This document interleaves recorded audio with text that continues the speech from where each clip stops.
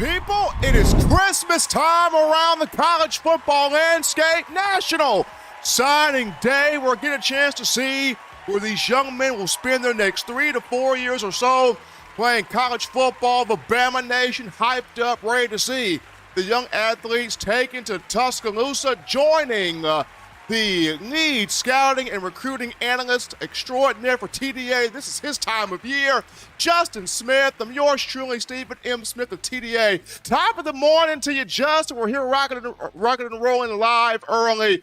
National Signing Day, the third year you and I doing this thing together. We got this thing started back with the 2021 class in studio. Justin, how you feeling right now? I'm excited, man, for so many different reasons. Of course, like you said, signing day is so big for us recruiting guys, get an opportunity to basically show off the work that we've done throughout the year. But I think this also is a big moment for Touchdown Alabama in general, and also for the fans, because our goal throughout all of this is to give you guys the best content possible. And I think today you're definitely going to get that, from in-depth breakdowns from me and Steven, in-depth breakdowns of each individual guy. You break it down what it means to the team. Also, we're going to go back on the field with these guys. You're going to get an opportunity to see and watch them play with some videos that we were able to capture earlier in the season, get my instant reaction from those highlights. You're going to get reaction videos from their huddle film. You're going to get interviews from every guy, even from Olaus, Alinen, who's a Finland native, to one of Alabama's quarterback commits, and Dylan Lonergan. And in those interviews, you guys are going to learn about their football style, what they do outside of football,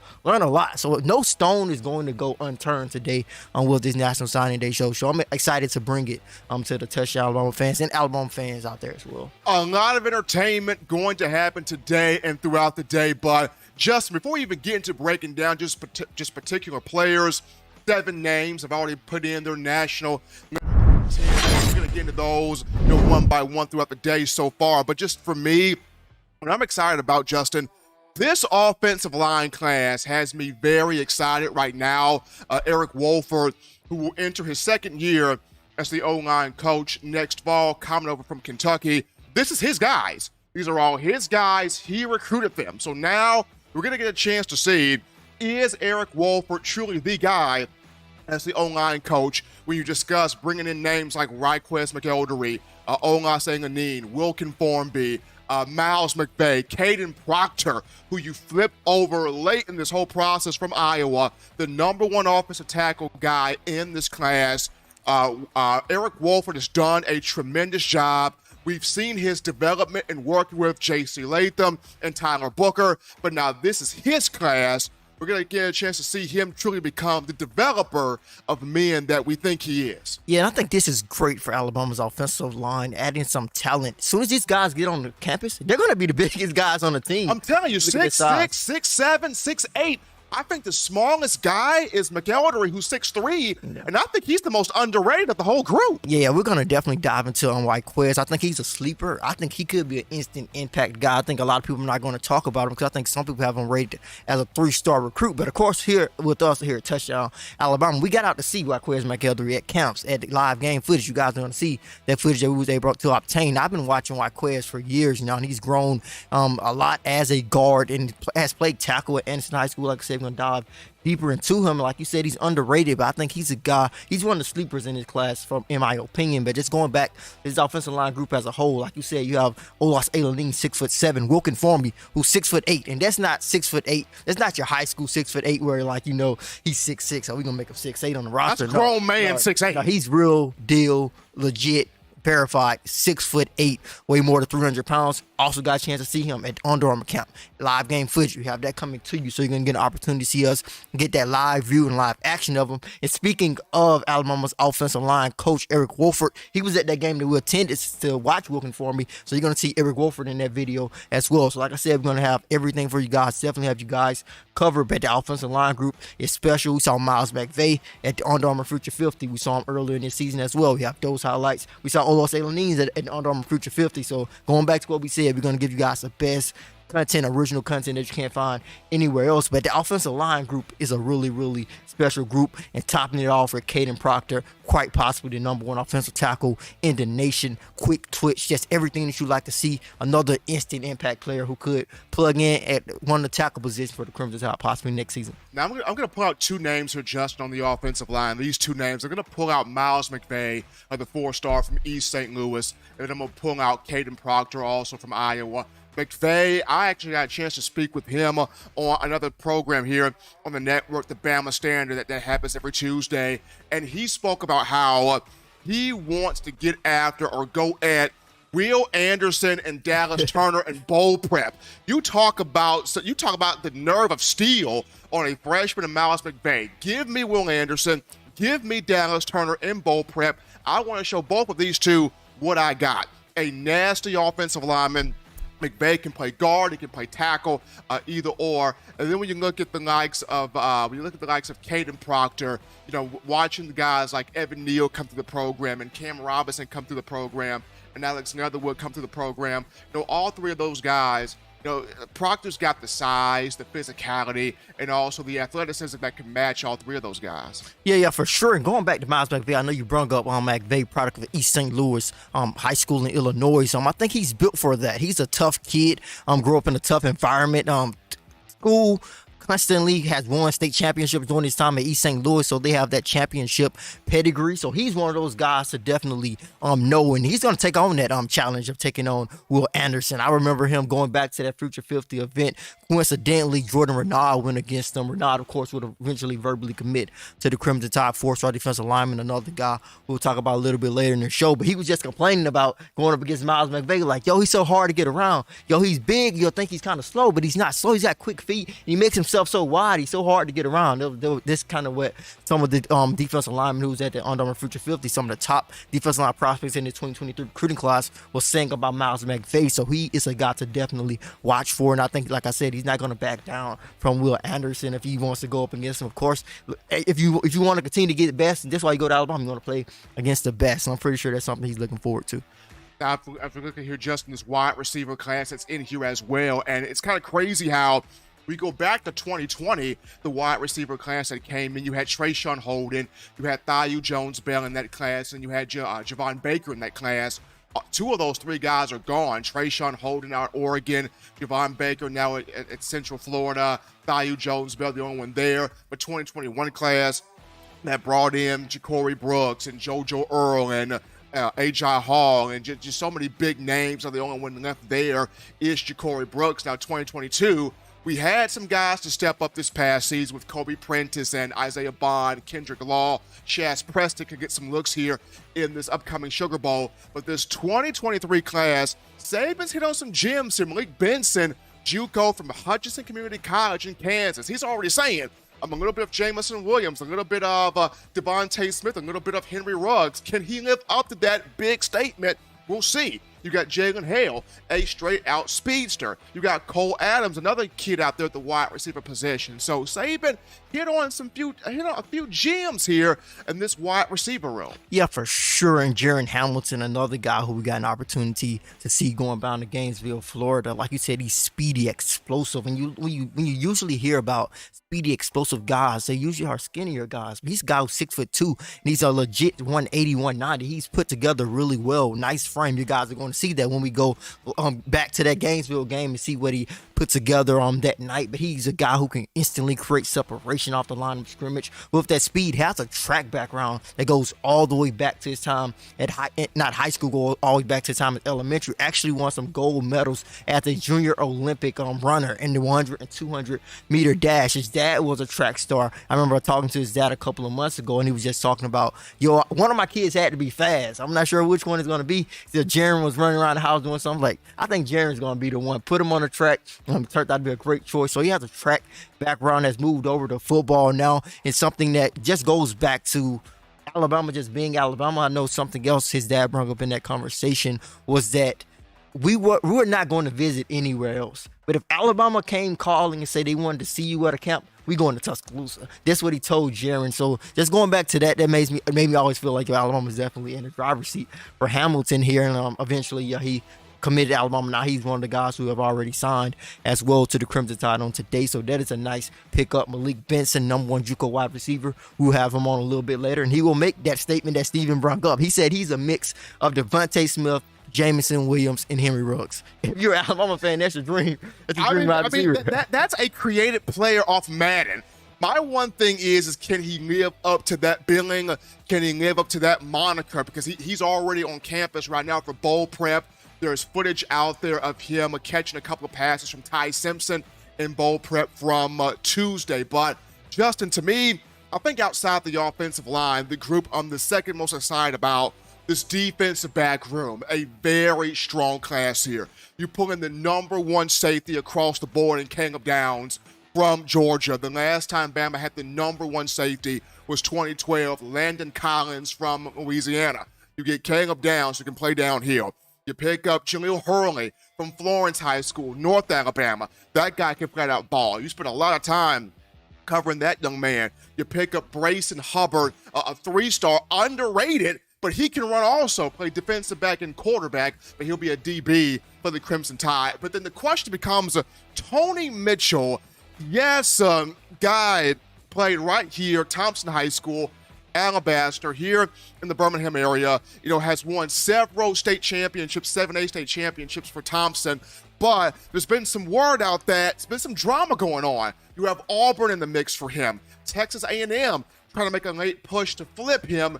He's been saying, I'm committed, I'm locked into the Crimson Tide. It's going to be interesting to see what becomes Tony Mitchell's final move. But this DB class, really like this group here for Alabama. Yeah, and speaking of Tony Mitchell, like I said, we got you guys covered in every single angle on the day. One of our producers, Eli, is actually headed to Thompson High School this morning to see what Tony Mitchell will do. Like you said, it is some drama around him right now. Of course, he's been verbally committed to Alabama so long, saying he's 100% locked in. Going back to when I talked to him earlier this season, that was his exact statement. I'm 100% locked in, but I also asked him about his interest in Texas A&M, talked about his relationship with Jimbo Fisher, talked about his relationship with the Aggies defensive back coach Rushing. Just talking about how they have a great relationship with his family, which is important to him. He also talked about his relationship with Auburn, who kept Zach Etheridge as their defensive backs coach, secondary coach, which was huge for Tony Mitchell, possibly flipping to them, because even when Coach Harsin was at Auburn, which was when I talked to Tony Mitchell about him and his Alabama commitment, he talked about his relationship with Coach Harsin and Coach Etheridge. So that is why I feel that Auburn is at least in the mix here right now because of that, because of the fact that they kept their secondary coach. We all know relationships are so huge. So Tony Mitchell is a commitment that a signing that we're going to watch very closely. He's going to sign around 9:30. We'll see what he does. I think the Crimson Tide definitely want to keep him as part of this 2023 recruiting class. Another group of guys we're looking for is the guys everyone wants to know about.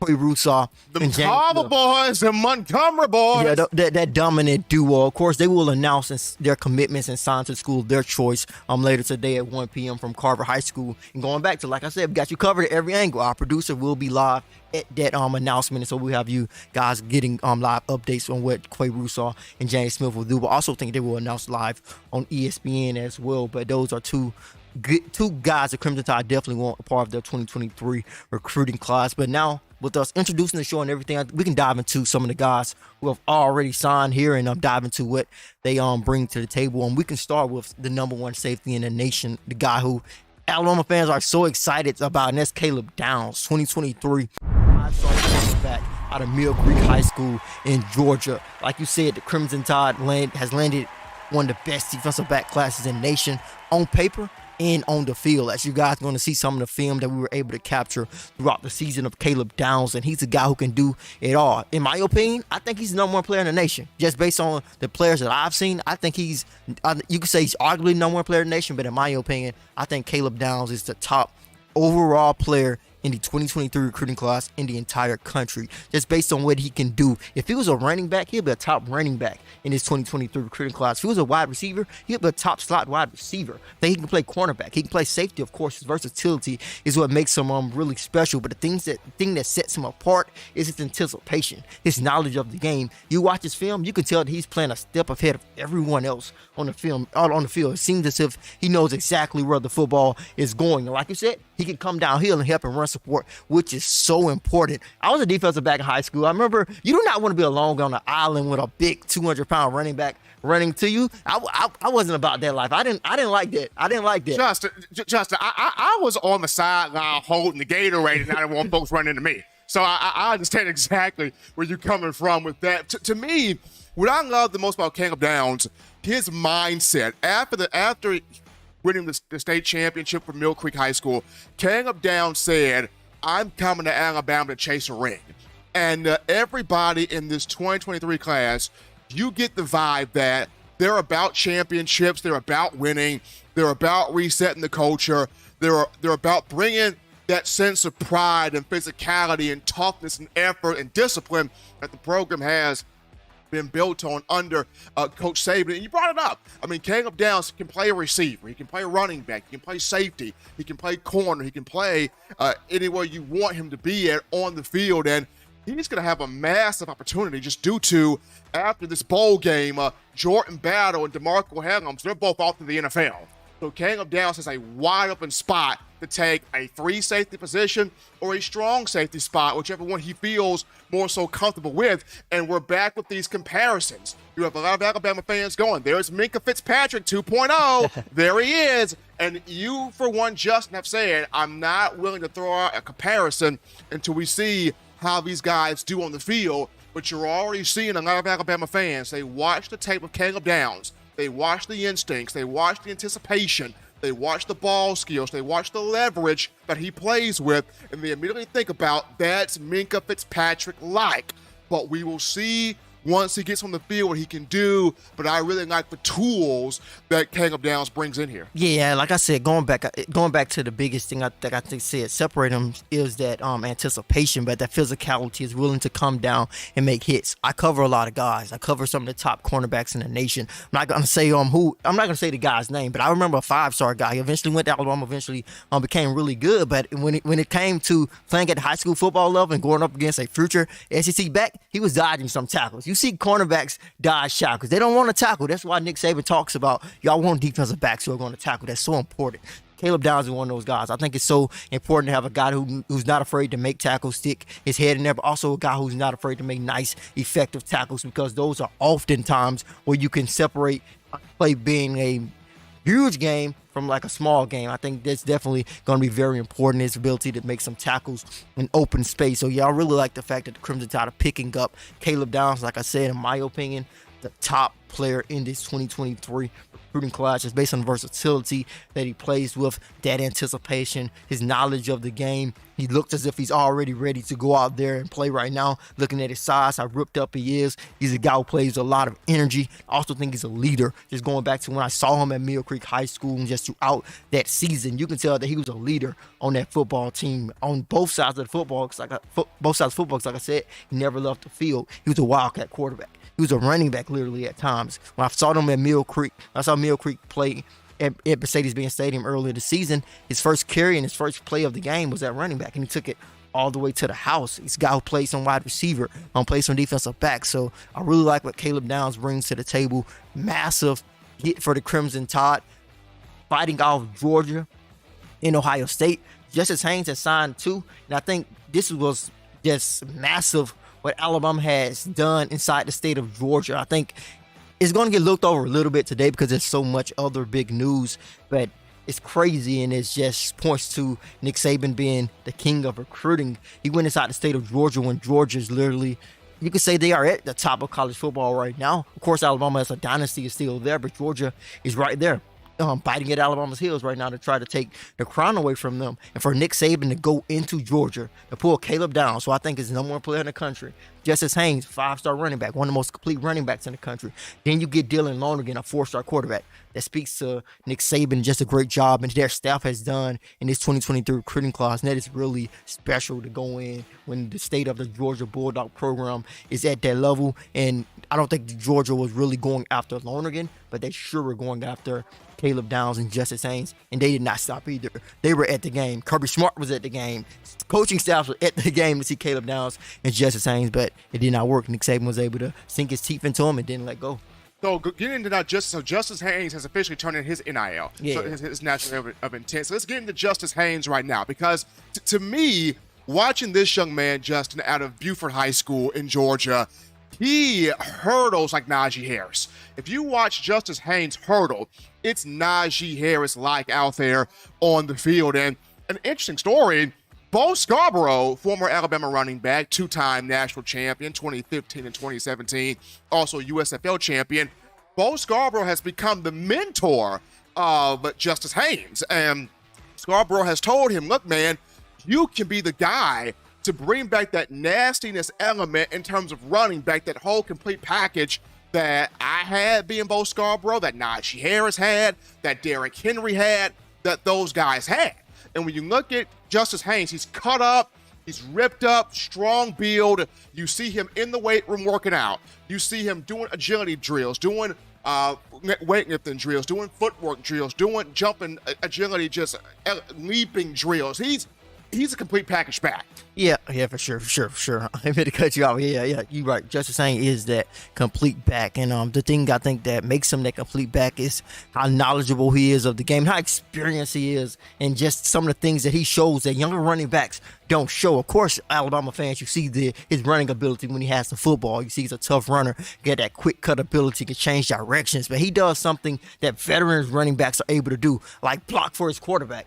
You see young running backs struggle with that. I think Derrick Henry was one of those guys at Alabama who struggled with that. It's guys who have gone on to be really great who struggle with that at the college level, and they didn't really have to do it at high school football level. But Justice Haynes has that experience, and I think that goes back to the fact that his dad is a former NFL running back. I'm pretty sure that played a role in it, and I think his dad really gives him a lot of high praise. I remember talking to his dad when after he verbally committed for one of our magazine issues. He was just talking about he is a better running back than him. He's a more of a natural running back prospect than me. And of course, it is coming from his dad, but it's also coming from a former NFL running back. So you think Justice is a more natural running back prospect than him. And like you said, watching him on social media, he's always in a weight room somewhere training, whether it's lifting weights, doing those impossible box jump type things. I Yeah. mean, it's I'm telling you, because I remember when Derrick Henry was in Tuscaloosa,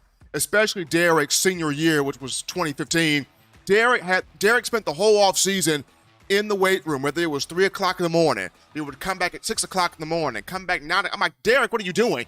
He's posting workout videos on his Instagram, constantly getting after it, because Derrick knew that 2015 year, he had to be the guy. And when I look at Justice Haynes, I see some of those very same characteristics of he's getting his body prepared, knowing that in the SEC, I'm going to take shots. I'm going to get hit.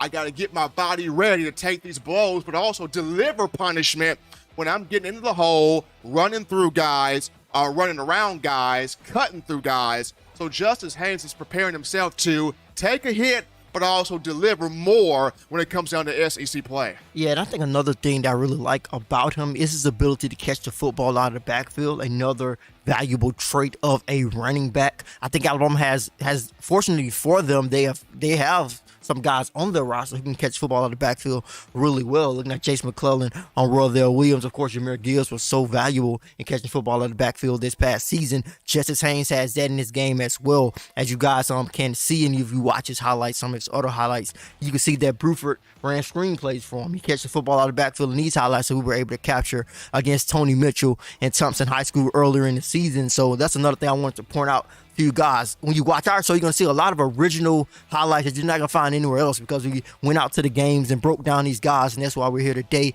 Give you guys those in-depth breakdowns based on what we saw, watching them live in action for a full game, seeing their ups and downs, how they grind through games. Going back to this game that we catch for Justice Haynes, that game actually did not start off well, which is expected because you're going up against 5-star defensive lineman Peter Woods and Thompson High School, one of the best high school defenses I feel in the country. So he had to grind it out. for a little bit. Some of these big plays that you're actually seeing in this film is kind of towards the end of the game when he was able to wear down Thompson's defense. So he's a guy who's not afraid to grind, not afraid to get 2 or 3 yards. Keep banging. Like you said, build your body up to take those take that punishment. You know, Derrick Henry, that seemed to have been Alabama's offense when he was there. Yo, we're gonna bang you, then we're gonna just then you're gonna explode for a big run. It was like 4 or 5 yards. Of course, he fell for 3 yards, fell forward with that long frame of his, and then you're gonna eventually take off. So Justice Haynes is a tough running back, one of the most complete running backs in the country, in my opinion, just based on what I've seen from him. He can run the football really well. He's a guy who can run between the holes, get low because he's a bit of a shorter running back, has a nice stature, built. He's going to continue to get bigger because he's going to continue to stay in the weight room, continue to get better. He's a guy with some great speed, explosive, a kick returner. Whenever a running back is a kick returner, like Jahmyr Gibbs, you know that they are an explosive runner. Josh Jacobs also. Yeah, for sure. Also catching the football out of the backfield. But the thing that I was most impressed after watching him was how quickly he was able to block for his quarterback. I think that is something that is usually develop a little bit later when it comes to the running back position. Not only blocking, but quickly and effectively transitioning from a blocker to an emergency back, just an emergency target for his quarterback. He was able to do that really well. So I'm high on Justice Haynes as well. He's actually already moved in at Alabama. He's going to start practice today with the Crimson Tide. So another great pickup for Nick Saban in Alabama. Well, as we're waiting on his buddy to go ahead and send in his national letter of intent, that being 5-star running back Richard Young, we're going to actually flip this here, Justin, to Keon Keeley, another 5-star defensive lineman out of Florida who gave his commitment to the Crimson Tide. And we look at Keeley, you talk about a guy that can play defensive end. He can play stand-up outside linebacker. I think Alabama will more so use him as a defensive end. When you look at his freakish frame, when you discuss his ranginess, his athleticism, his wingspan, he kind of reminds me a bit of Terrell Lewis in terms of he's cut from a different wingspan. He's cut from a different length. He's cut from a different cloth. He's got those measurables that say, wow, you get this kid on the field, and he actually transitions. This young man could be really, really scary. And when you watch Keon Keeley, he has those measurables that would present to you like a Terrell Lewis did. Going back to T. Lou, if he could have stayed healthy, the numbers T. Lou could have actually really had.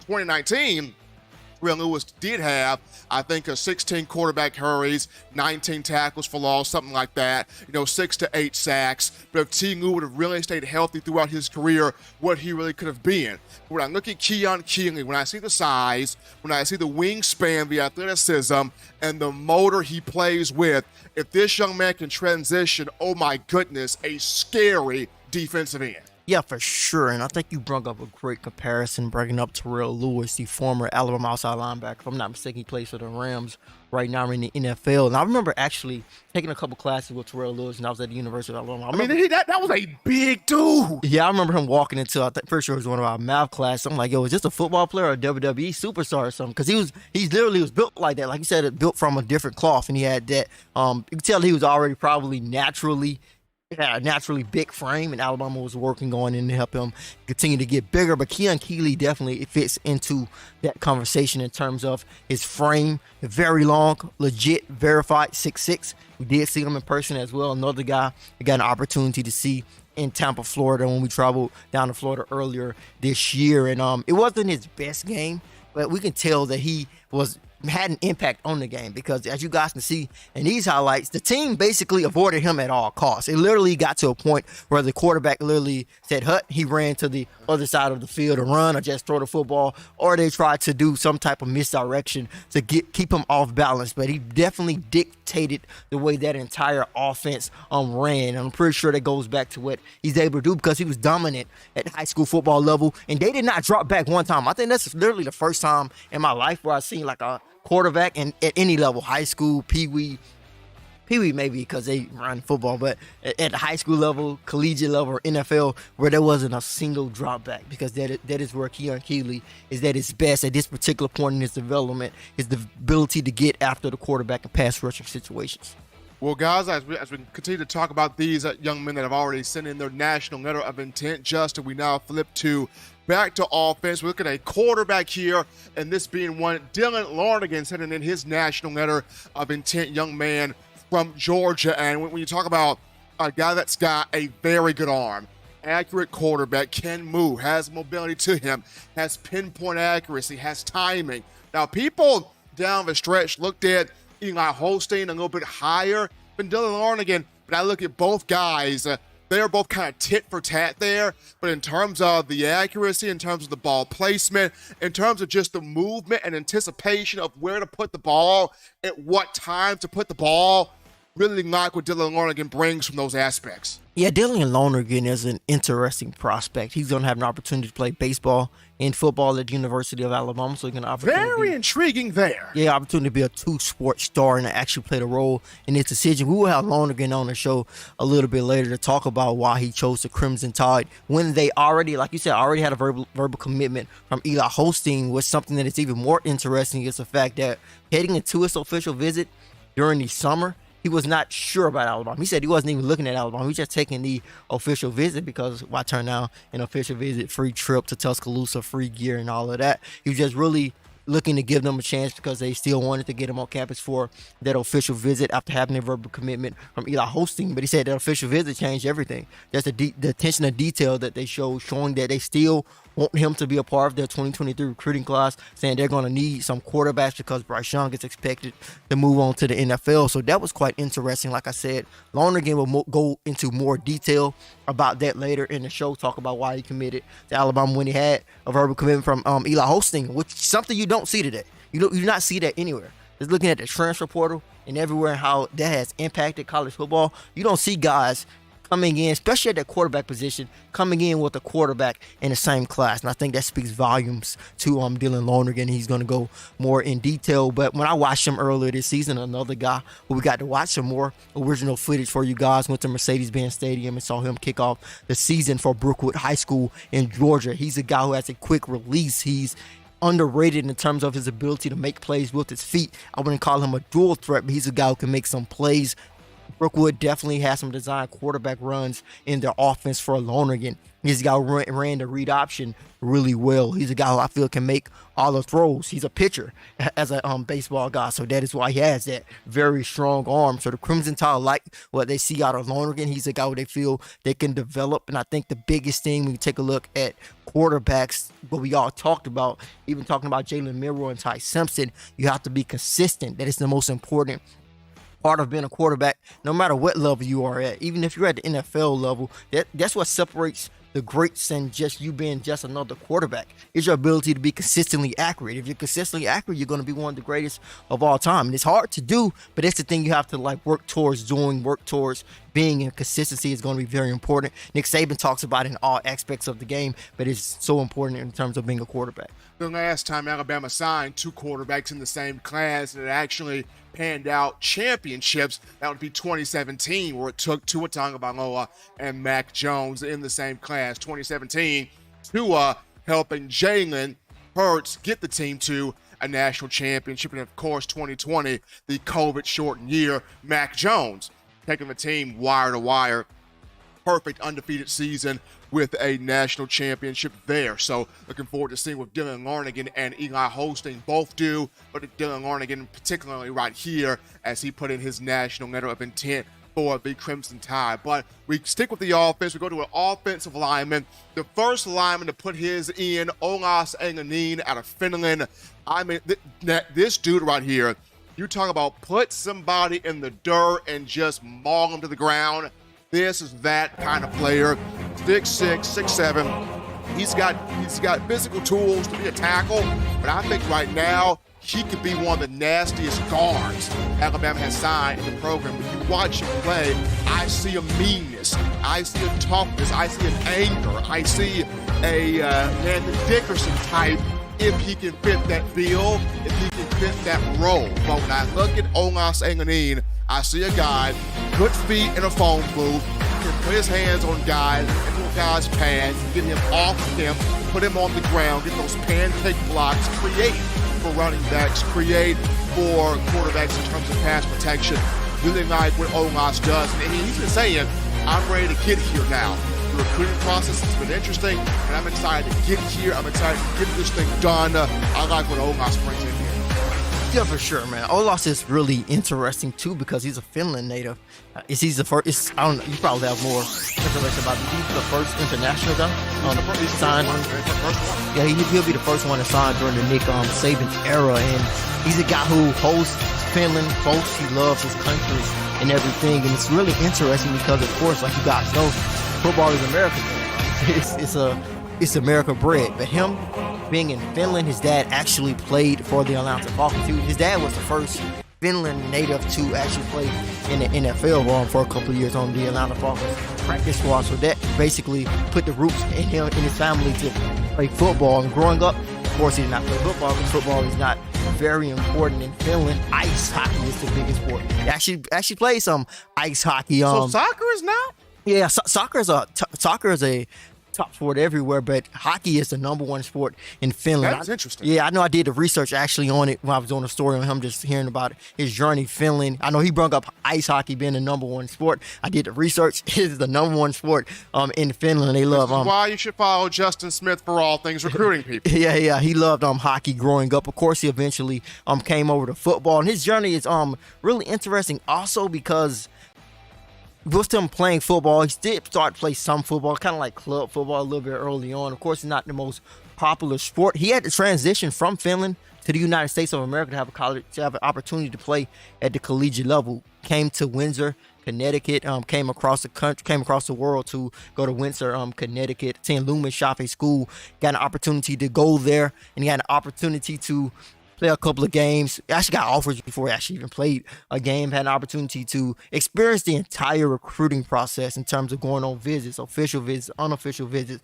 Had an opportunity to stay at Lumen Chaffee, which was basically a boarding school, so he basically stays on campus. Had an opportunity to go to camps. I think it's really interesting when I asked him, like, yo, you go from knowing a little bit about football, trying to get better at it, then you go to Alabama where football is life. Like, you go to the campus and you experience everything. And he was like, yeah. That was really interesting. And an interesting thing he told me was like, yo, I remember seeing Nick Saban because, again, this is a guy who football is just getting introduced. But then you see Nick Saban at these camps, he get intense. He loves coaching those camps. He's like, whoa, this guy is serious when he saw the way that Nick Saban was coaching. I mean, Justin, I remember Coach Saban was at a little kids camp, just a kids camp.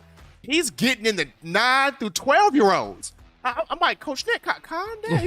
These babies out here. Nick is getting in the 9 and through 12-year-olds. And the crazy thing about it, Justin, they took the coaching well. I mean, if this was me, I would have probably looked at Nick saying, like, bro, I quit. But these are 9 to 12-year-old kids. Yes, coach, shaking his hand. Like, those kids took the coaching.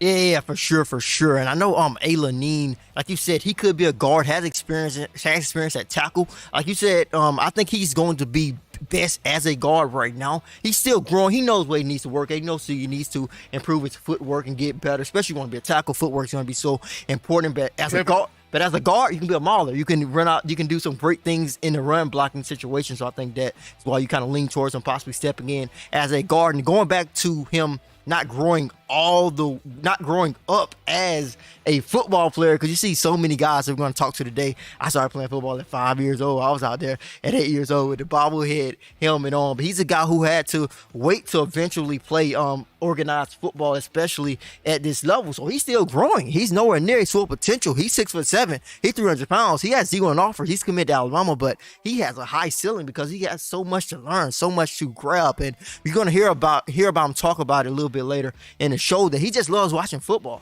He wants to watch as much football as possible because he's still growing. He loves the game. I thought something that was quite interesting. He loves following recruiting. He just loves everything about football and the media. He loves the game. And I think he's so interested in it. And I think that's something that's going to go well for him in the future moving forward. I think he's going to be a great developmental player for Alabama. Just a great, I think 3 years down the road, you're going to look at Alinen as, okay, this is the process. You come into Alabama, you don't quite know the game fully as you would like to, but you come to Alabama, you get the coaching from Coach Saban, you get the coaching from Eric Wolford, and I think 2 or 3 years down the line, you're going to see Alinen become just a very outstanding, just developmental prospect right there. But stick with the offense, man. Jalen Hale at wide receiver, the latest name to have his national letter of intent, and you talked about him, Justin, at 6'2". Well, he's not 6'2", but Jalen Hale, a guy that's got tremendous speed, a guy that can play on the ground as well as in the air. A very nice addition there, a very nice pickup at wide receiver, especially when you have, the Trayshawn Holdens that are elsewhere. You have the JoJo Earls, the Christian Learys, the Aaron Andersons that all moved elsewhere.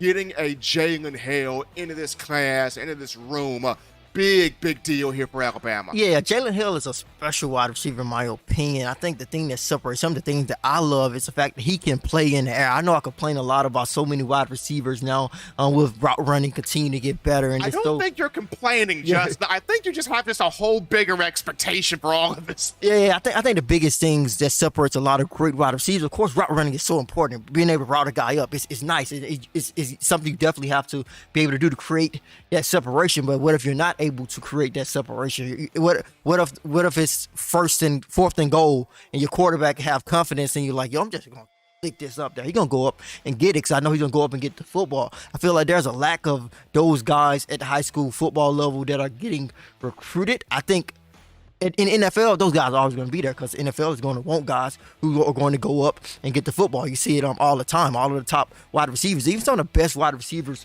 to go through Alabama had a basketball background. Those guys can dunk a basketball. They have a nice vertical, nice hops. Jalen Waddle, Jerry Judy can do it. Henry Ruggs can do it. Henry Ruggs had a 42.5-inch vert, I believe. Yeah, those guys are amazing in the air. I think that's something that makes you great and helps separate you. Of course, route running is going to be important, but I think also guys who can go up and play in the air are so valuable in today's game. And Jalen Hale is one of those guys. He's continuing to grow as a route runner. He's got great ball skills, great ball judgment skills. I think in some of his highlights, I think these highlights are as well. You see a lot of his balls are underthrown. I think during his junior season, his quarterback didn't have the strongest arm, so he had to stop running mid-route, work all the way back to the ball, go up and snatch it away from a guy to make a play. And I think he probably was complaining about it during that time, but I think it actually helped him grow in the area and say, like, yo, all these balls ain't going to be pretty, but just give it to me. Give me a chance to go and get it. I think Jalen Hale is one of those guys who are going to go up and get it. He's the type of guy who has that go up and get it type of attitude. So I really like what Jalen Hale brings to the table. Has a great relationship with the Alabama's wide receiver coach, Harmon Wiggins, has a great relationship with Nick Saban, which is why they were able to pull him from the state of Texas, from the likes of Texas A&M, in Georgia. Texas looked as if they was in a really good position with Jalen Hale at one point, but the Crimson Tide were able to pull him in. So I think this is a great get as well for the Crimson Tide. Adding to the wide receiver room, we lost some guys. I'm going back to the recruiting class of Christian Leary, JoJo Earl. Those guys are out. Trayshawn Holden is going. You're going to need to add some young, feisty wide receivers. So when you look at that wide receiver room, I think it's filled with opportunity just based on what Alabama produced at that position this past season. No one was really the number one wide receiver. He had a lot of depth, but it wasn't really a good thing because you didn't really know who you could trust or who was going to be reliable. So for a guy like Jalen Hale, Jaron Hamilton, Malik Benson, Cole Adams, the door is open. Like, go out there and play your best. You may get on the field. Absolutely. So as we flip this now just to special teams, we don't talk a lot about special teams, but Alabama did land three-star specialist Connor Talty. And from watching his tape, I mean, field goals, punts, kickoffs, extra points, he's got a boomer of a leg. He can put it there. He can put it there on field goals. He can flip the field on punts. He can put it out the back of the end zone kickoffs. He's just an all-around specialist. And normally, when you're a three-star specialist, it equates to a five-star player. Connor Talty can really boom the football. I'm looking forward to seeing what his future is in Alabama, especially with the likes of, Will Reichert departing after this season. He's accepted his invitation to the recent Senior Bowl, and Reichert has been a godsend to the Alabama football program. James Burnap made big leaps and strides this year in terms of being the Crimson Tide's punter, but Connor Talty giving you his national letter of intent. What do you like about Talty as a specialist? I think you talked about his ability to be a punter as well as kick field goals. He has grown a lot. I think he kicked a 51-yard field goal, but he's the guy who goes back to what Nick Saban has said on a consistent basis. You have to be consistent as a kicker. That's what made Will Riker so great. He kind of went underappreciated at times because he was so consistent. I mean, he was that. I mean, it still blows my mind, Justin, how that 2020 season, Riker was perfect, didn't miss anything, made all 14 field goals, including a 52-yarder against Georgia that year, made all 84 of his extra points. But the conversation was the offense. Yeah. The conversation was Mac Jones, Devontae Smith, Najee Harris, Jalen Waddle. And no offense, all those guys balled out. But Will Riker went massively unnoticed in that 2020 season. And in this season, he's made, 80% plus of his field goals. He's made all of his extra points. He was critical in quite a few games this year. So the consistency is a big deal. And I think Connor Talty brings that with his leg, and hopefully it transitions for him on the field. Yeah, for sure. When you're talking about Talty as well, he's a guy who is well informed about Alabama's struggles at the kicker position before Will Riker. He's going to be on the show a little bit later, and he's going to talk about his respect for Will Riker, talking about how going back to that perfect season, just how perfect it was and what it means for the Crimson Tide. So he's excited. He's a hard worker, a guy who is definitely willing to put in the work, stay focused, a guy who really loves just find ways to improve his technique. He's a guy who may be able to do some things in terms of a fake punt or something, because he actually returned a fake punt for its score this past season. Now? So may see some trickery in the future for Alabama at the punter position, because he can be a punter. But James Burnip is Alabama's punter, and I know we talked about Olaus being the first international player, but James Burnip is probably the first international player. But I think he was. I don't know if he came out of high school. 100%. I'm not even sure if he played football. He came out of Australia. He came out of Australia. He was originally committed to Ole Miss, and then he flipped from Ole Miss to Alabama. But James Burnip originally from Australia. Yeah, I know he's an international player. So yeah, he probably was the first one, and he's a punter, of course. Olaus Alinen will be the first one at the offensive line position, and he's going to be a great one. But going back to Connor Talty, like I said, hardworking kid, a guy who is knowledgeable and loves the game as well. I think he's one of those kids I would put in that situation, because after the end of every game, it's our job to get actions from recruits. Like, yo, how do you think Alabama played? Whenever I would ask Connor, he would give me like paragraphs of stuff, because talking about like novel, bro. Yeah, talking like this happened, that happened. I don't like the energy here. They should have did better here. I wouldn't put it all on Will Riker because the offense did this. So he loves the game as well. He loves, of course. I think he's going to fit right into the Alabama football culture, because he already feels like he is a part of it. Now he's officially signed, so this is a big get for the Crimson Tide. But he will be on a little bit later to talk about his journey, basically going from an unknown guy to a guy who's committed to Alabama, because his only offer right now is Alabama. I don't think you're going to find anybody else in the country whose only offer is from Alabama. I think he had like some preferred walk-on opportunities from schools like Indiana and Tennessee, but the Crimson Tide put that full scholarship offer on the table, which is huge, not only for Alabama, not only for Talty, but for the kicker position, because at one point it just seemed like they were not getting scholarships anymore. You just wanted them to become walk-ons. So I think it's great, because kicking is such a huge part of the game. You're going to have, of course, NFL, you don't get paid a lot. So I think they at least need scholarships at the collegiate level. Will Riker has changed the game where that is concerned in terms of helping these kickers be on scholarship and get those scholarships to be impactful players in college football, especially Alabama. But Justin, looks like the next letter of intent that's coming in has been Hunter Osborne, four-star defensive lineman out of Hewitt-Trussville High School. And I remember Alabama could have had Justice Finkley from Hewitt-Trussville. When Finkley didn't go, when Finkley went to Texas, I looked at Hunter Osborne, I thought, maybe Alabama did right by having Finkley go to Texas to get Hunter Osborne. Because watching this kid's a dog. This kid gets after the quarterback. This young man can stop the run. He plays with leverage. He plays with power. He plays with speed. He plays with that aggressiveness. Can he keep it going throughout his college tenure will be the big question. When you turn on Hunter Osborne's tape, you're like, okay, I like this. There's some areas of his game that he can grow, that he can fine-tune, he can get better.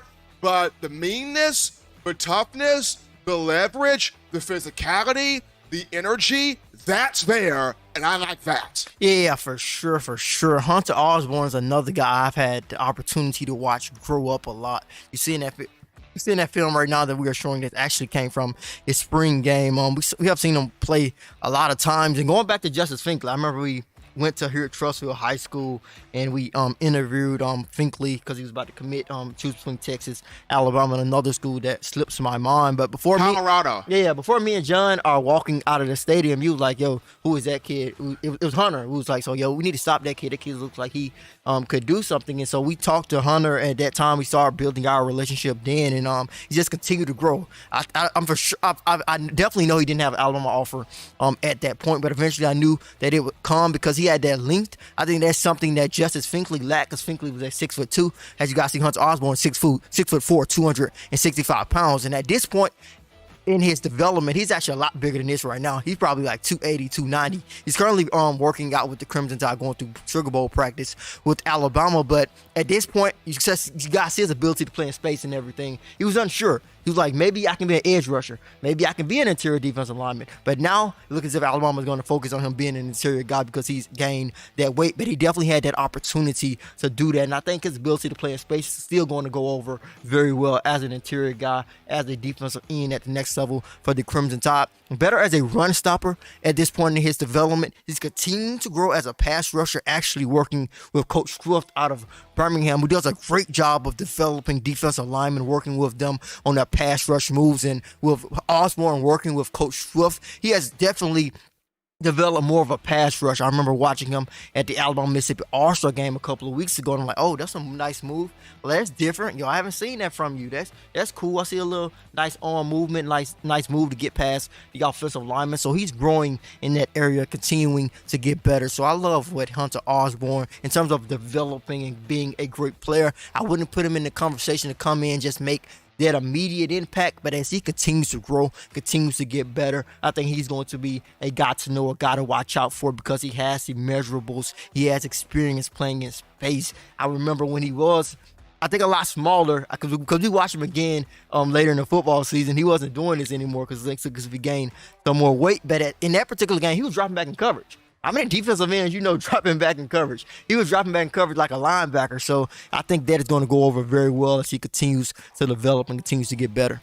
Coach Swift doing a great job with these guys, developing them in his vicinity here in the Birmingham area. But Justin, going back to Osborne here, this is going to be big for Freddie Roach in terms of developing these young men, because you look at, you're going to lose DJ Dale to the NFL draft. You're going to lose Byron Young to the NFL draft. You could lose Justin Eboigbe if he chooses to not use his fifth year of eligibility. Eboigbe suffered a neck issue during this season, had to have a neck procedure done. But when you talk Freddie Roach and getting a Hunter Osborne and having a Keon Keeley, he has got to get the utmost out of his defensive line room, because you're going to also bring back guys like Tim Smith and Jamil Burrows and Tim Keenan III, also Jaheim Otis.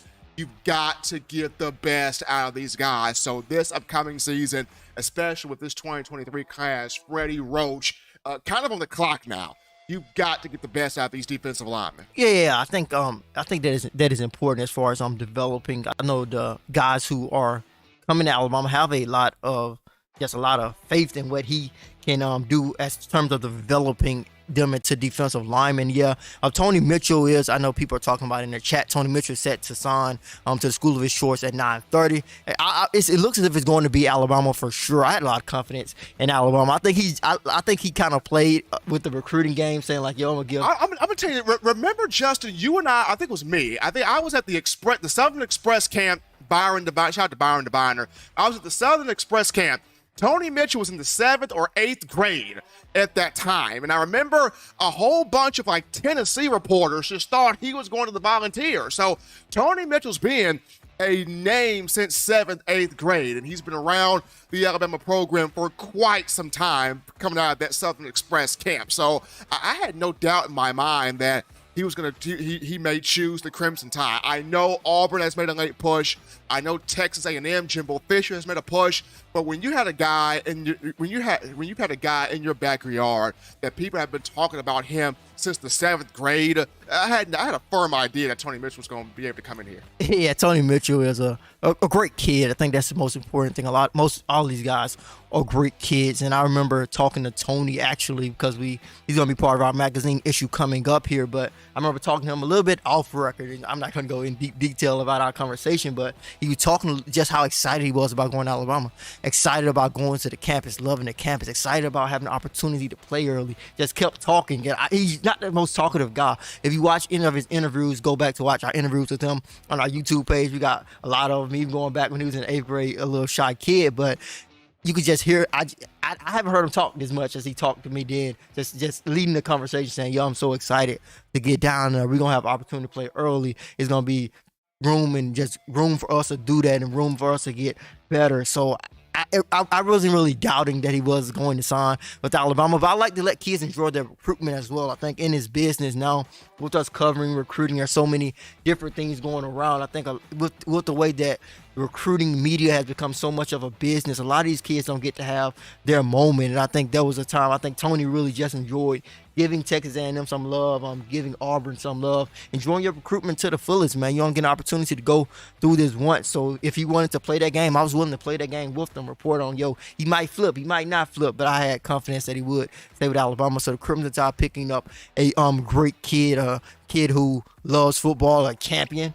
How many guys? I don't think I've ever covered a guy who has 4 straight state championships at the highest level of football inside the state. Thompson has become the IMG of Alabama. Thompson High School has literally become the IMG here in the state of Alabama. Yeah, for sure. Yeah, Thompson is loaded on with talent from top to bottom. And Tony Mitchell, like I said, 4-time 7A state champion. Let's dive into a little bit of his game here. I know at the top of the hour at 9 o'clock, we're going to actually reset the show, take a small break. But, we're not taking a break this year. It's not going to be a break. It's going to be original content hitting you. It's going to be content coming to you. We're not taking no ad break. It's going to be content headed to you all throughout this show hitter day. But just talking about what Tony Mitchell brings to the game in terms of his skill set. He's a guy at 6'2". I think he weighs 200 pounds right now. He's one of the biggest defensive backs in the country. If you look at him, you're like, no way he's a defensive back. He got to be a linebacker. He's built like a linebacker in the frame that he has. So you're telling me 6'2", 200. You know what that tells me? Mark Barron. Yeah, that's a fair 6'2", 200 now. Can he fill it out more? Yeah, I think he's gonna fill it out more for sure in terms of getting stronger and getting bigger. So he's definitely college ready. Because I remember in the conversation, Justin, that we had, Tony Mitchell can either play safety or slot. Can he play safety and natural corner boundary, or is he more so safety and slot corner nickel? I think he's safety slot corner. I think he could fit in the same way Malachi has fit into Alabama's defense as well. But I think he could play safety. I think his natural position is safety. I like him better, although he has a lot of experience at cornerback. He has played cornerback for so long at Thompson High School, so he has that experience in the bag. Because when I think 6'2", 200, I'm thinking strong safety. Yeah. I'm thinking play close to the box, come down, lower the boom. I'm thinking strong safety at 6'2", 200. Now, he may have coverage skills too and can track the lower field and play free safety, but when I just think of the measurables, 6'2", 200, big like that, I'm thinking strong, hard-hitting, Troy Polamalu, strong safety, get your butt down there, hit somebody, play close to the box. Yeah, he definitely has that potential. He has some versatility. I think he's going to continue to grow, but I think he's more of a natural safety. I think Caleb Downs is more of that versatile move all over the field type of guy, but I think Caleb Downs and Tony Mitchell, I think, are going to complement each other really well in the future, and they're excited to play with each other as well. Going back to that conversation I had with Tony, that's another thing he was talking about. It was actually, I think, the day before Caleb Downs was about to announce. He was just saying, like, he was so excited about them possibly getting him on board here. But, yeah, we're going to continue to talk about signings. Got a long way to go, a lot of signings to get to, but like I said, I think we're going to talk about one more guy here before we transition to that 9 o'clock break, but you can go see. Before we transition, folks, the next signing that's come in, 4-star Miles McVay on the offensive line, giving his national letter of intent to the Crimson Tide. Miles McVay at 6'7", 340 pounds out of East St. Louis. Once again, I got a chance to speak to him personally on the Bama Standard. An aggressive offensive lineman, wants to get after it, wants to run the football, wants to put guys in the dirt, wants to establish or reset that physical, dominant culture up front, and I'm excited to see what he does in the program. Can be a tackle, but I think if you put him as a guard, he could be scary.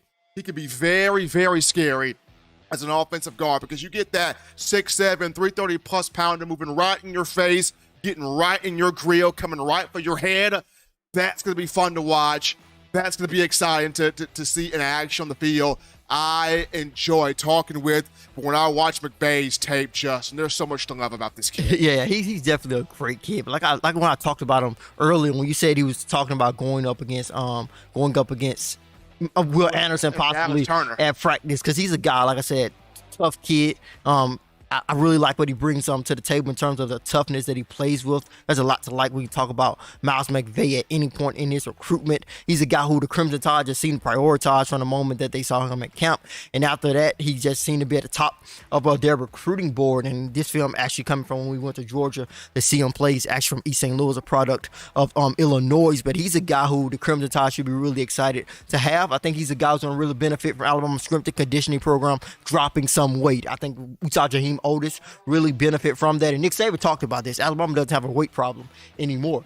Either way, if a guy needs to gain weight, if a guy needs to lose weight, they have the strength and conditioning program in place that is going to help them. And I think Miles McVay is a guy who's going to benefit from that. He's a guy who's going to, once he drops that weight, I think he's going to be able to be quicker on his feet. I think he's one of those guys who is more of a development player, but I think he has the opportunity to be really good, knows how to make himself really wide. Going back to what I said earlier, which we have some of that film included that we are showing you guys today. I watched him at the Under Armour Future 50. Guys like Jordan Renaud, who's verbally committed to Alabama, he's actually signed already, but they were complaining, like, yo, why we can't get past this guy? He's not the fastest guy on his feet, but he's so wide. It's so hard to get past. He's so strong. Like, you're not going to push him out the way. There's so much to like about him in terms of his raw ability, but he's going to, like I said, benefit from that strength and conditioning program and just continue to get better. You talk about the wideness, Justin, and the girth, and it's hard to get around McVay. That reminds me of, guess who? Deontay Cornbread Brown. That's who that reminds me of, how Big Brown, Big Deontay, you could not get around that guy. And that was the reason why that 2020 team was able to win that national championship, because you had Deontay Brown at that right guard position holding things down there. Miles McVay talked about it. I'm coming to take what's mine. I'm not going to talk about it. I'm going to be about it, taking what's mine. So getting McVay in this class, a big, big deal here. But folks, we're going to be right back here. We're going to get you to some original content. When we return, we continue with the National Signing Day coverage. It's Christmas time for the Bama Nation. Touchdown, Alabama Magazine, National Signing Day. We'll be right back.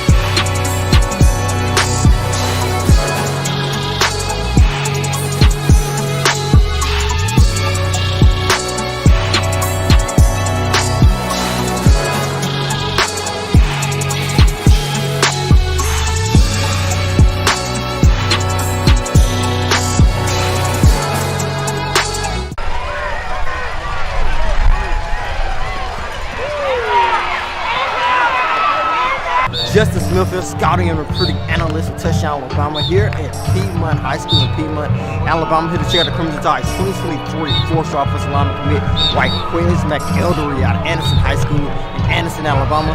Of course, he's not as tall as some Alabama's offensive lineman commit, with them having an average size about 6'6", 6'7", but with them standing at about 6'3", 340 pounds, he's a baller. Most likely to be an interior offensive lineman guard at the next level. Let's see if we can do it tonight. Stay tuned for another great video.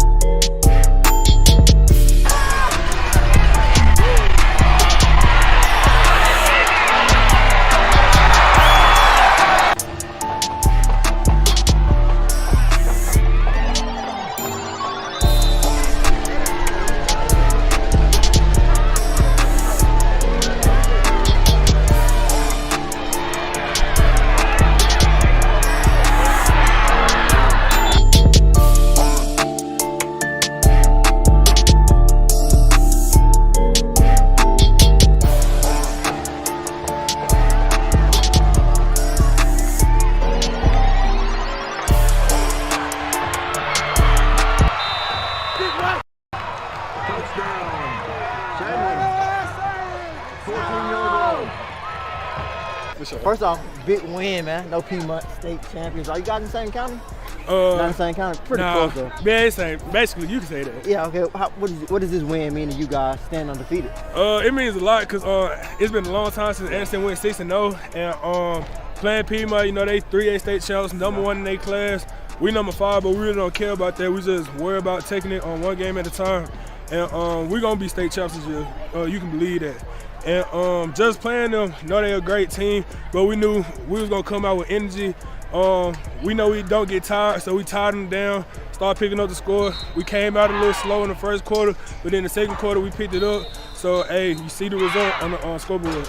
Verbally committed to Alabama, of course, like everyone knows. What does it mean to be verbally committed to them now, and how are you enjoying that moment, getting an opportunity to go to games and all that? I'm enjoying it real good. I get to see some of my guys. I get to see my old teammate, Spooty, Antonio Kite. I get to see him. I get to see Jahlil, E-Man, all of them. Like, hey, it's just family down there when I go down there. It's all peaceful, it's just home. What do you feel? How do you feel about this class? You have the opportunity to land so many other guys. I feel real good about our class. Just got an edge rusher, just got a receiver. Hey, we've been loading them up for the last couple of months, and I just want to keep it on. We got a few guys that we still got to get. The DN that decommitted from Notre Dame, still got to get him. And we got to load up on some more receivers. But other than that, I feel like we're going to have a great class. And another thing I wanted to ask you was, as far as your offensive line class, you guys are big, massive guys. I think I've seen Wilkin earlier. I saw Miles as well. I seen you tonight. What do you think about this offensive line class? This is going to be the best O-line in the nation to come through, period, through Alabama, period. Hey, when we get down there, we win the championships back to back to back to back when we get down there. We already got the mindset that it's a winning mentality when we get down there.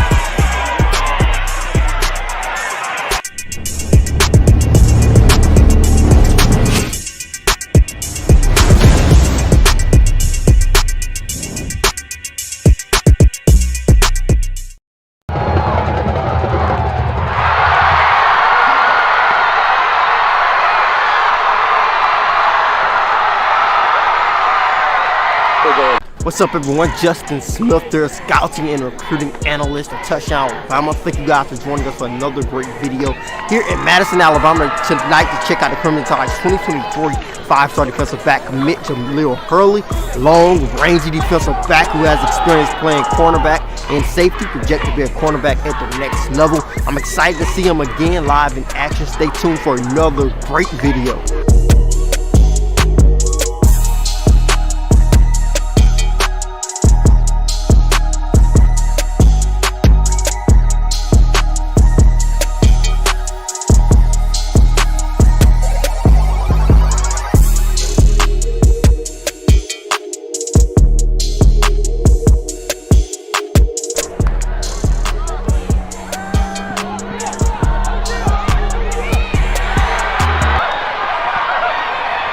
First pass complete to number 0, Jahlil Hurley, touchdown, Florence.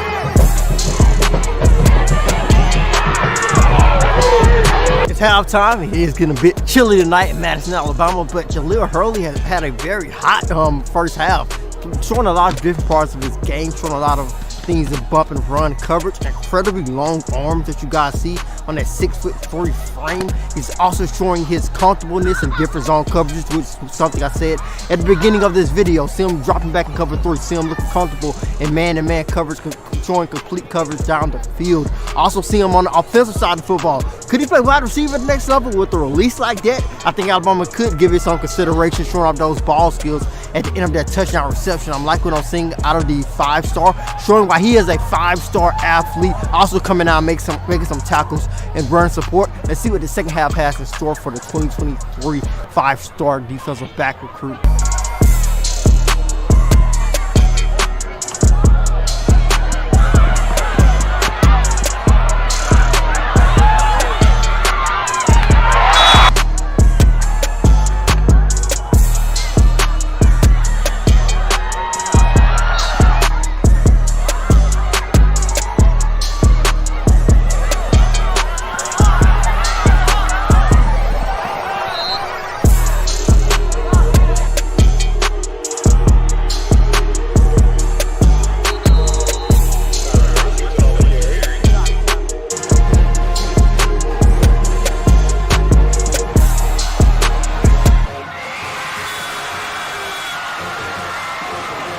Pass complete to number 0, Jahlil Hurley, penalty mark down the field.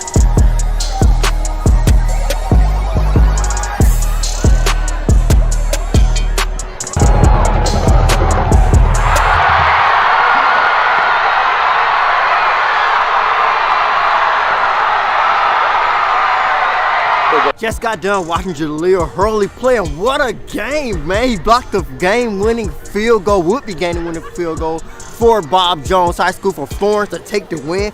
His handprint was all over this game, as you guys can see. But in terms of what he brought to the table, you saw those ball skills on both sides of the football, bringing in a clutch catch down there. Also a touchdown in the first half of the football game, showing off those coverage skills, long arms, 6'2", 6'4" defensive back. I think those ball skills are going to translate over to the defensive side of football once he hits the next level. Very smart, instinctive player. I think he definitely worthy of his 5-star rating. I just lined down and did my job. I did what my coach asked me to do, and that's what came out. That's what we practice.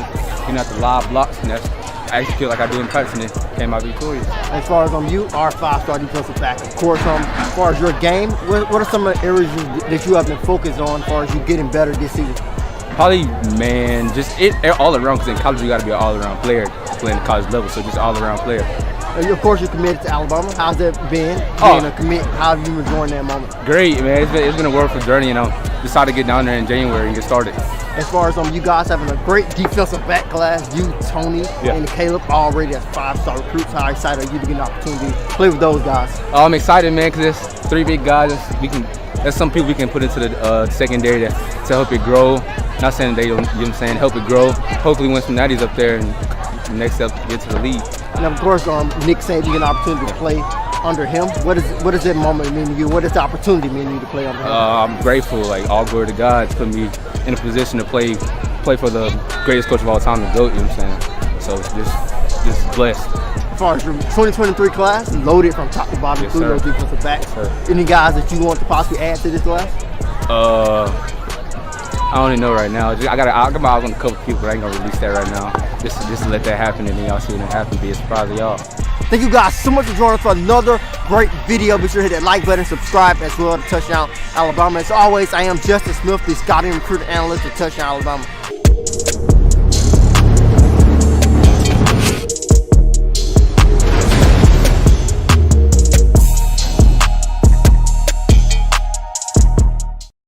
How's it going, everyone? Justin Smith there, scouting and recruiting analyst for Touchdown Alabama. Back on the road again on the recruiting trail as always. Here you follow high school and you follow Alabama. Check out the Crimson Tides 2023 four-star defense and commit Yhonzae Pierre as he set to compete against Pike Road High School. Pierre has been one of the most productive edge rushers during this 2022 high school football season. So I'm really interested in seeing what he brings to the table tonight. This is a guy who I feel is on 5-star watch. So I'm excited to see what he can bring to the table. Stay tuned for another great video.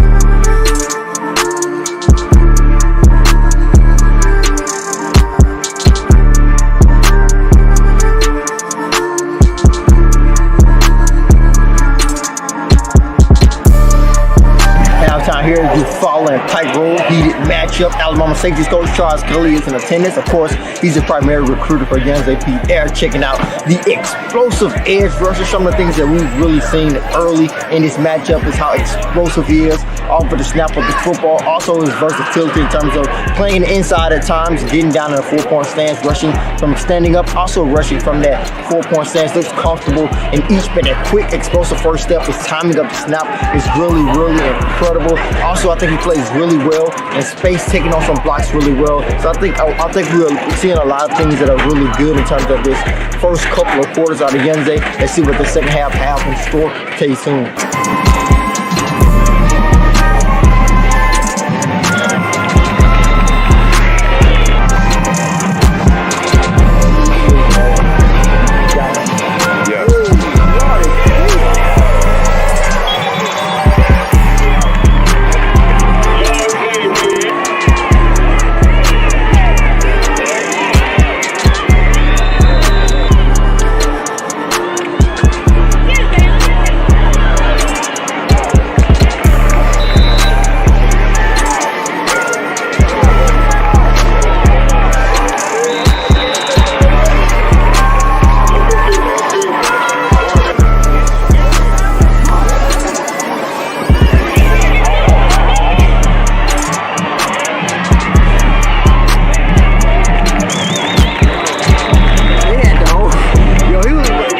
Just wrapped up watching Yhonzae Pierre play, and man, was he impressive, as you guys were able to see on this highlight film. Explosive off the edge, just quickly in the backfield, seems to be living in the backfield throughout the night, showing us off on physicality, great size, great length. I really like what I've seen out of Yhonzae Pierre. We're gonna go back, review this film. He's definitely still on 5-star watch. I think this guy who definitely deserves that consideration out of watching him tonight. Thank you guys so much for watching. As always, I am Justin Smith, the scouting and recruiter analyst for Touchdown Alabama. Be sure to hit that like you better subscribe as well.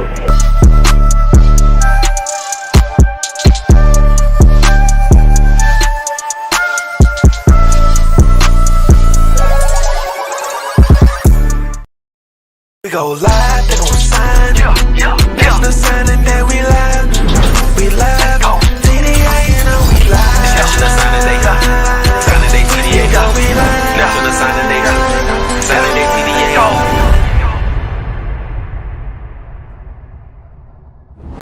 We are back into the action here, folks, from the break on a Wednesday, National Signing Day. All things college football, all things Crimson Tide football. It's Christmas for Bama fans everywhere. Live in studios with the scouting and recruiting analyst extraordinaire, Justin Smith. I'm yours truly, Stephen M. Smith. And Justin, continuing here with our signing day coverage bright and early. We look at Yhonzae Pierre, the four-star outside linebacker, pass rush specialist, can stop the run as well. But next day, his letter of intent for the Crimson Tide. Pierre is another guy you got out to a lot.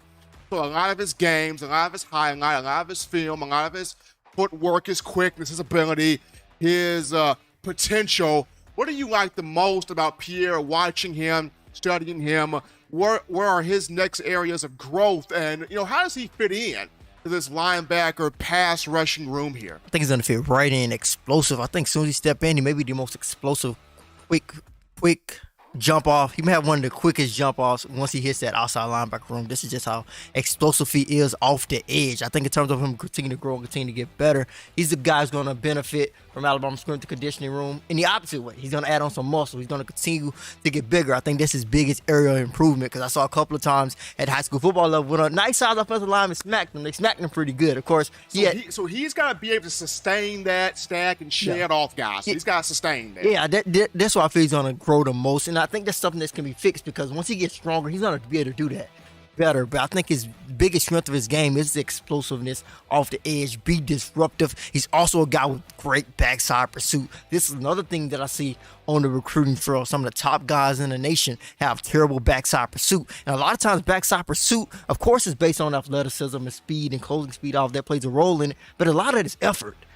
This backside pursuit is really about effort. And I think Yhonzae Pierre is the guy who's going to give that extra effort to go get a guy. This player's going away from me, but I'm going to make a play on it. A lot of guys don't do that. A lot of guys don't have that dog in them to continue to go after plays that go away from them and are going up the field. Pierre is one of those guys going to show consistent, great effort, a great motor, explosive. We saw him earlier this season against Pike Road High School, which is a game where he wasn't not supposed to have the best game, because they ran like if you guys know, like the Notre Dame box, that offense, that Army, Nate, the wing T offense. And when you're an edge rusher, you have to stay home and have to be disciplined against that team. Control your edge. But he was so disruptive. He disrupted their whole offense. He was in the backfield. Almost he was in the backfield before they snapped the football. So he's very explosive. But I think in terms of being able to stack and shed, power through blocks, being more of a power rusher, that is something that he's going to have to grow. I think once he's, in terms of him just continuing to hit the weight room, continue to get bigger, I think that it's going to be a result of that. Another guy that sends in his national letter of intent, Justin, we go to Jahlil Hurley, cornerback out of Florence High School in North Alabama. And Justin, another young man that you got a chance to watch a lot on the recruiting trail. He made a huge block field goal in one of the games this season. And for Hurley, I mean, we see him playing receiver. We're seeing him play corner. We see him have the toughness, the physicality to reroute guys, the great ball judgment, the great ball skills, being able to turn his head, look for the ball, play the ball correctly. He's talking about how excited he is to come in here and try to go after some championships. But how cool is it, or how important is it for Coach Saban to get a guy that played receiver in high school, that played defensive back also in high school, so he knows the best of both worlds? So when he gets a guy like that to play DB, even though at times you're going to get beat in some situations as a corner, you can get yourself back How critical is that to get a guy that can play both positions and has played both positions? I think in terms of the biggest thing that you talk about and the first thing that comes to your mind with the guy who's playing both positions is his ball skills. Because if you're a wide receiver, you have to have great ball skills, great hands. I think that is something that's going to transfer over once Jahlil Hurley's playing full-time defensive back at the next level. When you take a look at Jahlil Hurley, if you guys can see his footage, he's about 6'2", 6'3"-ish. He's in that range there in terms of his height. You see how long his arms are? When he's in a stance, you guys can see in the video, I almost look as if he can tie his shoes in his stance because his arms are just so long. And with those long arms, he's going to be able to disrupt some passes, be able to break up some pass attempts when he's not as close as some guys may be with that long wingspan. So those long arms that he have is kind of like just a perfect build for those new age cornerbacks. That is the cornerback everyone wants. I want a guy who's long with extremely long arms, and Jahlil Hurley has that, similar to Pierre. He's going to hit that weight room. He's going to fill out that frame a little bit more, but he's going to still have those extremely long arms. And also in terms of him being wide receiver and having that experience, having those ball skills as well, I think he's going to be able to be a guy who plays with a lot of confidence. Because if you're a cornerback, I think you have to have this crazy level of confidence. You got to be out of your mind. You got to have that swag, bro. You got to have that swag, bro, if you're playing corner, just due to you're going up against receivers where there will be times you will get beat. But can you put that play out of your mind, go out there with that same swag and play the next play and knowing that I know what I'm doing, I know who I am as a player, I know the technique that I'm in, then just go out there and use on the field. But I think Jahlil Hurley has the wingspan. He's got the size. He's got the athleticism. You mentioned the long arms. Alabama's already got Eli Ricks and Kool-Aid McKinstry, both of those two with long arms. Kool-Aid McKinstry, they had the team this season with 12 pass breakups. Eli Ricks, when he finally took the field as a starter against Mississippi State, had 5 or 6 pass breakups in that game. So having that wingspan, that arm length, big deal here when you talk about separating the receiver from the football. Yeah, for sure. That's huge. And like I said, look at the NFL. Who are the best cornerbacks? The guys with this crazy amount of confidence. Guys who become Jalen Ramsey, crazy amount of confidence. Diggs plays with that crazy amount of confidence. Like you said, you're going to get beat. Slay. Yeah, you're going to get beat. That's the nature of the cornerback game. If you see it every day across college football, it's great wide receivers in the NFL at the college level. You're going to get beat sometimes. You're going to give up a pass here, but how do you bounce back from that? I think that's going to be something that's really important. So you have to have the utmost confidence. I think that is what Jahlil Hurley has. And we actually have Eli at the signing for Tony Mitchell, who's going to provide us updates at the top of the next hour when we go to the next break. Of course, we're not officially going to a break. Still more original content headed your way. But when we go to that break, we'll also include some interviews from Tony Mitchell after that break, in between that break there. But Tony Mitchell is set to sign his national letter of the Crimson Tide any minute now. Like I said, we have our producer Eli live at Thompson High School to give us live updates when he officially signs with the Crimson Tide. While Eli's at Thompson, a big update has just come in. Caden Proctor, the #1 offensive tackle in the class, 5-star from Iowa, the one that flipped his commitment from Iowa to Alabama. He has signed with the Crimson Tide. Proctor at 6'7", 330 pounds. Just I talked about it. This guy has the size, the athleticism, the quickness, the speed, the ability at that offensive tackle spot of a Cam Robinson, of a Evan Neal, of an Alex Leatherwood. He's actually a bit stronger and faster than Leatherwood was. And if Proctor pans out, this can be a multi-All-American.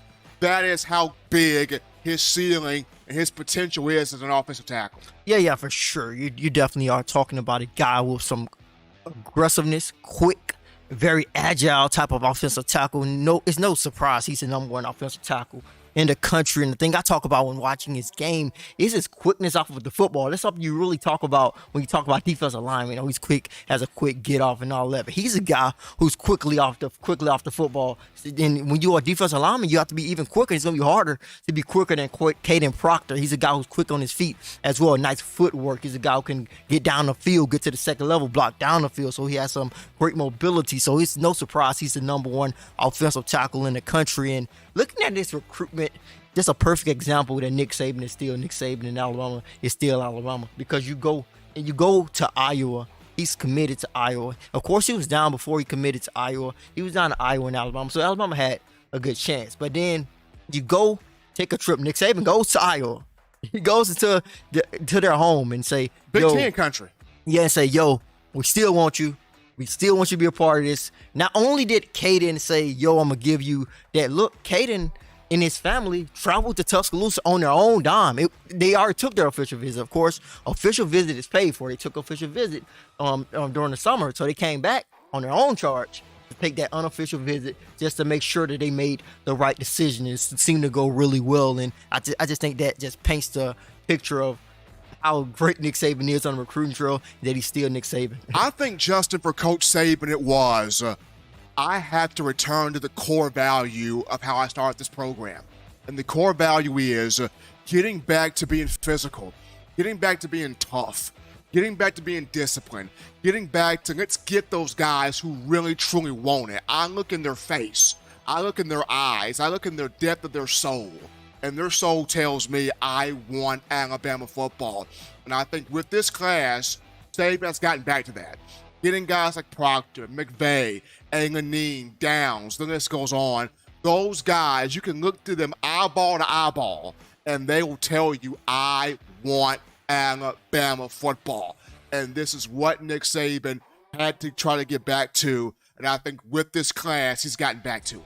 Yeah, I think he's done a great job with another great recruiting class. I think a lot of times if we covering recruiting, I think early on, there's a lot of Alabama fans get a little anxious about, yo, how's this class going? This class is not going well. In the end, it always works out.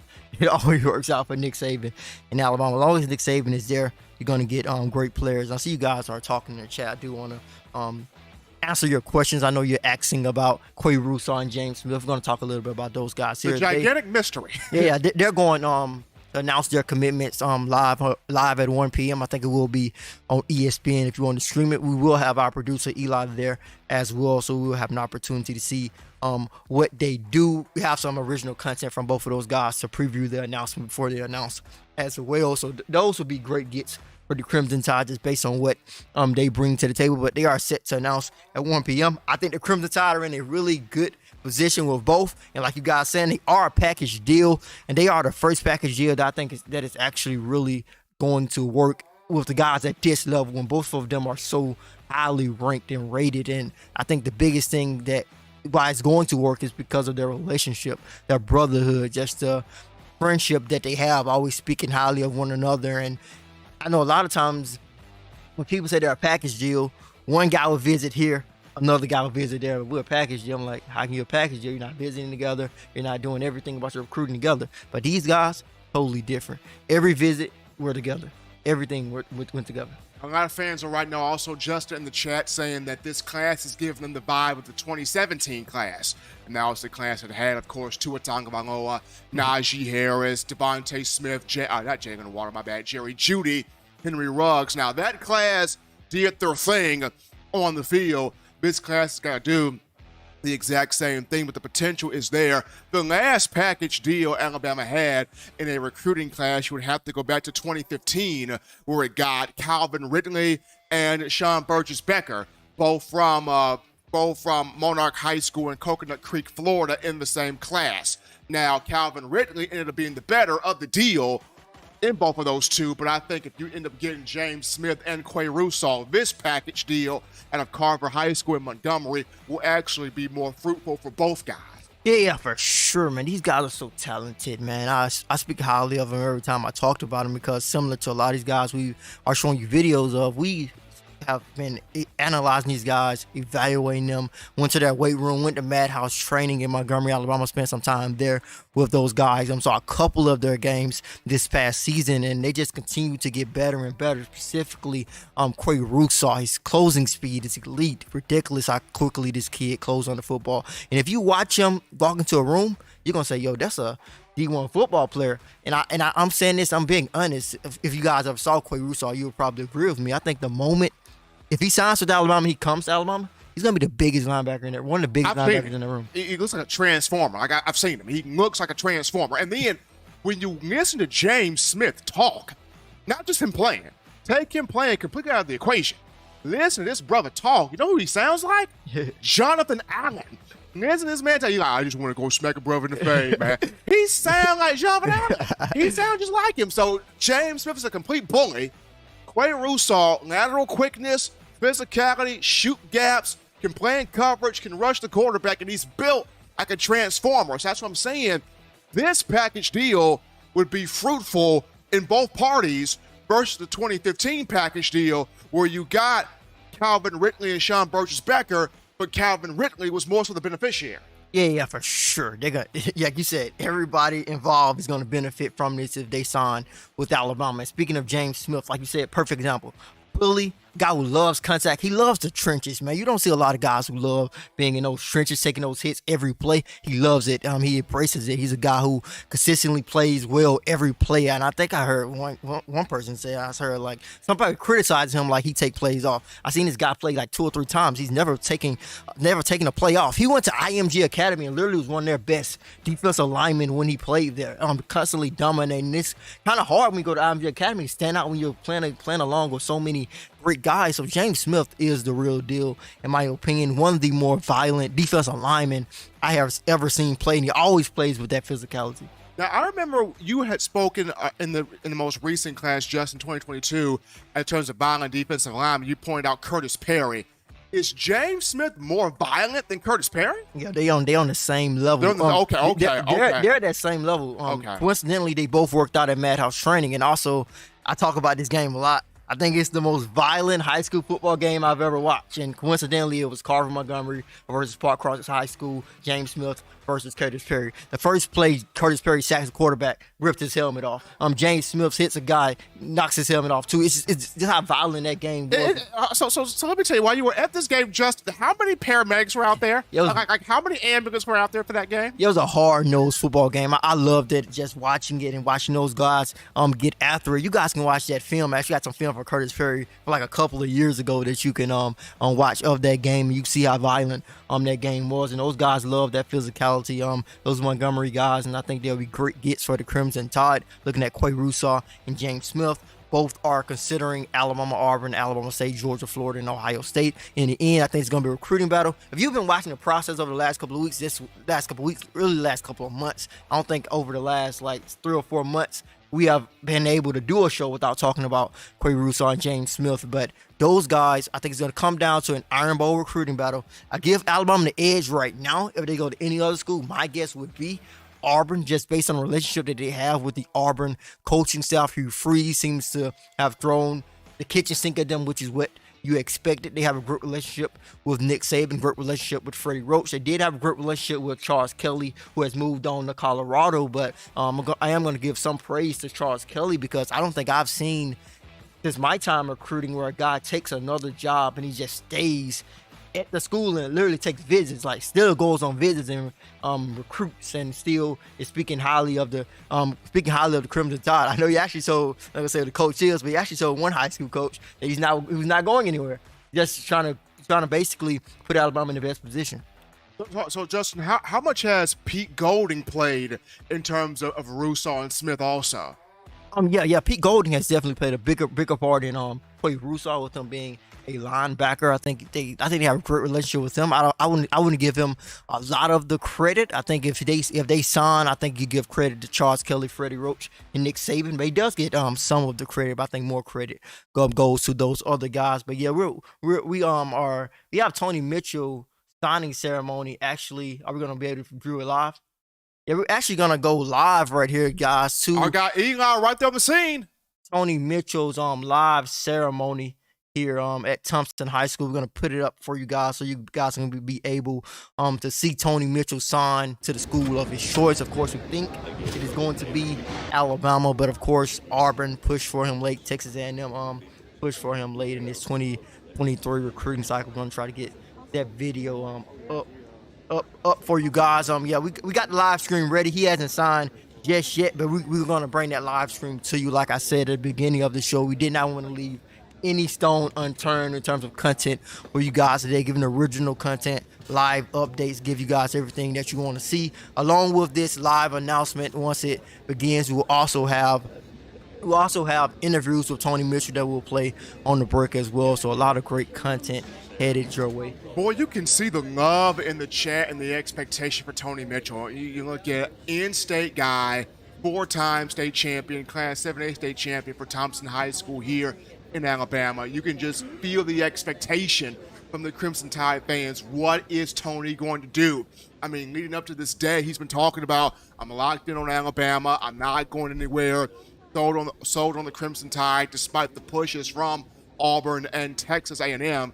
So you right now in the chat and all the Bama fans just with bated breath, anticipation, wondering what is Mitchell's move, what is he going to do, what's under that national letter of intent, and we're going to find out here as he's about to make his decision pretty shortly here, Justin. Yeah. He's about to announce his decision here. 5-star DB Tony Mitchell out of Thompson High School in Alabama, one of the top defensive back prospects in the country. I know us here at Touchdown Alabama, of course, we rate and rank guys because we get guys that we get to see who are verbally committed to Alabama. Of course, a lot of guys drop Tony Mitchell over the last couple of months. You have to ask them that question why they dropped him, but we watched them a couple of times. I actually watched them when they played against Trent Differ's team out of Tennessee. I went back and watched them against Clay Chalkwood High School. I watched them 3 times this season. I watched them against Bruford as well, and he still was like the 5-star DB that I've been watching all of this time. So I really like what Tony Mitchell brings to the table. See, I got Eli working a little bit closer here to give us a better angle of the National Signing Day. The Wonder Kid, Eli Walker, right there on the scene for us. I'm going on at that signing day, yo. So we have Tony Mitchell. Of course, we'll see what he will do right here live on our YouTube page. Also, we'll see later on what Craig Rousseau and James Smith will do, have that live for you guys as well. So be sure to stay tuned. Be sure that like button, hit that subscribe button. Subscribers, hit that notification bell. We provide this content throughout the year, and just today is just a culmination of all that content, that original content, and all the work that we put in coming out on display. So we'll see what Tony Mitchell will do here as the Crimson Tide look to hold on to his commitment. I think the Tide are in a really good position with him, but I think he's a kid that really, really enjoyed his recruitment throughout it. And I think a lot of fans, I get it. You kind of don't want a guy like you committed, you should just stay committed. But don't be flirting around no well, man. Yeah, a lot of these guys like to enjoy their recruitment. I think Tony is one of those guys. As they should. As they absolutely should. So while Eli right there is on scene there at Thompson. Also, all donations welcome and appreciated via the Super Chat. We thank you for all the love you're showing us right here. Touchdown Alabama Magazine as we await the decision from one Tony Mitchell live from Thompson High School. Our own Eli Walker is right there on the scene. Yeah, so we're gonna go to the announcement now. Let you guys hear the Thompson guy sign, and it looks as if Tony Mitchell has Auburn, Alabama, and Texas A&M hat in front of him. You guys can see it's an Auburn, Alabama, Texas A&M hat in front of Tony Mitchell, but we will see what happens. We always find ourselves having honored about anywhere from 15 to 25 athletes, and these 4 guys are part of that group, and it's really, really exciting to be able to celebrate all of these kids and their hard work and their families and all the support that you've shown. I want to thank everyone again for being here. I want to thank their teammates. I want to thank their parents. Thank you so much for everything you've done for your children. The early morning workouts and the getting them here, getting them there. I'm in the midst of that at this point with a teenager, and I feel like I'm an Uber and a bank. But it is a rewarding time, and so I certainly appreciate everyone's support of their children. I want to thank all of our coaches, thank Coach Freeman and all of our staff for everything that they do for our players and to support them. I want to thank our principal, Dr. Hester, Superintendent, Dr. Wayne Vickers, and our Board of Education. It's certainly tough to get everybody back on campus after we've gotten dismissed for Christmas break, but it's certainly worth it. And this is a great day to celebrate. And so we're excited to have everybody here. When we finish, we're going to take a couple of pictures right before we kind of cut these guys loose. We'll get a picture as a group, and then we'll get a picture with Coach Freeman. And then I want everyone to feel free to take as many pictures as they want to take and enjoy your family upstairs. So at this time, I will cease boring you with my talk, and I look forward to celebrating all of these guys. Thank you all so much for everything you've done for Thompson football. Head Coach Mark Freeman.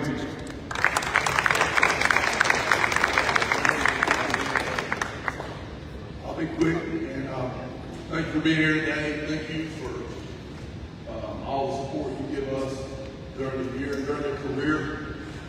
We can just now, some of these guys have been here since elementary school, and Stanton has been here for several years now. But the thing that strikes my mind is how many players leave a school that every year of their life they win a state championship. And you can't tell me how good God is, how good this program has been blessed by. These guys have been here, their families been here, it's just been a blessing. I can't even recount right now. But I know on behalf of every coach that I've got here with us that helped me so diligently, I've seen them come to their wives. It's a long road here, and it's a lot of these on these players. It's about 12 months. Out of 12 months, they're here about 11, doing something. And you know, we've seen the rewards of hard work. These guys, I'm so proud of them. I'm proud of their families for enduring with us. 6 o'clock in the morning, 4.5 months a year, being here all summer, going through the season with us. And this season was an odd season. They didn't start out patting each other in the back, and things weren't the way we thought they were. And I know that's a lesson for their life down the road. How to be persistent and believe in themselves and put the noise outside and away. Just bear down the work. I'm proud of them. I'm proud of all our players. We got other players not here today that's going to have an opportunity to go to school and get an education, play football. I'm just thank you guys for being here. I thank you guys for your effort, your leadership. I thank all the players and coaches, our families and their wives are here today. I just want to say God bless you guys. I know that we haven't seen the place for y'all yet. Thank you, and let's keep moving on. Vince, where are we going now? Okay, we'll start picking the start. Thank you, guys.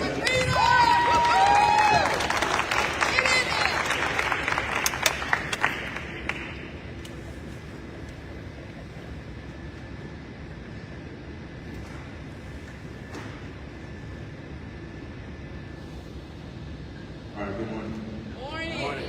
First off, I'd like to thank God for putting me with the intentions to get to play the game at a high level. Everything I have today is because of them. To my parents, thank you guys for pushing me on and off the field and demanding my best in this situation. I'll take everything that y'all taught me. I don't take that lightly, and I appreciate y'all. To my siblings, thank you guys for being my biggest supporters and helping keeping my head up. Just making sure that I know what I'm doing on and off the field.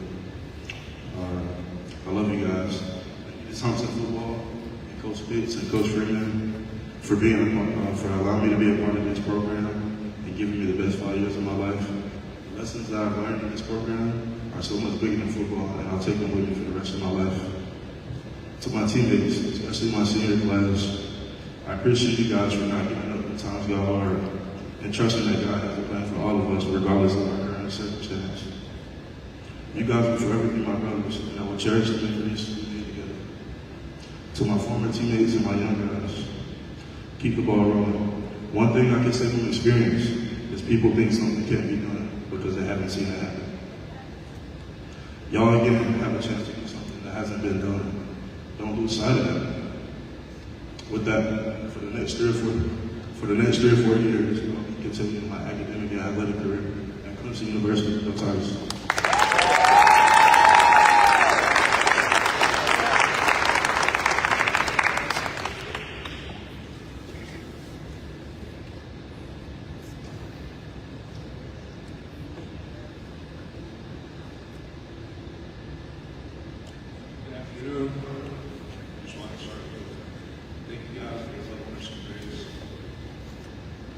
Michigan State and the Michigan State is an exciting venture. Coach Cap with me not only as an individual player, but also as part of his whole family in Celestial. Coach Tucker, your larger-than-life presence, just being that dude was critical in my decision. To Michigan State, I was part of that amazing event on October 30th last year in the state of Michigan, that's when I knew I wanted to be a Spartan. I'll give my all that same love this way. Let's go win a chip, go green. To my coaches, to my grandparents, to my 5 brothers, sisters, and I. A strong work ethic, discipline, and family loyalty that instilled in us. My family and these coaches have always reinforced and challenged me to take these traits to a higher level. I am forever grateful. To Master Troy for bringing discipline to Taekwondo. To Coach Yhonzae for being my Catholic mentor. To Coach Harrison for teaching me to love duo. To Coach Labor for training me to become a 3-o'clock winner. To Coach Davis for his personal wisdom in football and life. To Coach Briggs for challenging me every day the best line possible, especially teamwork. To Coach Robertson for keeping my brothers and I grounded. To Coach Freeman, not only for guiding my brothers and I to 3 state championships, but also continuing on our growth as Christian warriors. To Coach Rand, the football whisperer, constantly acknowledging me, helping me to take my tennis to another level. To Coach Clark, fan in the city body, your passion for the game, your ability to turn my weaknesses into my strengths. Your way of word will always remind me of times are tough. Slow down. Thank you. To Coach Skids, the times are tough for me, them tougher. Constantly reminding me to get worse. You open your heart and your family to me. Taught me the importance of the whole brotherhood. That's why I live my woods. You always remind me of what this game can offer me, take me to in life. I respect all of you for you. Love you, brother. To my family, Nadine and Uncle Stephen, for always taking care of my mom, to my godparents, Aunt Jody and Uncle Joe, my cousins Jack, Mickey, and Raymond, love you, brothers. Uncle Luke and Uncle Ray and Annie, thank you for your business leadership and guidance. To my sisters and brothers, Jody, literally pushing and pulling me in times of tough. Olivia for being calm in the storm when everything was chaos. Andy reminded me to soldier up with my grandfather, my opa. To Jesse, teaching me to compete for myself to become better each day. Peter, always making me compete with him, making sure that I never rest. To my dad, passing down the renewable leaf, my God created me and godly. Husbands, fathers, protectors, and marriers. And lastly, to my mother. God made mother so they can be everywhere. Mom, you have been everywhere for your family and for us, making sure we are safe and have every opportunity to succeed. When I was conceived, the doctors told me there was a high probability for issues and that there was an alternative to not having me. I told them no alternative, prayed every day to look at your baby and make him stand. I love you. I'm blessed. God's great. Go green.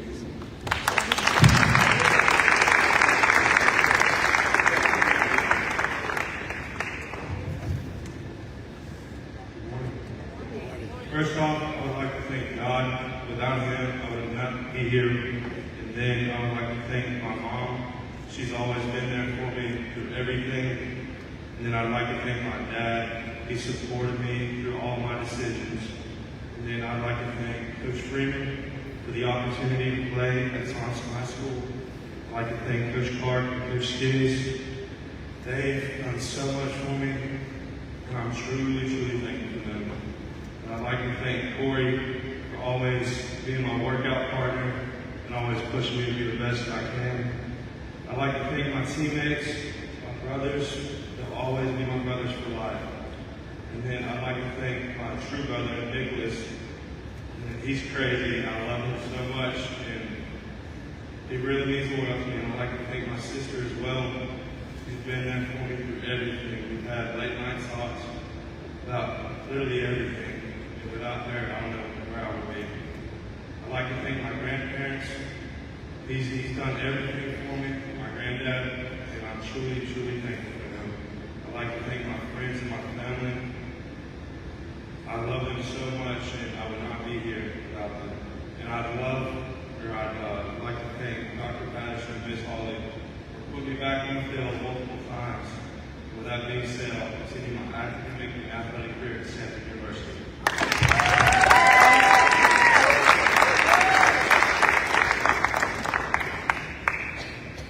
All right, Timothy. First off, I'd like to thank God for listening to the ability I had to play the game I love. Coach Freeman, Coach DeBoer, Coach Ron, my whole coaching staff for every great talk. Just believe in me as a player and represent myself. I'd like to thank my family for all the sacrifices they made. It took a lot for me to get here. My teammates were let me feel. We went through a lot. I just want to thank everybody for everything they helped me get to this point. For the next 3 to 4 years, I'll be furthering my athletic and student career at the University of Alabama. Roll Tide.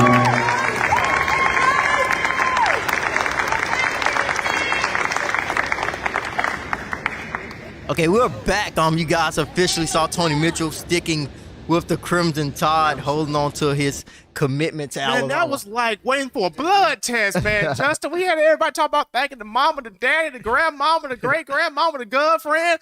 Finally got the Tony, and Tony Mitchell keeping to that Crimson Tide commitment that he has held for a long time. So the 6'2", 200-pound defensive back will remain with the Crimson Tide despite the late push there from Auburn and Texas A&M. Saban holds on to Tony Mitchell. It took us a long time to get to that point, but Alabama will hold on for Tony Mitchell. Yeah, this is a great pickup for the Crimson Tide with him officially coming on board. Like I said, this is a guy we've seen play so many times. On this footage that you guys are going to see right now, it's actually when Tony Mitchell and Tufts High School went up against Alabama 5-star RB commit Justice Haynes and Bruford High School. You see Tony Mitchell, you see that frame, like I said, 6'2", 200 pounds. You see this guy, you might think he might be a linebacker, just how big he is and how he's built at the moment. These guys going to definitely continue to get bigger. A guy who can play safety, has some experience at cornerback. Something that's really interesting is I feel his natural position is going to be safety at the next level. But like you guys see in that film, he switched back over to cornerback during his senior season. His career was kind of really interesting as a freshman.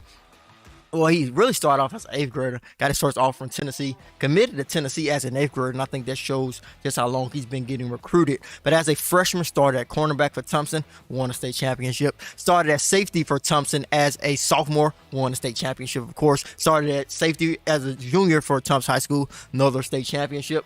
Went back to cornerback for the Thompson Warriors this season. 4 straight 7A state championships. So he bounced around quite a bit. He's going to be a versatile defensive back at the next level. It's going to be interesting just to see who takes both safety spots when you look at this upcoming spring and next season, because Caleb Downs can be a safety. Tony Mitchell can be a safety. Grayson Hubbard could be a safety. Jahlil Hurley can be a safety. It's going to be very intriguing to see who ends up being these starting 2 safeties, because a freshman or 2 freshmen could line up at that spot, especially with Jordan Battle and DeMarco Helms leaving after this season. Now, you still have Malachi Moore in play. You still have Brian Branch, who could come back for his senior season. You still have Christian Story in play. You have Devontae Smith, defensive back version Devontae Smith in play. But the safety position is going to be who want it, come get it, 7-11 battle starting next spring. And yeah, like I said, talking to Tony like off record, not really for a story of anything. Like I said, like you guys probably heard him when he was talking about committing to Alabama and keeping his commitment. He's a soft-talking guy. He's a guy who doesn't talk a lot. He just listens to our interviews, and he's a guy who just hasn't really talked much when I've just talked to him just off record. But going back to when I talked to him earlier this season, like I said, he wouldn't be quiet about going to Alabama, saying, "Yo, I'm gonna have an opportunity to play early. I'm gonna have an opportunity to get on campus. I love the campus. Yo, we got Caleb Downs coming. We all gonna have an opportunity to play early because they losing so many guys in the secondary." So he was excited about that opportunity. Flirted with Texas A&M.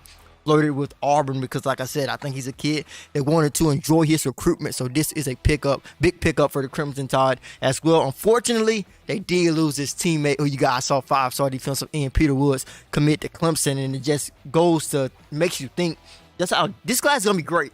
another great class, but how dominant would this class be if the Crimson Tide did sign Peter Woods, if they did sign Kelby Collins? But if they are able to pull in Quay Russaw and James Smith, I think that would definitely make up for it. But this class could have been even more scarier. And that's the eerie thing, just because if you were to have a Kelby Collins and a Peter Woods in this class, you're like on God tier level, to take a term from our own John Ivory. You'd be on God tier level. The level you are on now is still good.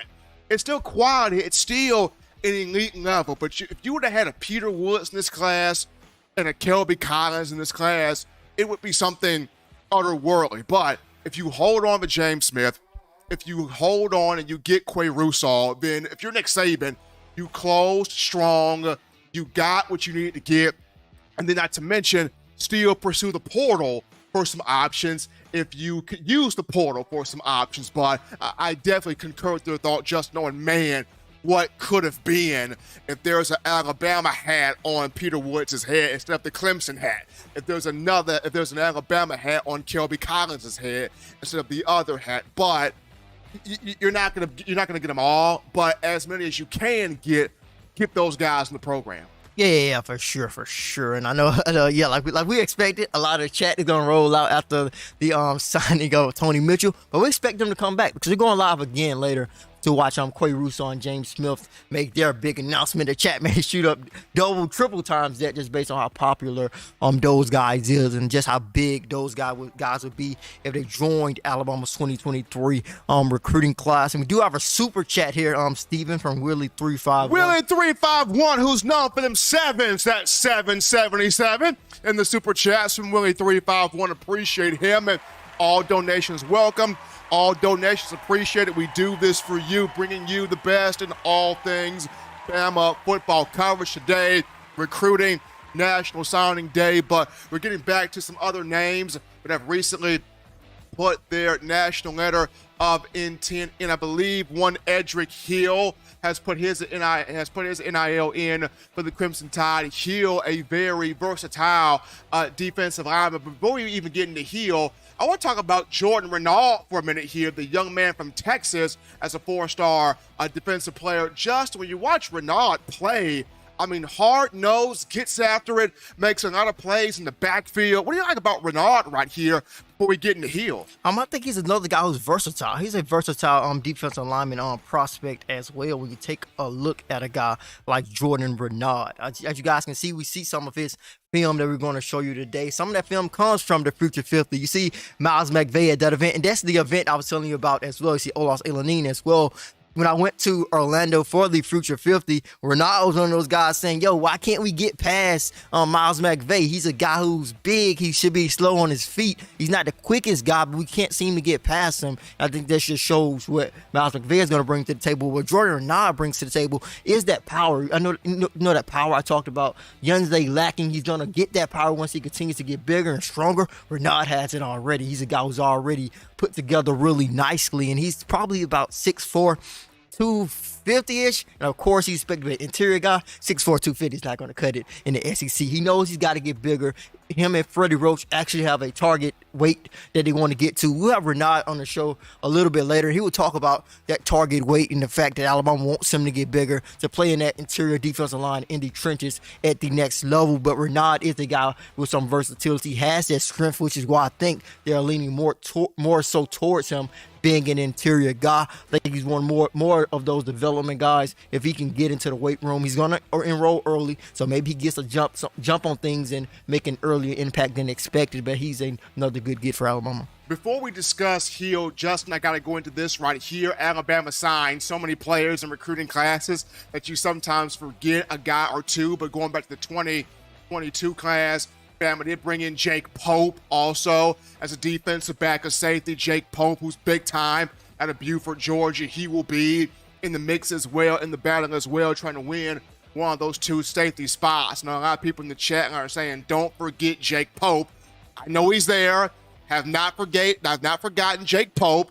Name kind of slipped my mind a little bit, but Jake Pope, baller also. So he will be in that mix, in that fight as well, trying to get one of these two spots here at the safety position. Now, we move on to Mr. Hill. Justin, another guy a big-time defensive player. What sets Hale apart in this class? Yeah, Hale is a guy who's on physicality. Another guy who will join the show a little bit later. He's a guy with a quick get off. I think he's another guy who you haven't really heard about because he's not a guy who has had the fanfare around him. Out of North Kansas City High School, out of Missouri, an area that Alabama really doesn't recruit a lot, but he's a guy who's going to be very big in this 2023 recruiting class, in my opinion. Leans more towards a development guy as well. I want to go out on a limb and say he's going to make an immediate impact, change things on Alabama's team, but he's a guy Alabama's going to be able to show their development off their player development. He's going to be one of those prospects show like, yo, he came in here this way, he's leaving this way as a potential NFL draft prospect. Just showing, he's going to be one of those guys in a couple of years you're going to be able to point to and be like, yo, we helped him develop, and it goes back to our player development. So I put Edric Hill in that conversation. About 6'4", I think it's a bit bigger than Jordan Renard, so the journey of him gaining weight is not going to be as long as Jordan Renard's one will be. I wouldn't say Jordan Renard's one is going to be long, but it's going to take a little bit more effort than Edric Hill's would take. So Hill signing with the Crimson Tide is another great pickup for Alabama in this 2023 recruiting class. I know we talked about defensive alignment here, but I think we need to go back to the offensive side of the football at the wide receiver position. Let's talk about some speed in Jaron Hamilton. Have we broke down Jaron Hamilton, man? We have not. We broke down Hale, but not Hamilton. Yeah, Hamilton has signed a national letter of intent with the Crimson Tide. We're going to break down what he brings to the table here. Like I said, 6'2", approximately 180 pounds. Every bit of that's verified. You guys gonna see footage that we was able to capture when we went down to Gainesville High School and White Brookhouse High School earlier in the season. He's a guy who has a quick release off the line of scrimmage in terms of his release as a wide receiver. He's a guy who could easily and quickly create separation off of his release, has decent route running ability, great elite game-breaking type of speed, in which I said earlier, a lot of times when guys are fast, they're a little bit on the skinnier side. He's fast, but he got to add on some weight. And once he add on some weight, I hope his speed is still there. Like I said, Jaron Hamilton is already 6'2", 180 pounds. His speed is going to be there. It's like I said, his size is verified, has that track background. Won some junior Olympic medals as an elementary track runner in the 100 and 200 meter dash. Of course, he has moved over to football full time now, but he has that track background. He's going to be a guy who's going to early enroll at the University of Alabama, who will be on campus in January. And like when we talk about guys like Malik Benson, when we talk about the other wide receivers in this class like Jalen Hale, the door's wide open. You want the opportunity to play, if you want to make a statement, the door is open. Come in ready to play. Show Alabama's coaches what you can do. Show them that you can be reliable. You can get on the field at the wide receiver position. Opportunities are all inside that wide receiver room. How was it that, or in your opinion, Justin, the fact that nobody from the receiver room last year just really, truly separated themselves, how has that created this much of an open opportunity? Because last year we saw Ja'Cory Brooks have some moments. Maybe he could be the number one guy. We'll see. We saw last year it wasn't until down the stretch where the light bulb kind of came on for Jermaine Burton, who will come back for next season. You look at Tyler Harrell, didn't play much, if any at all. Maybe had 1 to 2 catches a season ago. We've had several guys that have now put their name in the portal when you discuss Holden, Christian Leary, JoJo Earl, Aaron Anderson, all gone. Thaiu Jones-Bell still there, but he's been buried on the depth chart. So how has not having that guy or guys separate to become those primary guys allowed this opportunity for a freshman? Hey, this guy's older than me. That guy's of a higher classification. But since nobody separated, I can take anybody's spot. Yeah, for sure. That's exactly why the opportunity is there. I know me and John, of course, we do the live watch party for every Alabama game live on our YouTube, and that's the biggest question that we always had. And I think it's just pointed to the fact that Alabama did not have a reliable wide receiver. It was like, who was going to step up at the wide receiver position? Who was going to start? Because sometimes the depth chart that you was given before the game wasn't really the depth chart. We've seen where CBS posts a graphic, and it's like Christian Holden is starting, but he doesn't get a step into the third quarter. And I think that just goes along with the fact that Alabama's coaching staff did not have one single wide receiver who they could look at and say, he's going to put on a show for us today. We know if we're in any type of trouble, Bryce Young's going to get the ball to him. I think that's something Bryce Young struggled with during the season as well. I don't think he had a guy he can like, oh, I'm just throw it up to him, give him an opportunity to go up and get it. Have we seen us play this season where Bryce Young, even in the red zone? I think about this. If you guys have, you can put it in the chat. You too, Steven. I know you watch every game and everything, but have you seen Bryce Young drop back and say, "Yo, this up 50-50"? Did not see it. And a lot of the time this season, we all saw this. Bryce Young's best stuff was off script creativity, off script scrambling bailout type of plays. I go back to the LSU game where he eludes with 3 sacks and just throws the ball in an area where Ja'Cory Brooks and JoJo Earl were there at the same time. Brooks just snatches the ball away from Earl and walks in the end zone for a touchdown. A lot of the best stuff from Bryce was off script, bailout, scrambling, magician acts. There was not really anything of, let me just put the ball up in the air and let my best guy go up there and get that. We saw that more so 2021 with Jamison Williams because of the speed. We saw that more so with John Mechie because of his tactician as a route runner. We did not see that more so with this group here. Yeah, for sure. So I think once Alabama gets these new guys in, and hopefully with these guys that got in as well, they can help each other, play off of each other. Iron sharpens iron, and just continue. Iron sharpens iron, and can just continue to get better. We'll see what happens with Alabama's offensive coordinator position. I know that is a big topic in the chat here. What happens with Pete Golding and Bill O'Brien? I think that remains to be seen. I'll say this with Bill O'Brien, his contract ends on February 28th of next year. The contract runs out. I think Saban and the Tide will not renew O'Brien. I think they'll just mutually part ways once the contract expires. O'Brien is rumored to go back to the NFL, whether it's the New England Patriots, whether it's the Cincinnati Bengals, but the rumor is O'Brien back to the NFL. But his contract ends and expires after February 28th of next season. Now for Pete Golding, that's going to be the sticky thing because with his recruiting acumen, a lot of people think that he's going to stick around, even though the defense has not been at its utmost best during his tenure. A lot of people look at, well, Pete Golding has wasted, or Will Anderson, he's wasting players' best time, best years on the field.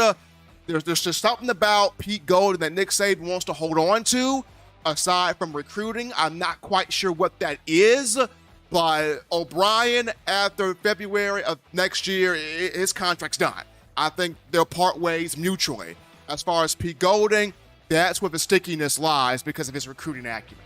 Yeah, I was thinking the same thing. I know whenever I talked about it, I feel like Bill O'Brien is easier to part ways with than Pete Golding because, like you said, the recruiting that Pete Golding does, Bill O'Brien is not really the greatest recruiter. Any guy you and also Bill O'Brien wants to be back in the NFL too. Yeah, I think that shows on his recruiting throw. I think just talking to some of the kids, you rarely hear Bill O'Brien's name come up in terms of recruiting, but of course you always hear Pete Golding. So I think Golding has a better chance of staying around than Bill O'Brien at this point. Another thing for Pete Golding, I think that places advantage is that on paper his defenses are not super bad on paper. They're usually ranked as some of the best in the nation, although, like you said, the standard at Alabama is different. You got to be the best, and that's the standard. So I think that's what he's judged against. So I think he has a better argument to stay. It wouldn't surprise me if Pete Golding is on Alabama's coaching staff next season. It'll be very intriguing to look at that. I know a lot of people are having discussions about the offensive and defensive coordinator, but to finally put this, Bill O'Brien, after February 28th of next year, the contract will expire. He'll be out. So you got to look at who does Alabama get. I would keep my eyes on Garrett Riley of TCU, the younger brother of Lincoln Riley, who's at USC, depending on what happens with TCU in the playoff. TCU goes all the way to win a national championship, then maybe Garrett Riley becomes the head coach. If TCU gets put out in the first round, does Nick Saban make the call to Garrett Riley and bring him to Tuscaloosa? There's been thoughts out there about Dan Mullen. Do you bring him over from the analyst ranks to have him back into coaching to work with the quarterbacks and the offensive play calling? Dan Mullen would be interesting. It'll be a long shot, but do you go after Joe Brady, pull him away from the NFL with Josh Allen and the Bills? bring him back to the college game. I wouldn't leave Josh Allen, just being honest.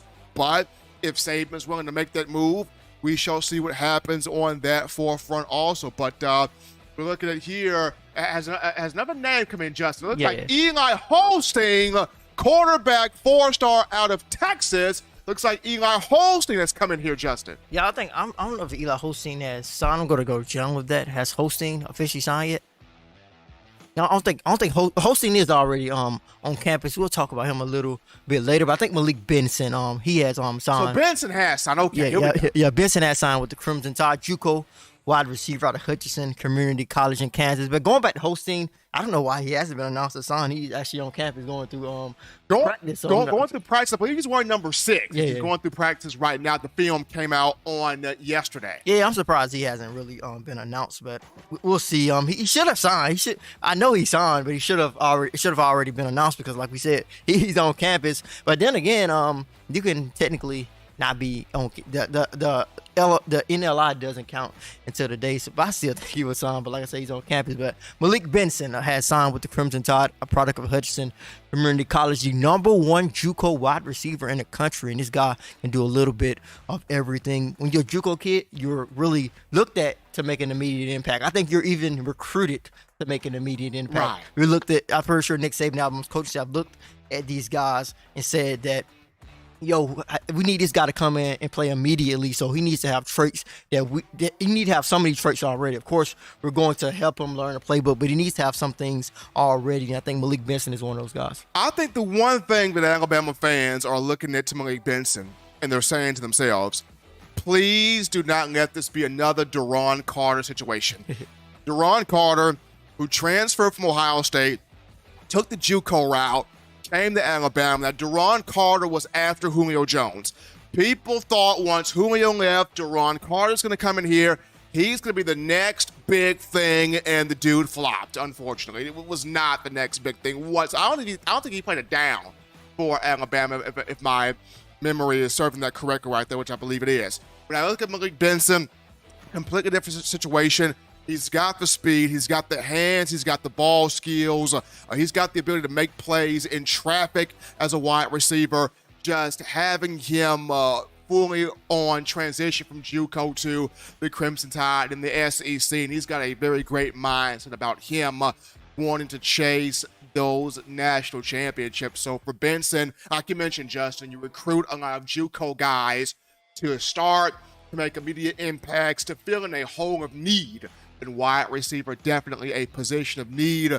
Benson looking to become a star here in Alabama. Yeah, Benson is a special prospect. Like I said, JUCO guy, but he's a guy with some nice routes, and I think that's one of the things that Alabama likes is that, he's a great route runner already, and that's something that's going to work to his advantage. Like I said, these guys need to be a little bit more developed than a kid coming out of high school compared to the when you're coming out of junior college at Hutchinson Community College. Left Hutchinson as their leading career receiving yards leader. I think he took that record from Cardell Patterson, who's in the NFL. But Benson is a guy who wants to come in and make an immediate impact. Like you said at the top of the show, you guys are going to see the interview here in the next hour or so. Benson is going to say he feels that he is a combination of Jamison Williams, Henry Ruggs, and Devontae Smith. Like you said, there's a dream for Alabama fans. You can put all three of those guys into one player. So we can see what Benson brings to the table. He's a guy who definitely has some great speed. I talked about his speed when I broke down his film earlier in the season. He's got some great route running ability. I think, like I said, that is something Nick Saban, Alabama's coaching staff, looked at and say, okay, he runs good routes. He's going to fit well in with us. He's a guy who has really shined at the junior college level in terms of catching the football as well. So Malik Benson, another good get for the Crimson Tide. A lot of our fans right now in the chat line continue with the offensive coordinator speculation conversation. Chip Long's name has been thrown in here, and Chip Long has been rumored to be on Alabama staff for about 3 to 4 years, not 3 to 5 years now. Very creative guy in his own right. I'm not saying that Alabama's going to get Chip Long, but his name has often been thrown into the rumor mill when you look at who could Alabama get potentially as an offensive coordinator. So just definitely keep that name across the mind, across the ticker there in terms of Chip Long. Not saying that he's coming, not saying that Chip Long is coming, but his name has often been rumored out there in terms of Alabama offensive coordinator ordeal. But we're right here, Justin Smith, yours truly, Stephen M. Smith, National Signing Day here on a Wednesday for this 2023 class as the names continue to roll in for national letters of intent continuing to roll in here. Yeah. So the next name is Ryquez McElderry is in here, offensive lineman, I believe, Justin from Georgia. Ryquez McElderry, a guy that I mentioned on the top of the show. I think he's the most underrated lineman in the class at 6'3". I think he could be a physical, nasty, dominant offensive guard. Great man-up guard, great counter-blocking guard, pull-around guard. I think McElderry can do it. People have been talking about Alinen for good reasons, McVay for good reasons, Proctor for great reasons, Formby for good reasons, but I think McElderry of this group could be the most underrated guy, or is the most underrated guy, and could be one of the most productive guys in this group. Yeah, for sure. I think all of what you said, I agree with. I said it earlier. I think he's the most underrated offensive lineman in his Alabama 2023 recruiting class. I think even some sites still have him listed as a 3-star, but in my mind, he's definitely a 4-star offensive lineman out of Anniston High School. Had an opportunity to watch this guy play 2 times throughout his high school career. Saw him in multiple camps, including the Dex Preps camp in Lincoln, Alabama. Had an opportunity to see him at the Under Armour Next camp in Atlanta. So I've seen Ryquez a couple of times, and of course, you see what he can do on the field. Like you said, he's a mauler of an offensive guard. But I think the thing that a lot of people are going to benefit when being around Ryquez, and you guys are going to learn this when we have him on the show a little bit later, is his infectious personality. I think he's going to be a guy that people are just going to love to play with. He's a glue guy. And to be honest, those are the guys that make your team. Yeah. Those glue guys, those guys where you're just drawn to them. And Ryquez is one of those glue guys. Yeah, for sure. Reminds me of Landon Dickerson in terms of his don't say that, bro. Don't say that. Don't say, man. Don't say that. Because LD was a glue guy, but LD would do it on the field too. Yeah, as far as of course, Ryquez got a long way to go in terms of his game. I think, like I said, I think he can come in and do some things. He's already enrolled, already practicing with the Crimson Tide and Sugar Bowl prep. It wouldn't surprise me if he made some noise during the spring and during fall camp. But as far as that personality, just being around him and the way you guys saw that interview that we did with him during the break there, I think his personality was able to show then. But again, you're gonna see it a little bit later. So I just, as a from a personality perspective, I put him in that conversation with Landon Dickerson. But like I said, on the field, he has a long way to go. Still has to put in that work at Alabama to get that type of respect and that type of acknowledgement. But his personality and what he brings to the table, I really like that about Ryquez. But leaning more towards his game, 6'3", 340 pounds. Like I said, he's a mauler, guy who can get up to the second level. As you guys can see his film, he's always looking for somebody to block. He's always looking for, how can I help us get down the field? Who else is standing up so I can knock him down? Yeah, he's always embracing that contact. Running backs love that. Yeah, he loves to get after defensive linemen. So I really like what Ryquez McElderry is bringing to the table. And as you guys can see, he's celebrating with his teammates in this video. Whenever they have a play, always loving his teammates. And I think that's something that is big for Ryquez McElderry, and I think that's gonna pay huge dividends for Alabama in the future. But I know a lot of people are asking this question. I think we can go into this topic. I do have some information about it, and that is Kamani McClain, the 2023 5-star defensive back out of Florida. I think he's the number 1 corner in this class, correct? Yeah, he's expected as the number 1 corner in this class. Similar to Jahlil Hurley, very long arms, very long frame. He's a guy that you're going to go after when you talk about these new aged defensive backs, but he has not backed off his commitment to Miami, but he has backed off his decision to sign on today, which doesn't mean that he'll wait till the traditional signing period in February. It could mean that, but it doesn't mean that, because the early signing period is 3 days. So he got today, tomorrow, and the day after to sign, because it's a period. But after the traditional signing period is pretty much wide open after that. So we'll see what Kamani McClain can do. It was some noise about Alabama possibly being more involved in this recruitment heading into this signing day. But with him not visiting Alabama, it seemed as if the Crimson Tide sort of fizzled out a little bit. I still feel the Crimson Tide need to get him on campus before, because they haven't had him on campus throughout this whole football season. He canceled his official visit, so we'll see if Alabama is indeed in the mix. I see a lot of talks about Colorado possibly on primetime. Deion Sanders, of course. Deion is going after everybody. Nobody is going to be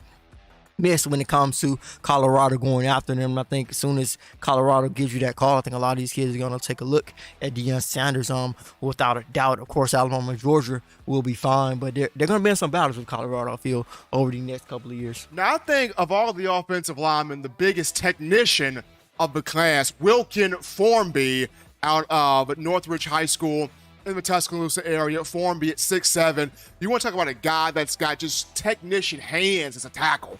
Really good feet as a tackle, but when he gets his hands on you, you're not getting to the quarterback. His feet, his legs, his hands, it's like they all move in a synchronized motion, keeping edge rushers, keeping a defensive lineman away from the quarterback. When I just watch Formby's tape, I look at a Barrett Jones. I look at a Jonah Williams, just a technician knowing exactly feet, eyes, hands, they all lock in protection and run blocking. Yeah, I think, like I said, I think he's one of the more technical offensive linemen in the country. Of course, in this video, when they saw him play, he's 6'8". So everybody he played against, I think they were probably under 6 foot. So he looks really big on this video, but he is really big. Like I said, he's 6'8", more than 300 pounds, out of Northridge High School in Tuscaloosa. Yeah, he's from Tuscaloosa, Alabama, native of Tuscaloosa, grew up an Alabama fan, another guy who we have on the show a little bit later. And how many times did Nick Saban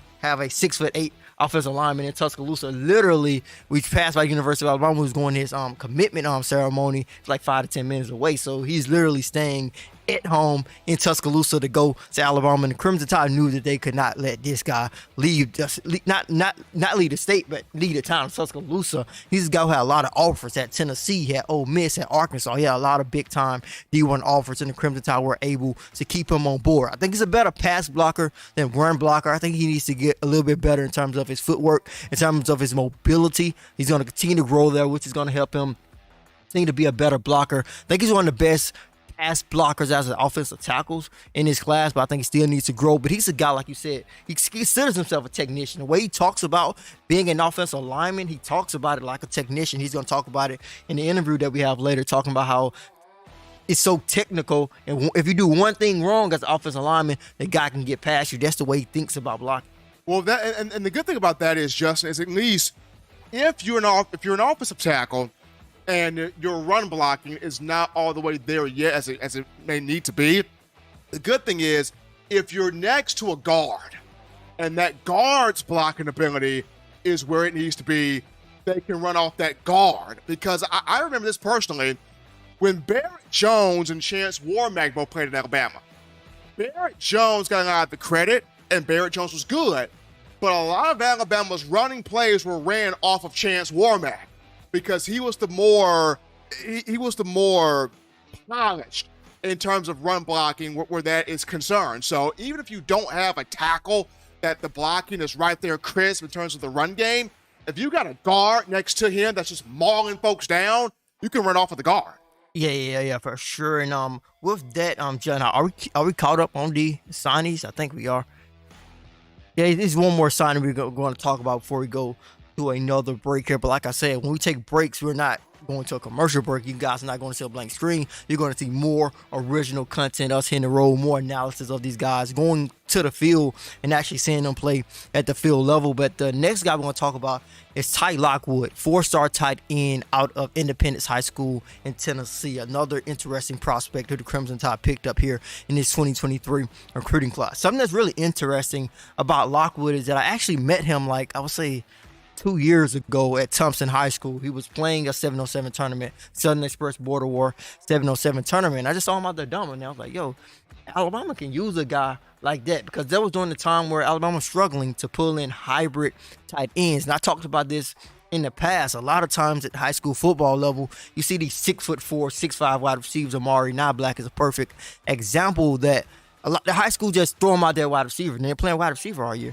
Then they're not blocking, they're not developing as a tight end. Of course, I feel like that is why Knoblack has not had a full opportunity to be a tight end, because Nick Saban wants you to put your hand in the ground. You have to block at the tight end position to play for Alabama, and I think that's something that is obvious. And I think Ty Lockwood is a guy who has that experience. So yeah, like I said, those 2 years ago, I saw him. I said, yo, we have our story on this guy. I wrote a story on him. Of course, Alabama was looking at him, did not have an Alabama offer. I remember his dad texted texting me like, yo, do you really think he got a chance to go to Alabama? I was like, yo, those are the type of tight ends that they are looking for. Unfortunately, Alabama didn't look at him for like a year. He got an offer from Ohio State.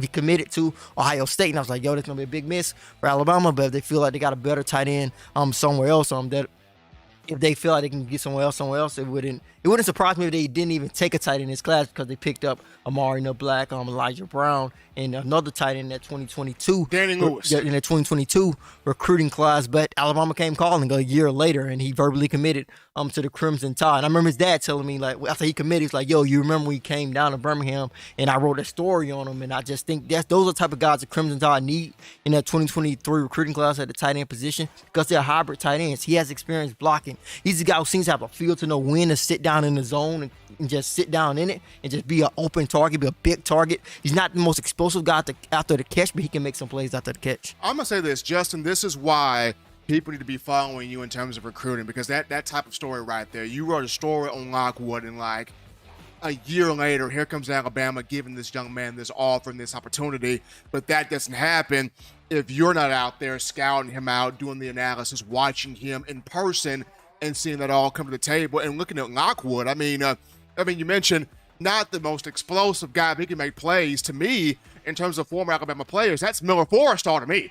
I mean, Miller Forrestall was the most explosive guy, but man, could put his hand in the dirt, could block, could find the hole in the zone, sit down, could catch the football. You get him into the red zone, can make some plays right there. So Ty Lockwood reminded me a little bit of the Miller Forrestalls, the Hale Henkis, the Preston Dowds, the Colin Peaks, even Preston Dowds and Colin Peak. They made plays in the red zone. They weren't necessarily the most explosive guys, but you got them in the red zone. They can find the hole in the zone, a big third down. They can get open and make a play. I mean, Ty Lockwood kind of fits that type of frame right there. Yeah, for sure. He's definitely more of those traditional tight ends Alabama has had in the past. And when I talk about tight ends, I say this all the time. You go watch the NFL on Sundays, there are no tight ends who are playing wide receivers. We got wide receivers. We need you to be a tight end who can block and still can catch as well. You're going to have to do both things. And as much as the game has changed, you see they're passing the football so much. Of course, tight ends are a huge part of that, but still look at it. Look at those guys. Dallas Goedert. You take a look at Travis Kelce. Those are still big physical guys who can block. They are great pass catchers, but you're going to have to be a big guy who can put on some weight and who can block to be an NFL tight end in today's game. Now, of course, people in the chat line are still asking about the transfer tight end from Maryland, C.J. Dupre, who could be making a move to Alabama. I know Alabama's interested. There's a lot of interest there. He has not made a move of where he's going to go to at this point. But do you see Alabama landing the transfer Dupre from Maryland? Yeah, they definitely are interested. He took an unofficial visit to Alabama. That's so interesting. Now, I know, kind of a side note before I talk about Dupre, how crazy has the transfer portal been in terms of guys getting second recruitment, second official visits? I'm just saying, Justin, when it opened up, I mean, the first 2 days, you had over 1,000 names in the portal. I mean, just think about this. JT Daniels will be on like his sixth team. Like this is how crazy this portal is. The moment it opened, people are like jumping in. Alabama had like 13 or 14 scholarship names going there. Now for Alabama, everybody's found a home except for Trey Sanders and Damian George. If I'm not mistaken, those are the only two that have yet to find. Amari Kite. Those are the only three that have yet to find a home. Everybody else has. So this portal has been unreal. Yeah, for sure. And I think the biggest thing that I've taken from it was that basically guys are taking recruitments. Like I said, Dupre took an official visit to Alabama a couple of weeks ago, earned an offer from the Crimson Tide. Just shows you how similar being in transfer portal is to recruiting. But he was a 3-star guy out of high school. Maryland picked him up. He's a big, tall tight end, a guy who could do both things. The type of guys Nick Saban wants on Alabama's roster, and they want him. They extend that offer. They got their spot ready for him. We'll see what Dupre does. I think the Tide are in a really good position with him, so we'll see what happens with CJ as he gets closer to a decision. I think he's going to possibly look at some other schools as well, but it's good that Tide were the first program to get him on campus and extend that offer. But like I said, to start this particular segment, we are going to go to a break here pretty soon. Original content dropping here. And I think the first one we go to is Jaron Hamilton's. We had an opportunity to see him play during the season. Going to go to some original content on the recruiting trail with him. When we got that ready, we will leave you guys. We will come back for another part of the show as well. Continue to break down these guys, and as we continue to talk, we're also going to continue to hit you guys with those interviews that we have set up with guys who are signing with Alabama on today. I also have Quay Russo, James Smith set to announce their decision and assign to school of their choice at 1 p.m. Our producer Eli will be there. We'll have that live stream on our channel and on this live stream as well. But yeah, we are good to go, and we will be back a little bit later with you guys. Like I said, no breaks, no ads, just content headed your way. Be right back, folks. National Signing Day. Justin Smith, yours truly, Stephen M. Smith, touchdown. Alabama Magazine. We'll be right back. We go live, they gon' sign. National Signing Day, we live. We live. TDA, you know we live. National Signing Day, Signing Day, TDA, we live. National Signing Day, Signing Day, TDA,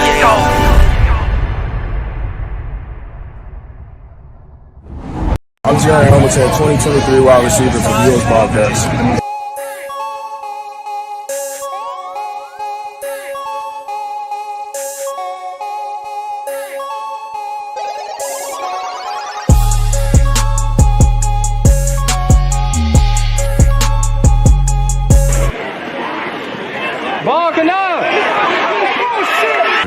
Justin Smith here, scouting and recruiting analyst for Touchdown Alabama here in Gainesville, Florida, to check out the Crimson Tide 2023 wide receiver target Jaron Hamilton in action. I'm excited to see what this kid can do. Honestly, by looking at the film, he's rated as a 3-star.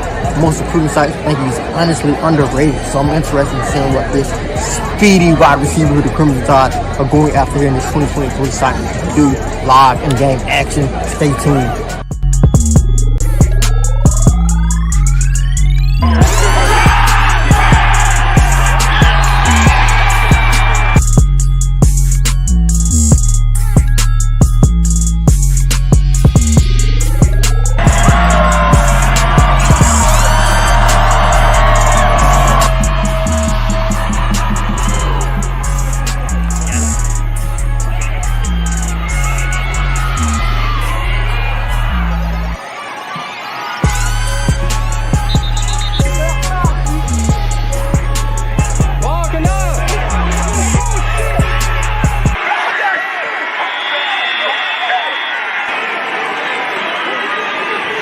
We've been cooking off the line of scrimmage all game. We're on a matter of time before it happens.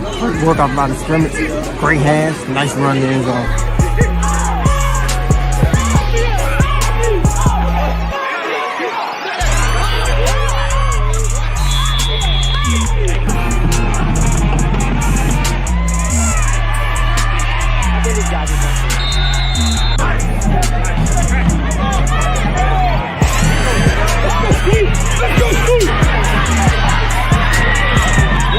Juco has had a couple of drives. I've seen Jaron Hamilton show some impressive release out the line of scrimmage. He's not getting targeted. His quarterback is getting pressured. A couple bad snaps, but his release out the line of scrimmage has been really impressive. I've gotten open on a couple slant routes, so I like what I'm seeing in terms of his release out the line of scrimmage very early. Looks the part, 6'2", I think around 180 pounds.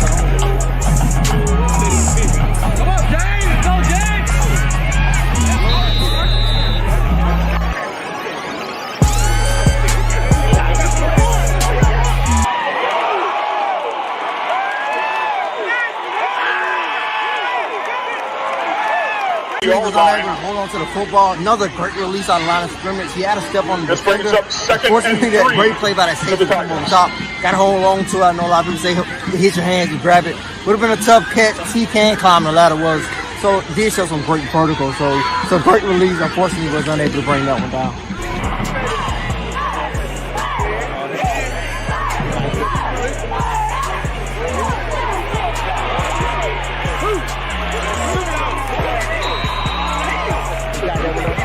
Impressive performance by Jaron Hamilton overall. Impressive releases throughout the night. Explosive off of the line of scrimmage. I mean, defensive backs could not even get their hands on this kid. So I really like his release. Great route runner for a guy with guy with speed like him, so really like his speed, great size, 6'2", 180. Great performance by him overall. We did not get targeted as much as he probably should during the first half, but I'm really impressed by Jalen Hamilton. Of course, in Touchdown Alabama's own independent recruiting rankings, we only rate guys who are verbally committed to Alabama. If he does become an Alabama commit in the future, no doubt about it, he will at least be a four-star recruit. It's based on what we've seen from the film and what we have seen tonight. But thank you guys so much for watching. Justin Smith, scouting and recruiting analyst at Touchdown Alabama.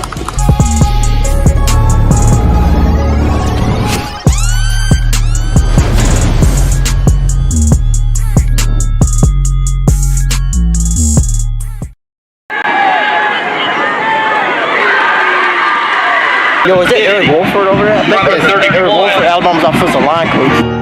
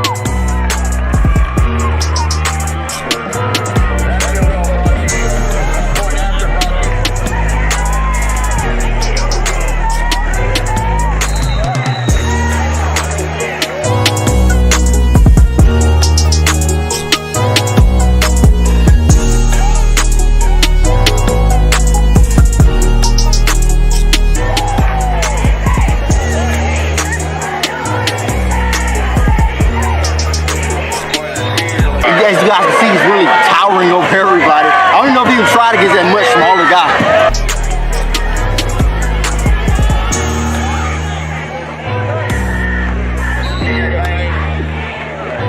Yo, he's bullying those smaller guys out there, continuing to block up the field, showing some physicality, something I really haven't seen a lot of him on film, so we get to see some of that physicality on that play.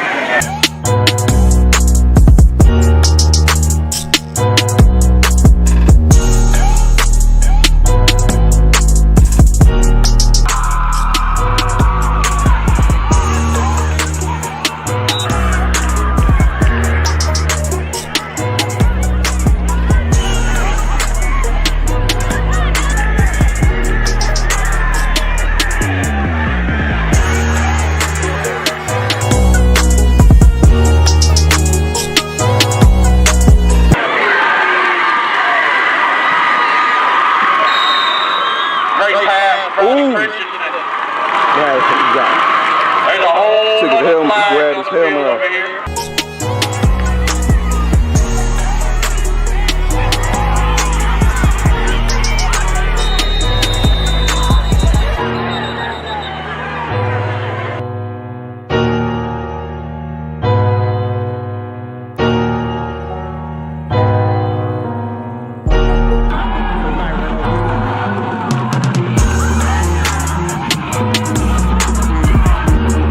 Yo, is that Eric Wolford over there? I think that's Eric Wolford, Alabama's offensive line coach, attending this game. Of course, this will be a short drive home right around the corner from the university.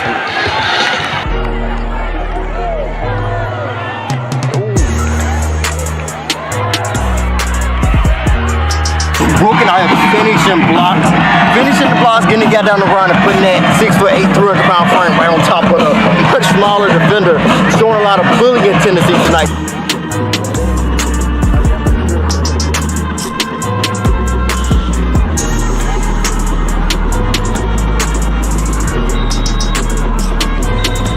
Northridge and Customer City just got done fighting it out. Northridge did get the win, and I was looking for him before the first time. I was really impressed.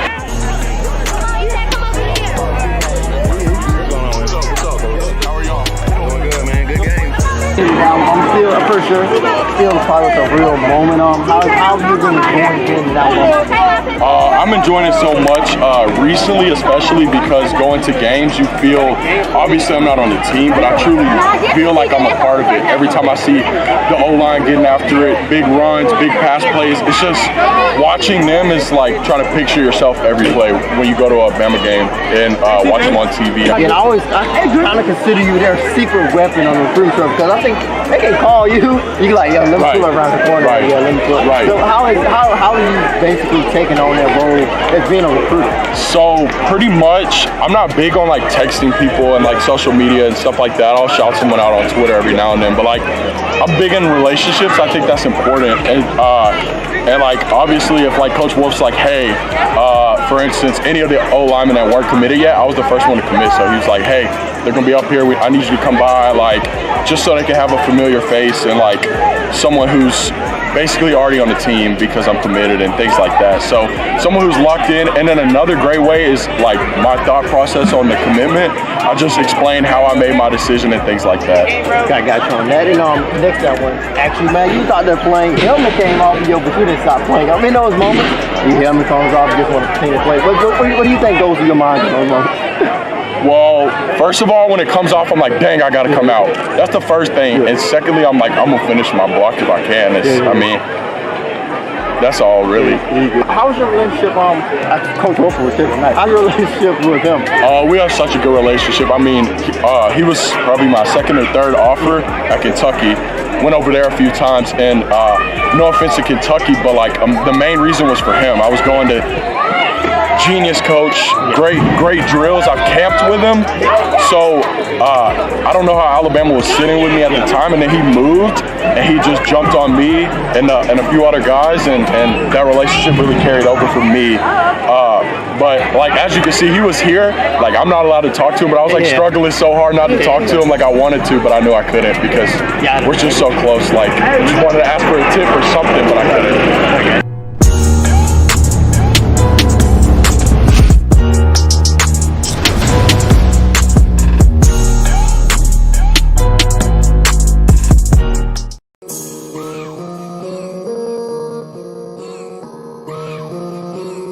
Justin Smith there, scouts and recruiting analyst for Touchdown Alabama. We have arrived in Clearwater, Florida. Tonight we're checking out the Crimson Tide's 5-star defensive end starter Keon Keeley out of Berkeley Prep High School. A lot of talk has been around this kid in Alabama, especially since he decommitted from Notre Dame. I'm excited to see what this kid brings to the table live in-game action.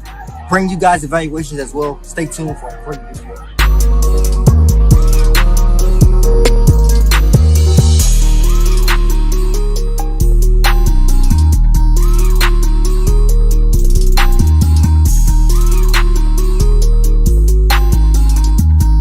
Here's got our first look at Keon Keeley. Very long. I think he looks like a true 6'5", 6'6". Definitely looks the part so far.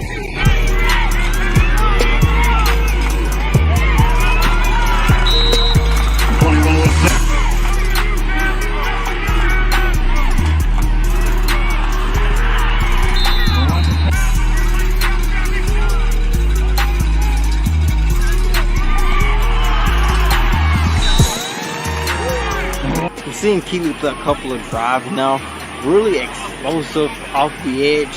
Unfortunately, he's overplaying a lot of plays. Like he looks to be a step ahead of plays, and the play outruns him at times.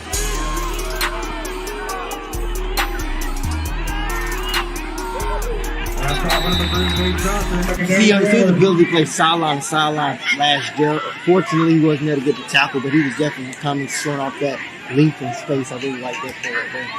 This team is solely staying away from him. They're using quick passes to get the ball out of their quarterback hands very quickly. He's not been allowed to rush the quarterback. First time in a long time I've seen a quarterback not drop back. I can really count on one hand how many times he has dropped back all game. It's basically roll out and pass the football.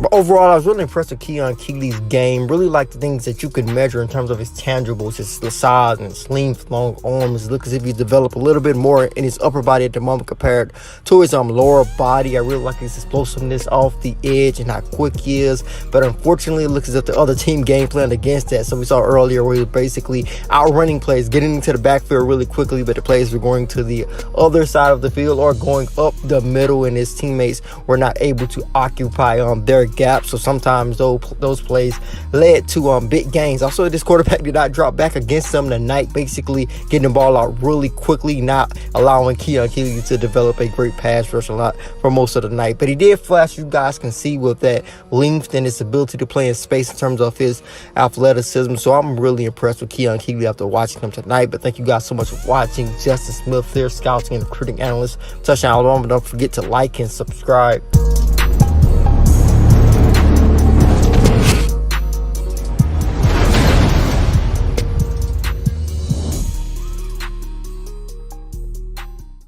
Justin Smith there, scouting and recruiting analyst at Touchdown Alabama here at Crimson Bowl in Montgomery, Alabama. Here to check out the Crimson Tide's 5-star linebacker target, Olaus. Last time I saw him, it wasn't his best game, so I'm excited to see some of the development, some of the progress that he has made during his senior season. Excited to see what he can do rushing off the edge and possibly playing up as an inside linebacker. He's one of the more versatile prospects in this class. Stay tuned for another great video.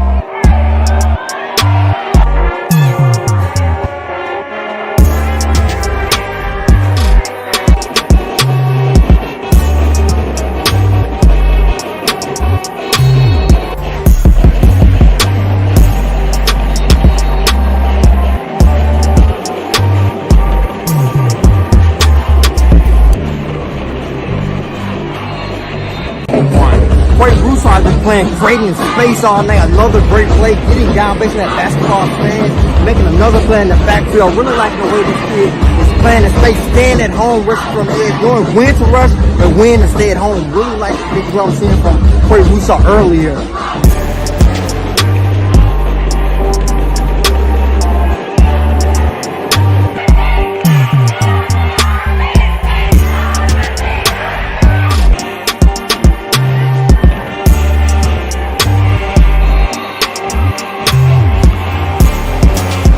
Just wrapped up watching Olaus, 6'2", 230-pounder, built like a tank. Really impressed with the strides that he has made during his senior season at Carver High School so far. Showing great patience off the edge in terms of knowing when to stay home and when to go full on, rushing from the edge. Also really impressed with this ability in space. Seems to be under control, making nice, effective tackles, not always looking for the big hit. So I'm really liking what I'm seeing out of 5-star linebacker Olaus so far. Justin Smith, scouting and recruiting analyst at Touchdown Alabama. Be sure to hit that like button, subscribe button, hit the notification bell, be notified when we drop content on our YouTube channel.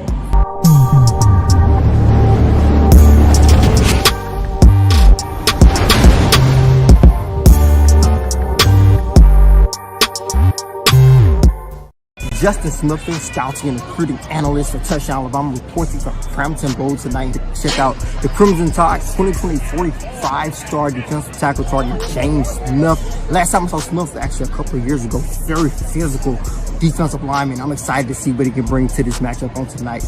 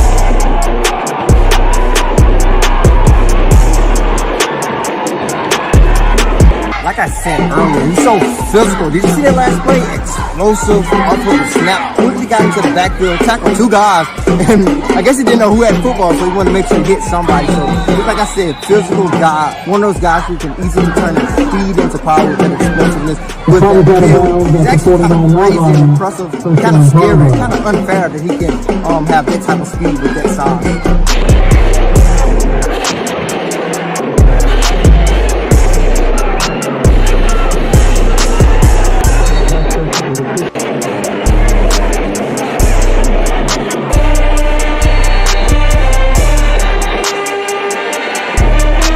Once again, see James Smith get into the backfield really quickly. About to suplex the guy, but I think the referee saved him there. As you guys can see, like I said, he plays with a chip on his shoulder. Very physical. That is why he's so exciting to watch in my mind.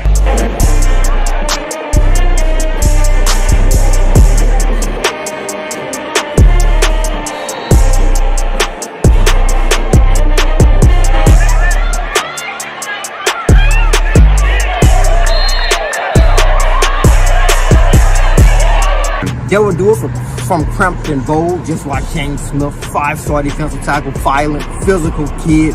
Really like his game. Excited every time I get an opportunity to see him play. You guys can check out updates on his recruitment over at touchdownalabama.com. Be sure to hit that like button, hit that subscribe button. Subscribers, hit that notification bell for me, please, so you can be notified when we drop content on our YouTube channel. I am Justin Smith, the scouting and recruiting analyst for Touchdown Alabama.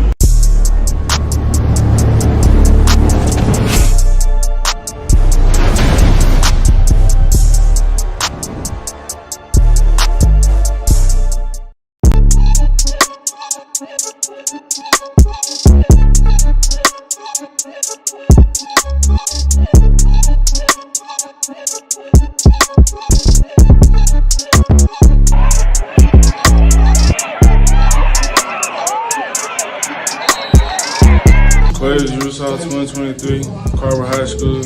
I'm good at rushing the passer, closing out on the quarterback. We got great closeout speed. Texas A&M, Alabama, Georgia, Auburn, Florida, Miami, Texas. And what's your relationship like with Alabama? I got a great relationship with Coach Keeley and Coach Saban and Coach Petito. When did you last visit? Was it like January? Yeah, it was in January. What was that visit like? It was fun. We had a little cooking show. Yeah. We learned how to cook and stuff. Yeah. It was fun.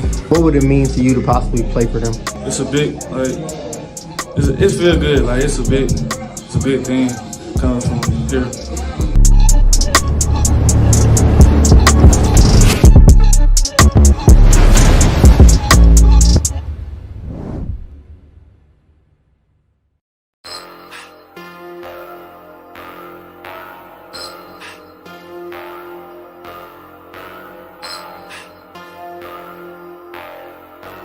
James Smith, I-10, Carver High School, class 2023. I'm 5-star defensive tackle.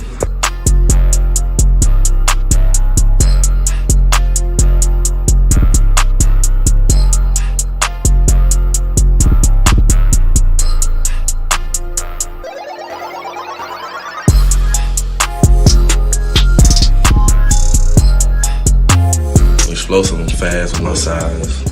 I got a great mentality. I'm determined. I just want to go hit somebody in the face.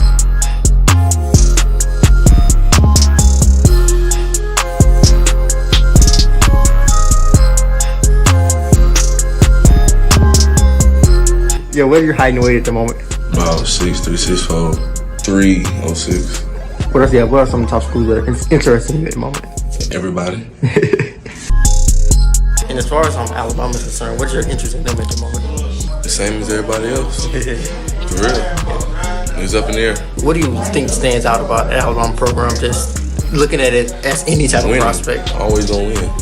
You're gonna work hard and you're gonna win. Simple. And nothing else gonna be expected out of you. Yeah. Go play football and win. And what's your relationship like with the defensive line coach at the moment, Freddie Roach? Great. I hear a great D-line coach. You know, he can help develop me too.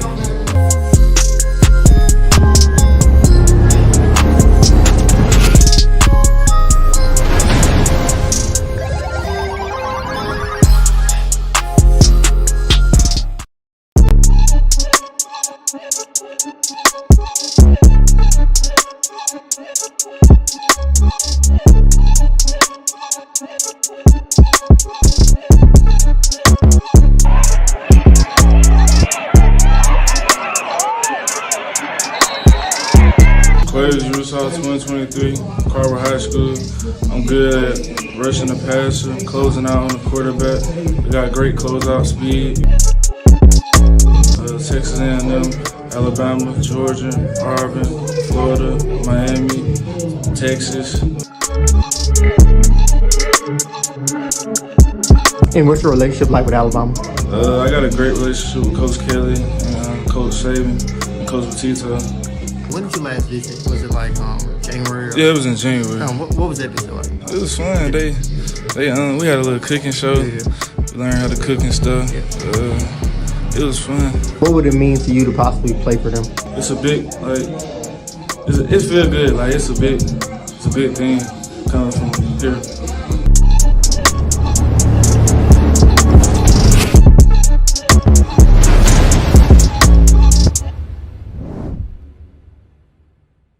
First off, big game, big win for you guys. What does this win mean for you guys' program in this season? I would say there's an accolade in the road. We got a long way to go. We just got to keep fighting. Now it's time to amp it up. It's time to work harder now. At this point, it's time to let's do it. It's time to go time. Not put everything all into it now, and go get a ring.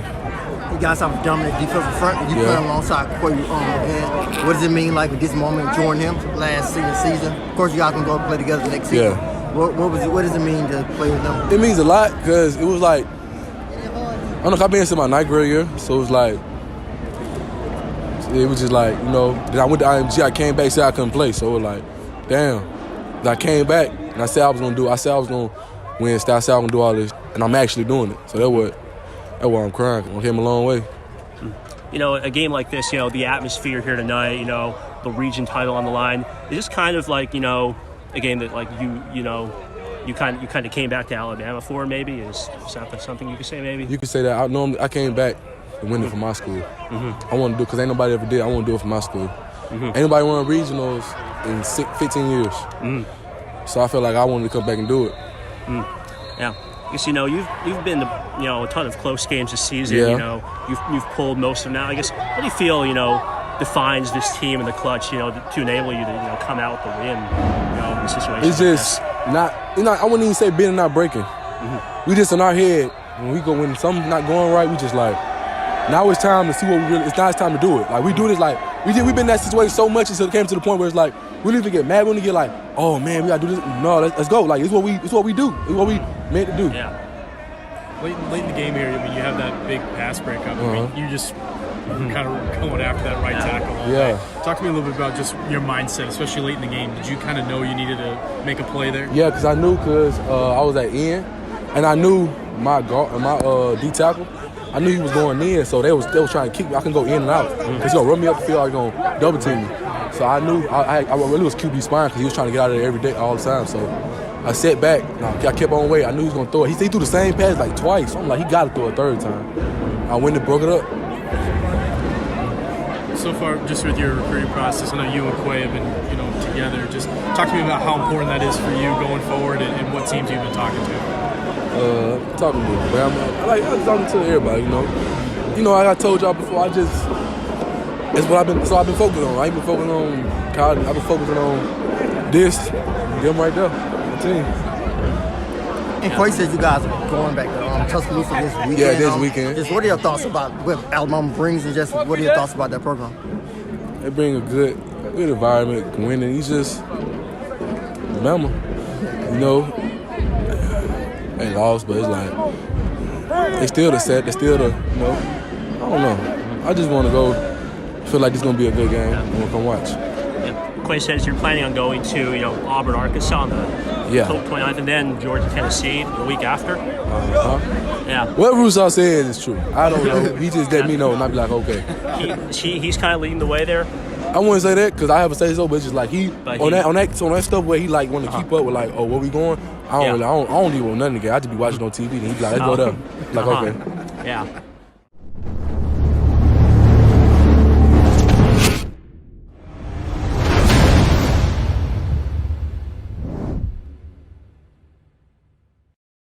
So we came out second half doing our jobs. That's all it is. Playing hard and doing our jobs. You and James really seem to flip-flop on the D ends. It seems like you two have a really good rapport together. Yeah. Talk to me a little bit about playing with a guy like him and how much easier it makes your job. Hey, it's great playing with him. You know, a dominant player just like me. We going after the same thing. Number one, we going after the state championship. So, you know, just playing with another dominant player like that builds the defense up and get everybody playing great. And y'all talk about y'all's defense on Rogers. He got loose on y'all a little bit in the first half, not in the second half. Just, like I said, we just did our assignments, played physical, made a couple adjustments. And that's what it was. You know, you've been in a lot of close games this season. You know, coming down to the last couple minutes, last drive. Just what do you think defines this team? You know, to be able to step up in the last few minutes like that. What defines us is just us coming together as one. You know, last year we ain't had that type of chemistry, so just us coming together. Why do you think this year you have more chemistry? Because everybody want it. Everybody want to win this year. Let's talk a little bit about recruitment now. Yeah. I've been asking questions, man.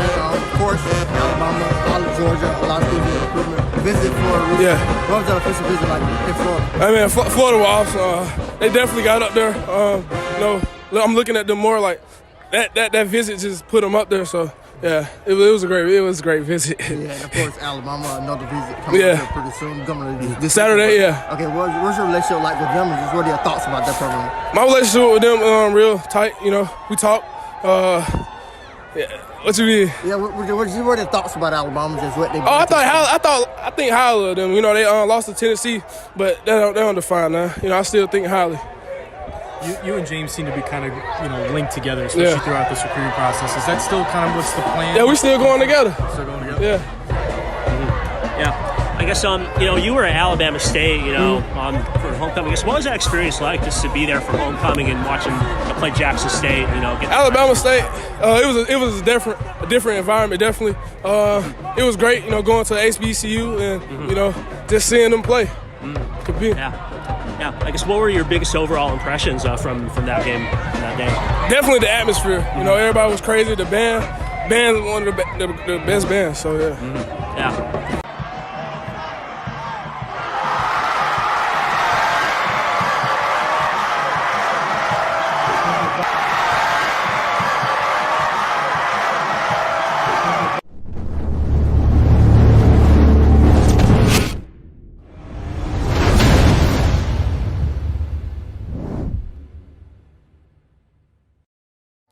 Hey everyone, Justin Smith here, scouting and recruiting analyst for Touchdown Alabama. Thank you guys so much for joining me today on our YouTube channel. Hit that like button, hit the subscribe button, subscribe to the notification bell. Be notified when we drop content on our YouTube channel. I'm back here with another reaction video. I typically react to some of the Crimson Tide's top high school football targets, but over the next couple of reaction videos, I'm actually going to take a look at some of the Tide's top Juco targets. I know with the whole transfer portal situation, I think it has stolen some of the light from the Juco ranks, but there is still a lot of talented prospects when it comes to junior college, and the Crimson Tide are definitely still going after that talent. And I'm going to take a look at a couple of the top Juco targets over the next couple of videos. But on this first video, I actually want to take a look at Justin Jefferson, a product of Pearl River Community College in Mississippi. He's one of the top Juco linebackers in the 2023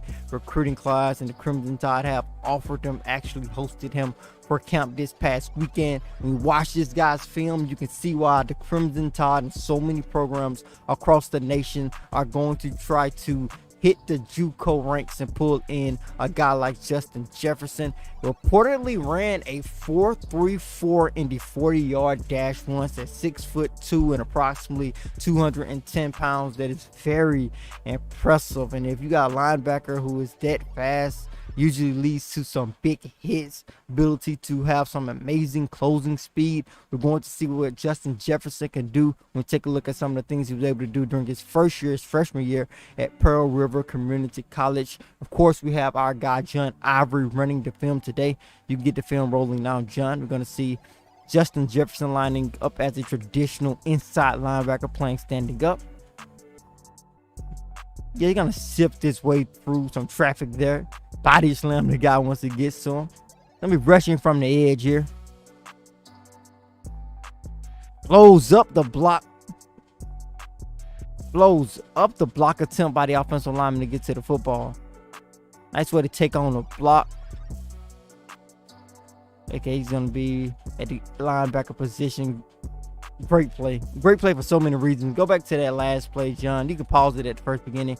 I'll tell you when I want it to be restarted. But it is obviously some type of second and long, third and long situation. You can see how far he is from the line of scrimmage with him being a linebacker. The offense is in a 4 wide receiver set. They do have a running back. It looks as if they are going to try to run a screen, but Justin Jefferson read the play from the jump, and once he reads the play, he comes down to disrupt it. He does not even hit the running back. He actually hit the offensive lineman. I guess he says he's going to hit the first person that he saw, and it basically points to his physicality. You can run it now, John. Like I said, down in distance, he knows the situation. Team's going to try to run a screen play to the running back. It looks as if he read it, overthrow the quarterback overthrow the running back, and he just ran in there and hit someone. So it's a physical linebacker. So we saw that great closing speed, that great speed. The speed to the football is really coming to the forefront now. Like I said, that 4.34 40 time. Gonna blitzing with a lot of speed, a lot of physicality as well.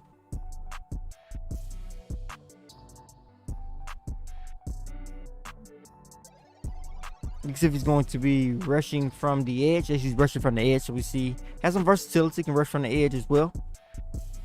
Gets around the corner, gets to the quarterback for the sack. So he can make some moves outside on the edge. With that frame, you most likely want him to be an inside linebacker at the next level, but he has shown potential to rush from the edge if he's needed, can blitz with some great speed. Blitzing once again, patient. Nice way to meet the running back right in the hole. Nice way to be a patient linebacker. Once again, rushing from the edge. Really disruptive, showing a lot of speed off the edge as well. He's going to be a traditional inside linebacker here. Quickly making his way to the football. This guy definitely is a headhunter in terms of having a nose for the football. Rushing from the edge once again with that 4.34 speed. I think that really helps him beat 2 blocks and get to the quarterback. But that is what I wanted to take a look at in terms of Justin Jefferson, a really speedy linebacker out of Pearl River Community College in Mississippi. Like I said, one of the Criminal top Juco linebacker targets. Tired of going after several other Juco prospects. I will continue to pour out reaction videos for those guys as well. But thank you guys so much for joining us today on our YouTube channel. Hit that like button, hit that subscribe button. Subscribers, hit that notification bell. Be notified when we drop content on our YouTube channel. Thank you guys so much for joining me today. As always, I am Justin Smith, the Scouts and Recruiting Analyst for Touchdown Alabama. We go live, they gon' sign. That's the signing that we live. We live. TDA, you know we live. That's the signing they got. Signing they TDA. That's the signing they got. Signing they TDA.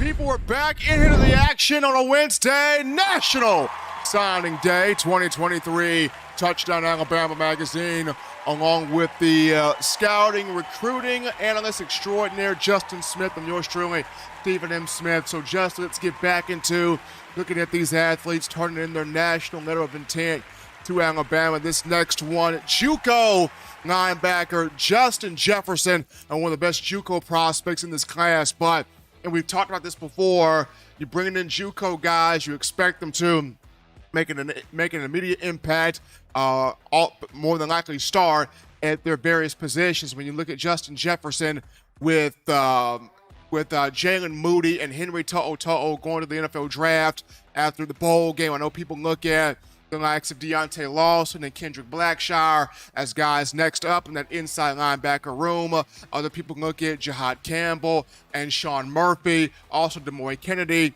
But in discussing Justin Jefferson, this is a guy right here as a Juco prospect that he brings a lot to the table. Yeah, for sure. Justin Jefferson, like you said, you're going to look at JUCO guys as possibly having an immediate impact because, like when I talked to Malik Benson, both of them feel like, yo, we're not going to have as much time as a high guy coming out of high school who's going to have 3 to 4 years to perfect their craft, boost their draft stock, and just change the culture and just change their family lives over the next couple 3 to 4 years. Those guys most likely have 2 or 3 years less than a high school guy would have. So Justin Jefferson, he's going to have an opportunity to play early, I think, because you got, like you said, Henry Toto, Jalen Moody moving on to the next level. And how much experience is Alabama returning? Deontay Lawson, outside Deontay Lawson, who has enjoyed significant playing time. I don't think any one of those guys. Of course, they have some potential. Dodd Campbell is a great guy. Kendrick Blackshear, Ian Jackson, Sean Murphy was a lot more linebacker in the class. All these guys are going to be battling it out to get on the field, and I think Justin Jefferson will be in the mix. And I think the thing that separates them is how many linebackers, inside linebackers, do you know can run a 4.3 840?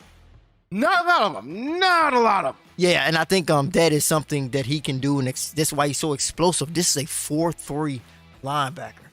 If he was a draft prospect, that'll make him the number 1 linebacker on the board, just off the speed that he plays with. Of course, he's not the biggest guy, which is what I talked about with Jaron Hamilton, which is the reverse. A lot of times we see guys this fast, they're not going to be super big. So he's about 6'2", 210. So with him not being the biggest guy, do you see him fitting more as a middle Mike linebacker, signal caller, putting everything in motion, then wrecking shop? Or do you see him more as a weak side with his speed, see ball, get ball, weak side linebacker?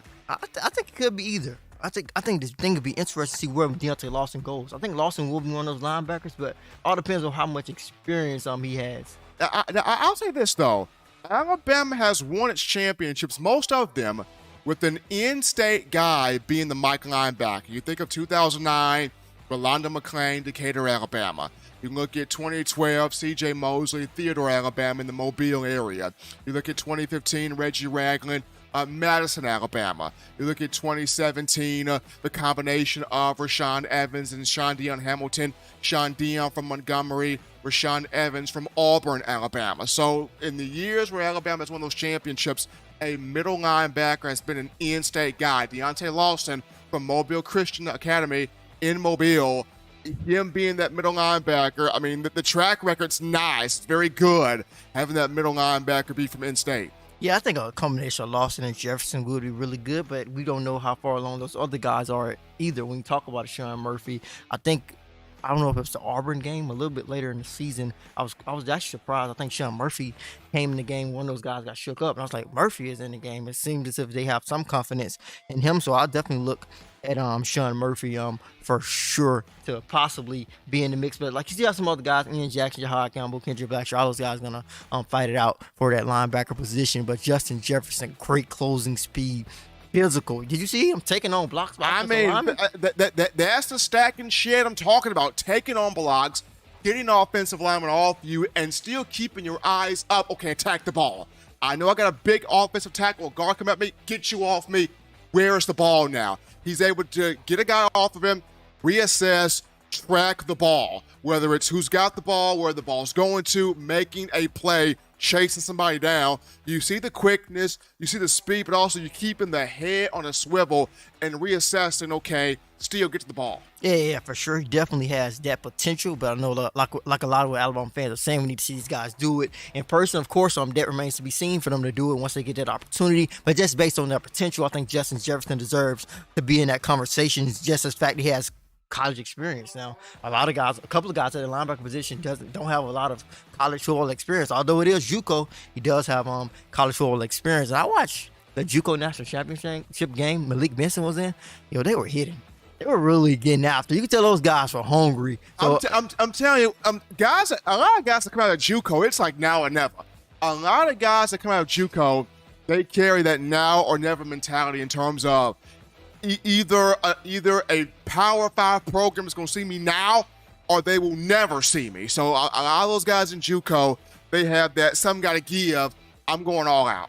Yeah, Justin Jefferson definitely plays with that chip on his shoulder. And I'm pretty sure Alabama is excited to have him on campus. He's going to be another one of the guys who's going to participate in Sugar Bowl practice. We have him coming on here shortly once we start our interview portion of today's show. But before we dive into it and go to not a break, just transition over to the interviews, we do want to preview Quay Russaw and James Smith's announcement, because when we come back, officially, they will be set to announce at 1 p.m. But Quay Russaw, James Smith, both 5-star recruits out of Carver Montgomery High School in Montgomery, Alabama, set to sign to the school of their choice at 1 p.m. Central Time. And Central Time right now is about 11:20, so we got roughly an hour or so. Over an hour. Over an hour or so to wait on their commitment decision. I think it will be live streamed on ESPN, but we also have a live stream here, so you guys stay locked in with us. Our producer is actually headed to Carver Montgomery right now, Eli, to capture that event and just be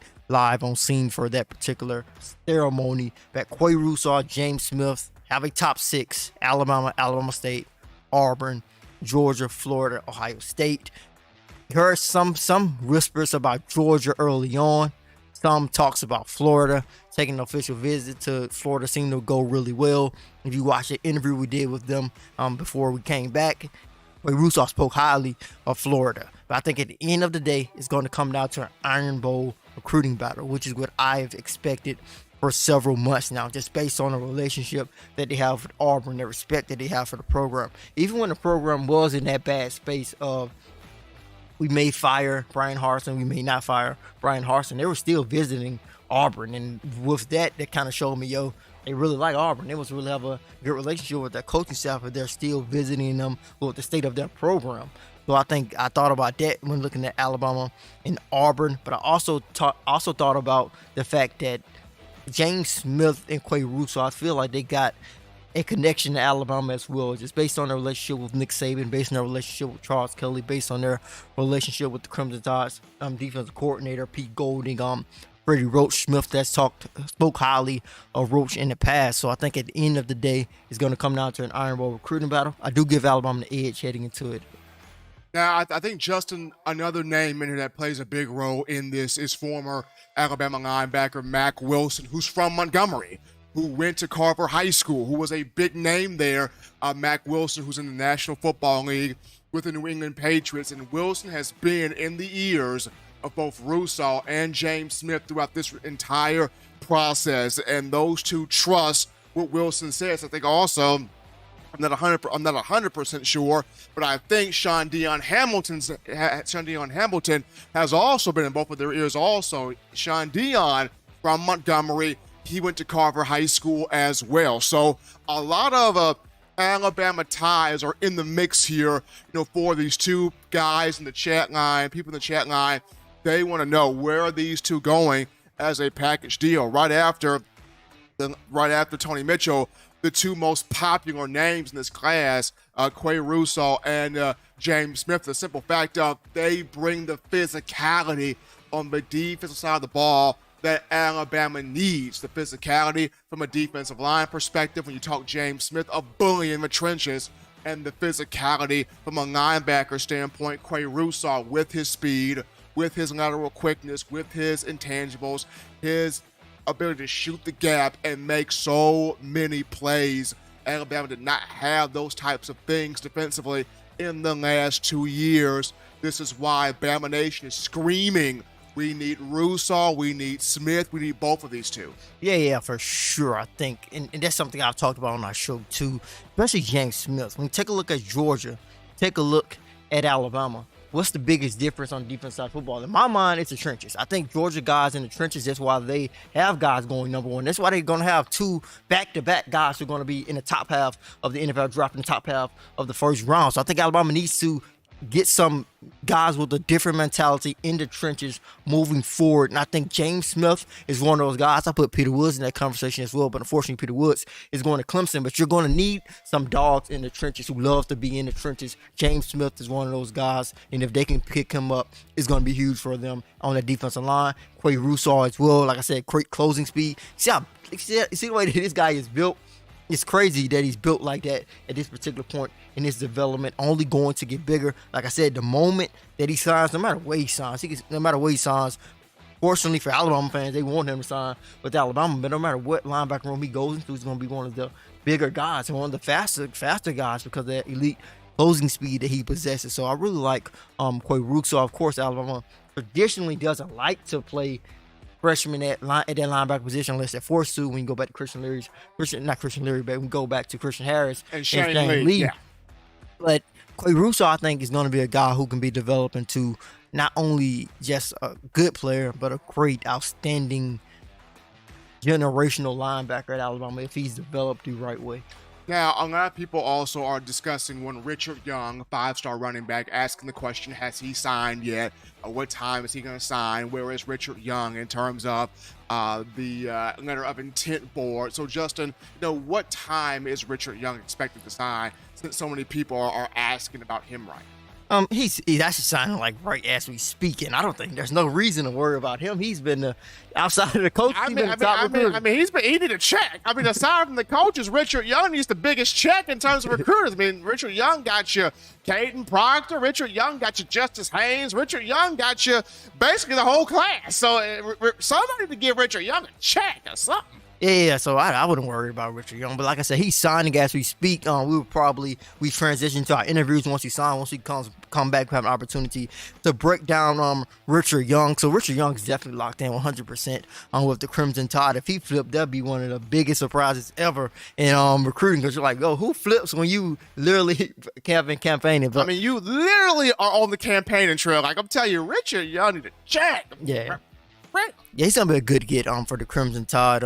Good running back, a guy who can do a little bit of it all. I think just the same, maybe a more experience as like I said, blocker, as a running back, and catching the football out of the backfield. But as far as being a downhill runner, he's a guy who runs with physicality. He's a guy who is continuing to grow, but he's a physical running back with some great speed as well. I think a lot of people don't talk about his speed enough. I think he's a guy with some good speed on him. So Richard Young coming to Tuscaloosa is definitely a great thing. But like I said, when we came back here, the next thing we want to transition is to our interviews. We want to give you guys an opportunity to learn about these guys from their own mouths, hear what they do outside of football, hear about what they think about the game, talk about some of the NFL players or collegiate players that they look up to and try to model their game after. Like I said, heading into the show, we want to leave no stone unturned. We want to give you guys great information, live analysis, in-depth breakdowns from me and Steven, of course, but I also want you guys to hear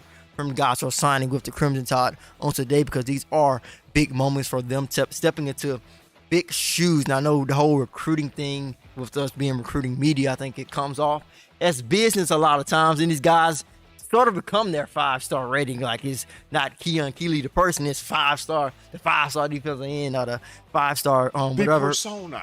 Yeah. So I think I really want this interview to be a part of it. Not only talk about football, but talk about music, games, just different type of stuff to give you guys a look into these guys and who they are outside of the game, just who they are as a person. So that's why I'm excited to move on to this next segment here. But when we come back, we will have Eli in place at Carver Montgomery to live stream Quay Rousseau, James Smith announcement at 1 p.m. from Carver Montgomery High School down to Alabama, Alabama State, Auburn, Georgia, Florida, and Ohio State. We'll see what happens. I think if I had to make a prediction right now, I think Alabama will land them. That is my prediction at this point. I do feel it's an Iron Bowl recruiting battle. If they did pick anybody outside Alabama, my guess would be Auburn. But Steven, is there anything else that you'd like to add? Well, I know one person in particular in the chat, Conrad Hurley, continues to writing about will there be any coaching changes made in the offseason. All I can say at this point is Bill O'Brien's contract runs out after February 28th of next year. He'll be out. You maybe could see a position coach or two change over, but in terms of Pete Golding, right, because of his recruiting acumen, it's becoming more and more like he's going to more than likely stay. Now, if Alabama does go out there and target a big-time defensive coordinator, does this mean Pete Golding moves off the field and his role becomes solely recruiting? That could be something right there. But as of right now, probably the only change that's been made is Charles Kelly, the associate defensive coordinator and safeties coach. He has joined Coach Prime, Deion Sanders in Colorado. Bill O'Brien's contract will run out after February of next year. And aside from those two, any other coaching moves. We'll just watch the dominoes fall, should they fall. Yeah, I was thinking, like I said earlier, I was thinking the same thing. I think if anyone is staying out of Pete Golding and Bill O'Brien next year, lean more towards the Pete Golding, but we will know. The future will tell it all. I know a lot of people are pointing towards Bill O'Brien's contract and everything, so we'll see what happens with that. But like I said, now we're going to transition into our interview segment, starting with Jaquez McElderry, a 4-star offensive lineman out of Anniston High School in Anniston, Alabama. Like when I talked about him earlier, a guy with just a great, infectious personality. I think Alabama fans are going to love this kid from day one. You're going to have an opportunity to hear from him and learn a little bit about him right now.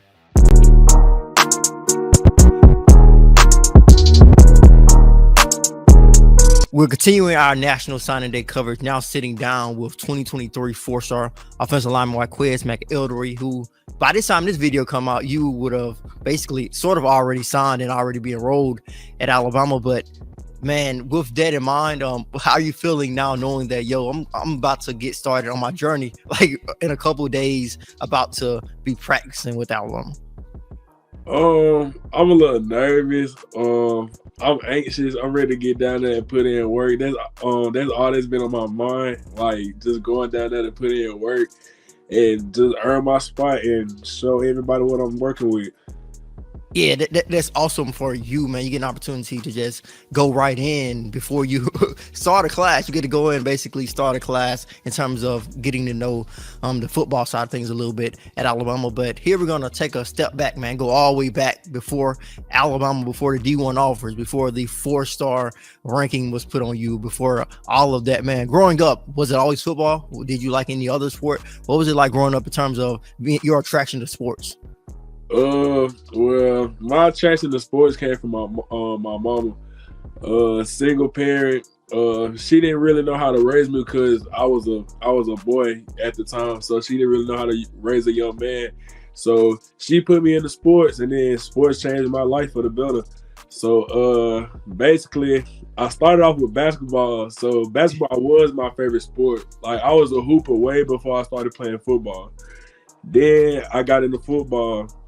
And then it just took off from there. Like I was in, Pee Wee, Little League football. Next thing you know, I got the wind knocked out of me.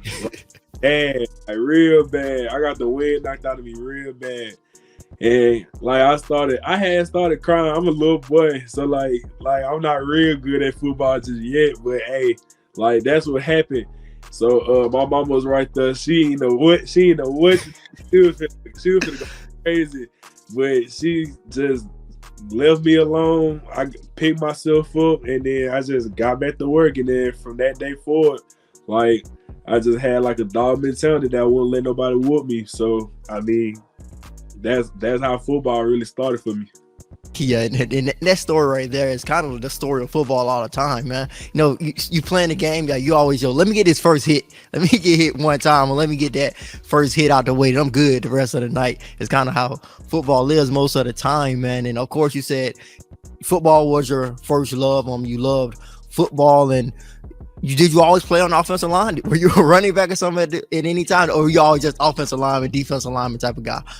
Offensive lineman, defensive lineman type of guy. I always had the green stick on my helmet.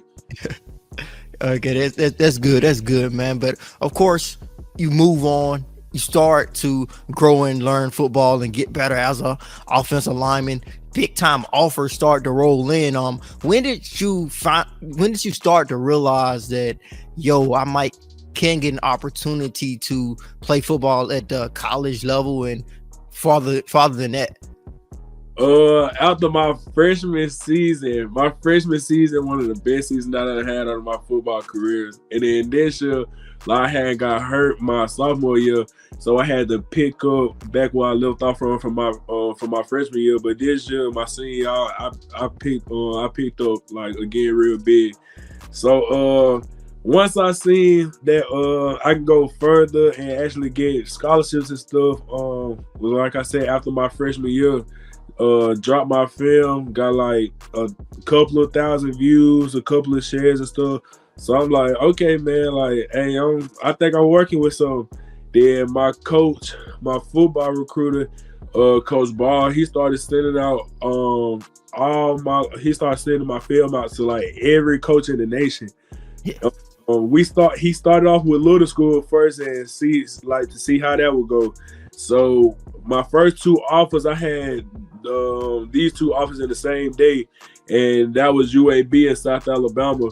But then a month later, I want to say a month or 2 later, and then what's so crazy now, he finna be my coach at Alabama. Coach, when he was at South Carolina, he offered me my first SEC scholarship. So when I got that scholarship, that was like big for me. And like, South Carolina SEC. So I'm like, hey, I can probably go and do something a little bit better than South Carolina. Not saying South Carolina isn't a good school, but I could probably go beyond South Carolina. So after that, 10th grade year come, then junior year come, and then, hey, this thing made a commitment, decommitted, and then now I'm rolling with the tide. Yeah, and going back to all of that, of course, you grinded it out, starting to get all of those different offers starting to roll in. First off, shout out to Coach Ball. I know he's doing a big thing for you guys at Anniston, and coincidentally, you're not the first guy to tell me that Eric Wolford offered them in the past, and then now they're going to be he's going to be their coach at Alabama. And I think that speaks towards Coach Wolford's ability to just have an eye for talent, basically. But I'm going back to the first time I actually saw you. I think it was at Dex Preps camp. I think it was at Lincoln. I remember you were, I think you had Afro then. If I'm not, you had Afro. Yeah. Then you it was something big. It was a defensive lineman, and you blowed him like all the way off the camera. Like when we edit this video, I'm gonna make sure that video is shown like at this point. And that's the first time I saw you, and I think after the camp, I asked Dex, I'm like, who is that? Because I had the video, but I didn't know exactly who it was, and he told me who you were and all that. Basically, kind of snowball from me on that. So you stood out to me on that day, and I think you had some offers by then at that point. I don't think Alabama and Georgia came, but they came a little bit later. But I kind of saw what those coaches were seeing in you at that point in time. But like you said, you went on to commit to Alabama. But we're gonna take a sideways course here and talk a little bit about things outside of football. I know we had a video out with you playing a game with me, so I know video games is something that you like to do. But I know a lot of you guys like to listen to music before the game. Is there any artists that you like to listen to before the game? Try to get you hyped up and everything. I like to listen to Young Boy. I like to listen to Lil Baby. I like to listen to an Alabama rapper. It's 2 of them. One on Sway Moolah and the other one Honeycomb Brazy. And you don't listen to Big Yavo, and his name is Big Yavo, right? Yeah, I listen to Yavo. Oh, like yeah. I really like Yavo too from Alabama. But you keep going. Yeah, I like Yavo too, and I love me some Drake, and depending on the song, I like me some Chris Brown. Oh yeah, I agree with you on all of those for sure. Yeah, I like some Chris Brown too. But yeah, actually, that's gonna roll into this little segment that we're gonna do. It's basically like a this or that. I'm gonna ask you something versus another thing. Get to pick the other thing. You don't have to explain. Just can pick whatever you like over the other thing. The first one is gonna be a rapper. You said both of those rappers already, so I'm gonna basically make you choose here over one or the other. So the first one is NBA YoungBoy or Lil Baby. YoungBoy. Uno or spades? Spades. I don't know how to play spades. I don't even know how to play spades. Not yet. I need to learn though for sure. But I need to learn. I need to learn how to play for sure. But Xbox or PlayStation? I think I know what you're gonna choose right here. Yeah, I know it's gonna be PlayStation. Yeah, I think I'm pretty sure you played on PlayStation. Of course, you're gonna want to do both of these things great at the next level, of course. But I want to see which one you I guess enjoy the most, at least at this point. Run blocking or pass blocking? Run blocking. Yeah. You can dive into that. Why do you love run blocking? I think I know your answer is gonna be why do you love the run block? Because I like to put people facing the day. Yeah, I knew you were gonna give me a good answer on there. And another question here is it's not gonna be this or that, just a question. First I'm gonna ask you the question. Do you watch football movies? Have you watched a lot of football movies, you feel? I'm not gonna say I watched a lot of football movies, but I watched a few, not a lot, not like every single one of them, but I don't watch a few. Do you have a favorite one by chance? The Blind Side. On Blind Side, that's a nice one. That's a nice one. Actually, that one has pretty decent football in it. Actually, I kind of hate football movies that the football looks like really bad. The Blind Side, the football actually looks pretty decent in Blind Side, yeah. So you gotta pass with Blind Side. And of course, Nick Saban was in Blind Side, coincidentally too. Yeah, a lot of the top coaches were in that movie. But man, you have an infectious personality, a great personality on the field and off the field. And I think that personality shows on the field, man. What do you think your personality does for you on the field as a football player and as a leader? Because I think you are a type of guy who people are going to play off really well just based on the energy that you bring. I don't know. I'm never in a bad mood unless something like really happens to me. But I'm always happy. Like, I'm living life, man. There's nothing really to be mad about. So I'm always happy. I always have a smile on my face. At the end of the day, I know everything's gonna be good, and God got me. So I can't really complain about too much. So I'm always smiling. Like, I'm smiling now. Like, you feel me? Like, and I just got so much passion for the game. Like, football is my life. Like, I wouldn't be where I'm at today without football. So, like, that played a big part in it. And then again, like, the energy and, like, the passion that I have for the game, like, if I'm knowing I'm finna get ready for practice, even though I might not want to practice, I'm still going to have good energy, good posture. I'm still going to have a good time because I'm doing something that I love. Now, when the game comes, that's a different story because I'm actually playing. I'm going against an opponent, and I get to showcase my talent. And then again, I feel like I'm the type of person that can bring everybody together and get everybody on the same accord, like, go win and be great. Yeah, I definitely see that from you. I know you talked about with me that you want to be a leader for Alabama in the future, and I think that is in front of you just based on the personality that you have, and also just seeing you on the field, man. You enjoy every moment, it seems. Of course, in between the whistles, you're aggressive. You can tell that passion shows when you run block and getting up to the second level, and all of that shows. But after the whistle, quick to celebrate with your team, just having fun. I definitely see that for you, and I definitely see that passion in between the whistles and after it. But thank you so much for the interview. We're going to continue our signing day coverage, of course.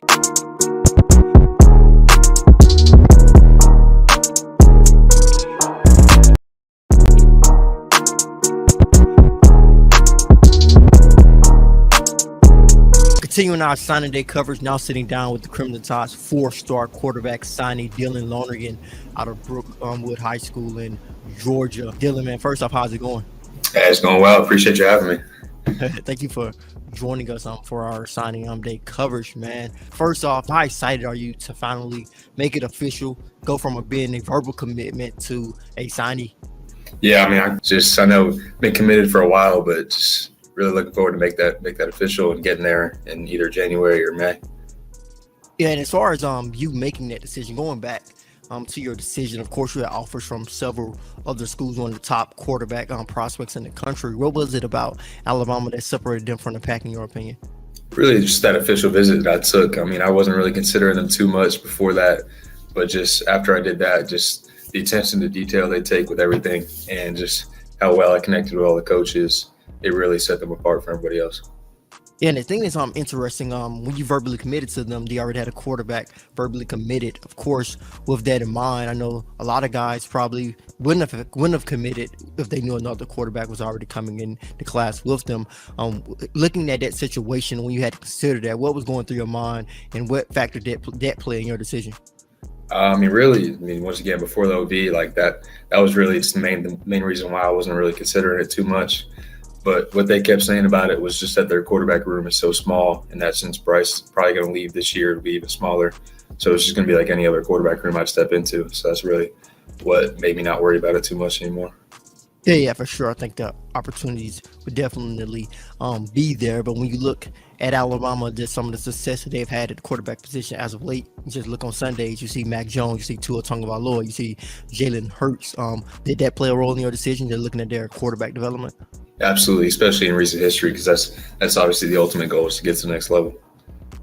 Okay, yeah, man. But I got you, man. But as far as us stepping away from football, I'm going to talk a little bit about some things away from football, man. When you're away from the game of football, I know you are, baseball players who are going to dive into a little bit of that later on. But going away from football and baseball, when you're away from sports, what do you enjoy doing?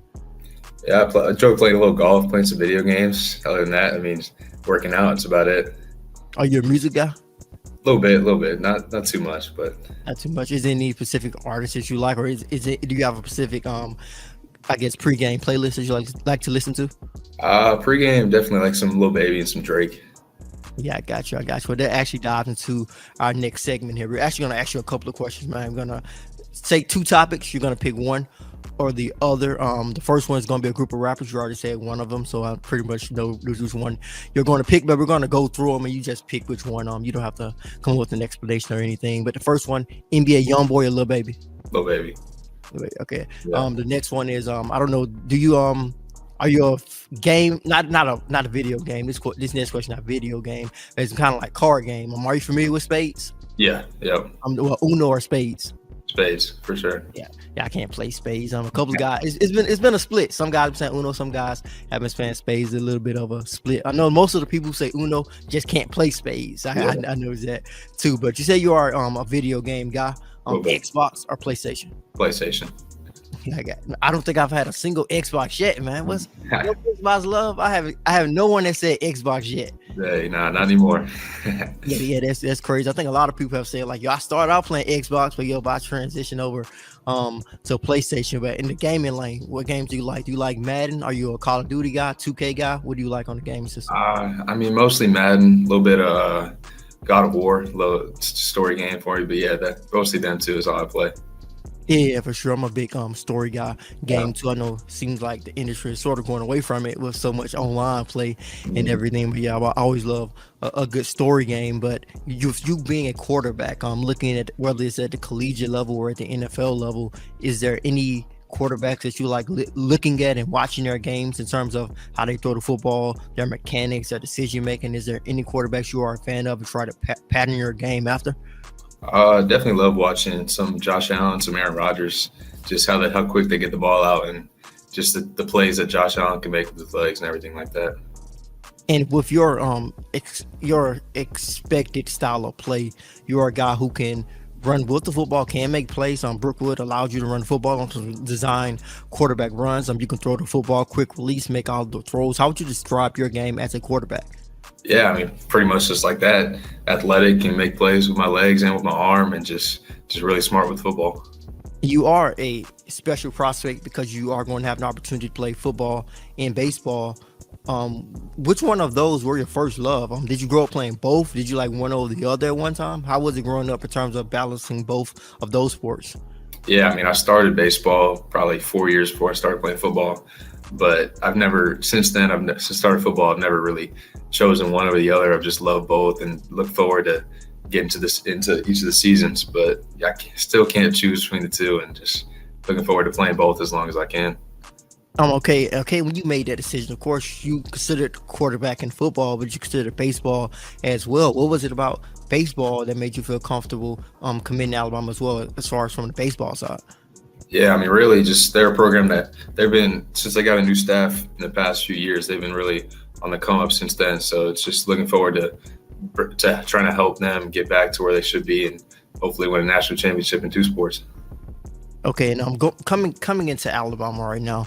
This is the last question I've asked everybody. This question: the state of the program. They lost 2 games, 2 plays, 4 points.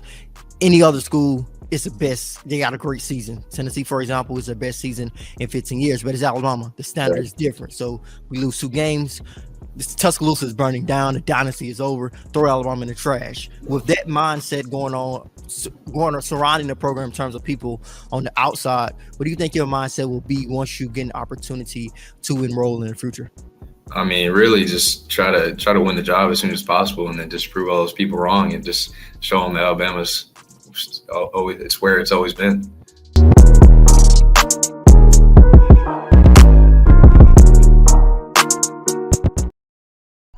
Now we're going to go into our conversation with Jordan Renaud, 2023 four-star defensive lineman out of Tyler Legacy High School in Texas. Originally from Florida, had an opportunity to sit down with him for an interview. And Renaud is an interesting prospect because he could be an edge rusher at the next level, or he could be an interior guy at the next level. The Crimson Tide like him as an interior defensive lineman, had an opportunity, like I said, to sit down with them, learn a little bit about his story, where he grew up, learn a little bit about the position he wants to play at the next level, why he committed to the Crimson Tide. You're going to learn that and a lot more about the Alabama signee. So be sure to check out this great interview with Jordan Renaud.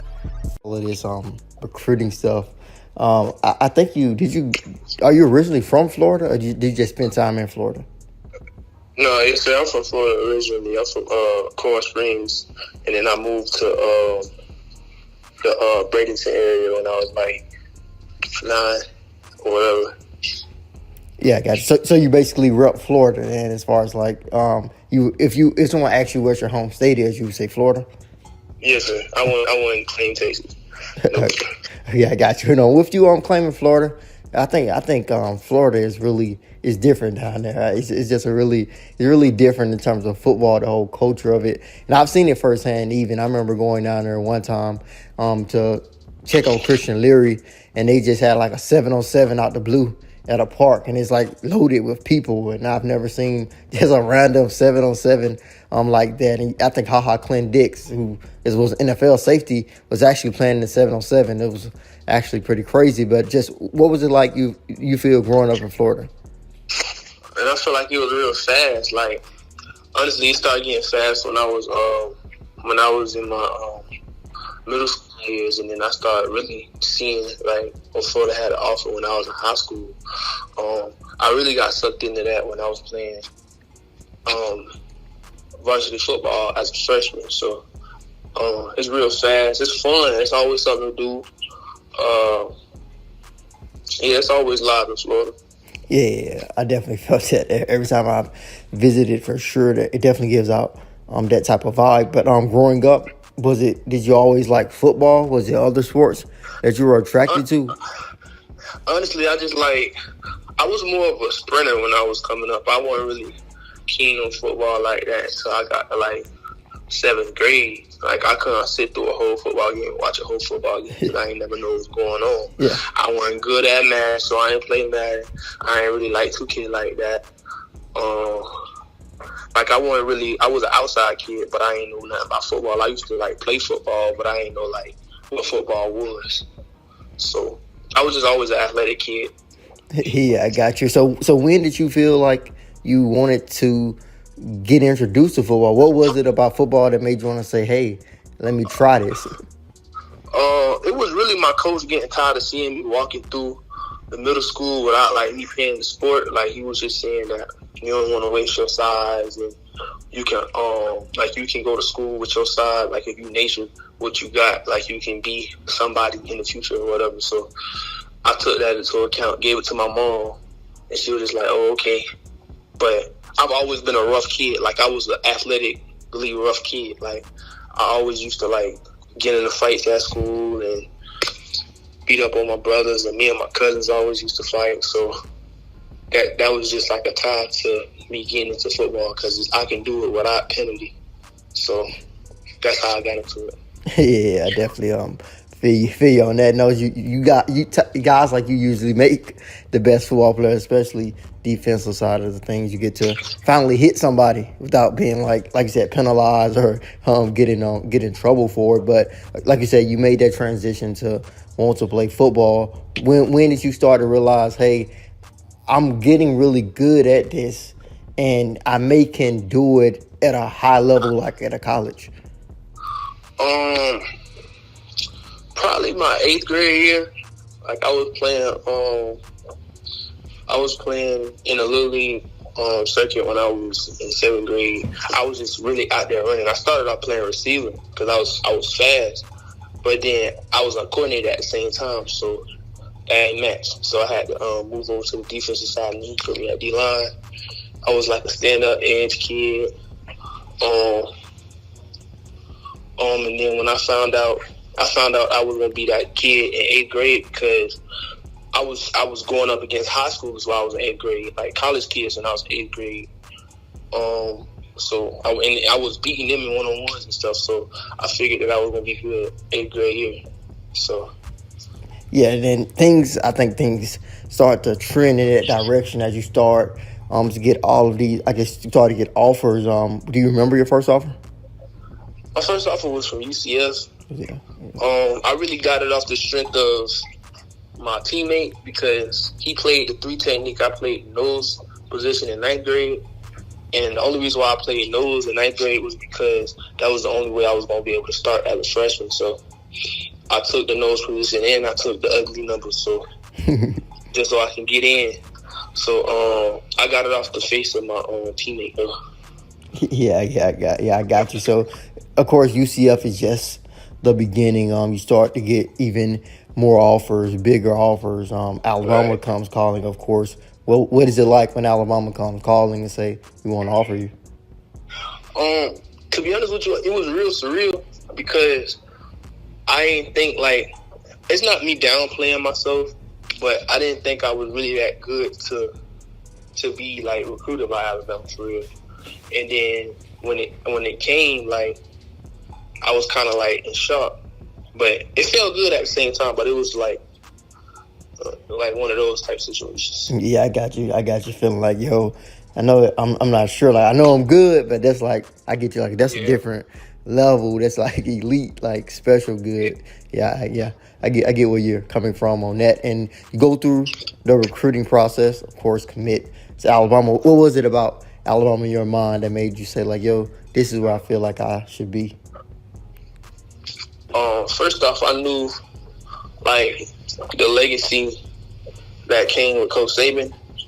So I knew what he was bringing to the table. I knew that, like, he was a defensive-minded coach. I knew that, like, if he put his hands on something, it turned to diamond. So, and everybody that came through this program for the past 15 years went to the league first round.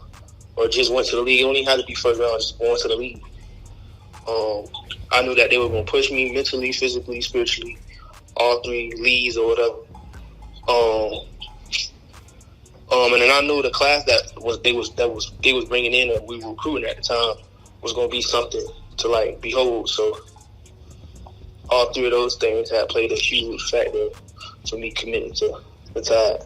Yeah, I got you. Many guys still got a great class. Could be building on to it. Surrounded out here, another great recruiting class for Alabama, of course. But going away from football, like I said, want to talk about football a little bit, but also go talk about some other things. We're going to go back to football because I know you like talking about the technical side of the game too, but we're going to talk a little bit about what you do outside of football, man. What do you think you do for fun when you're not playing football? Honestly, I've been trying to get into reading, like, self-help books and stuff so I can, like, be a better person. If I'm not reading, I'm asleep. And then I ain't even gonna front with you. I be on TikTok like a mug. So I be on TikTok, little stuff like that. But outside of that, I'm chilling though. Yeah, I got you. Is there any specific, like, authors or books that you like to read, or anybody in particular in that space that's, like I said, that self-help space, that motivation space? Is there any particular book that you really like or any author that you really like? I like The Power of Now. I don't know his, like, how to pronounce his first name, but his last name is Toll.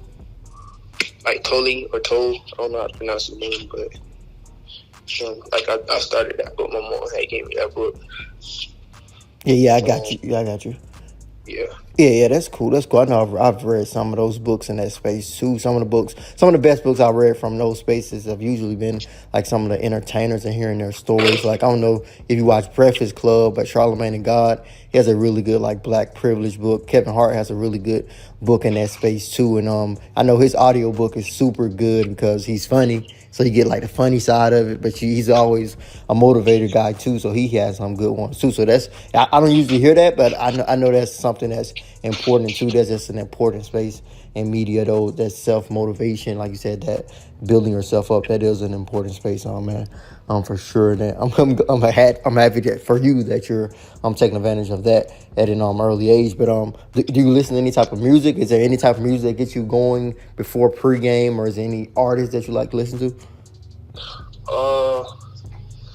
I like to listen to like Lil Wayne, like the old Lil Wayne, old Drake, Kodak, Young Thug, like stuff like that. Yeah, I got you. I like the older Lil Wayne too. Is a couple questions I've been asking guys like this or that. Since you went a little bit older school, like you said, than some other guys will say. But maybe do you listen to Young Boy?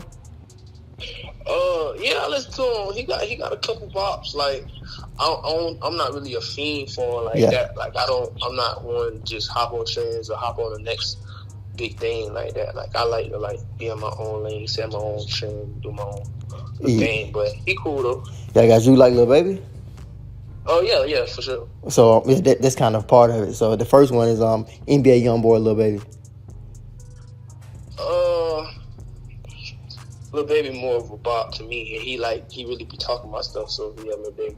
Yeah, I would go with Lil Baby too. He's more of a lyricist. I think he just is the perfect. You'll hear a lot of older guys say like they'll listen to Lil Baby because he's like this perfect blend of lyricist, but he's also got this new blend to it as well that just fits perfectly. Yeah, so I go with him as well. Another one, I don't know if you play cards or something when you go to your family events, but Uno or Spades? Shoot, I still gotta learn how to play spades.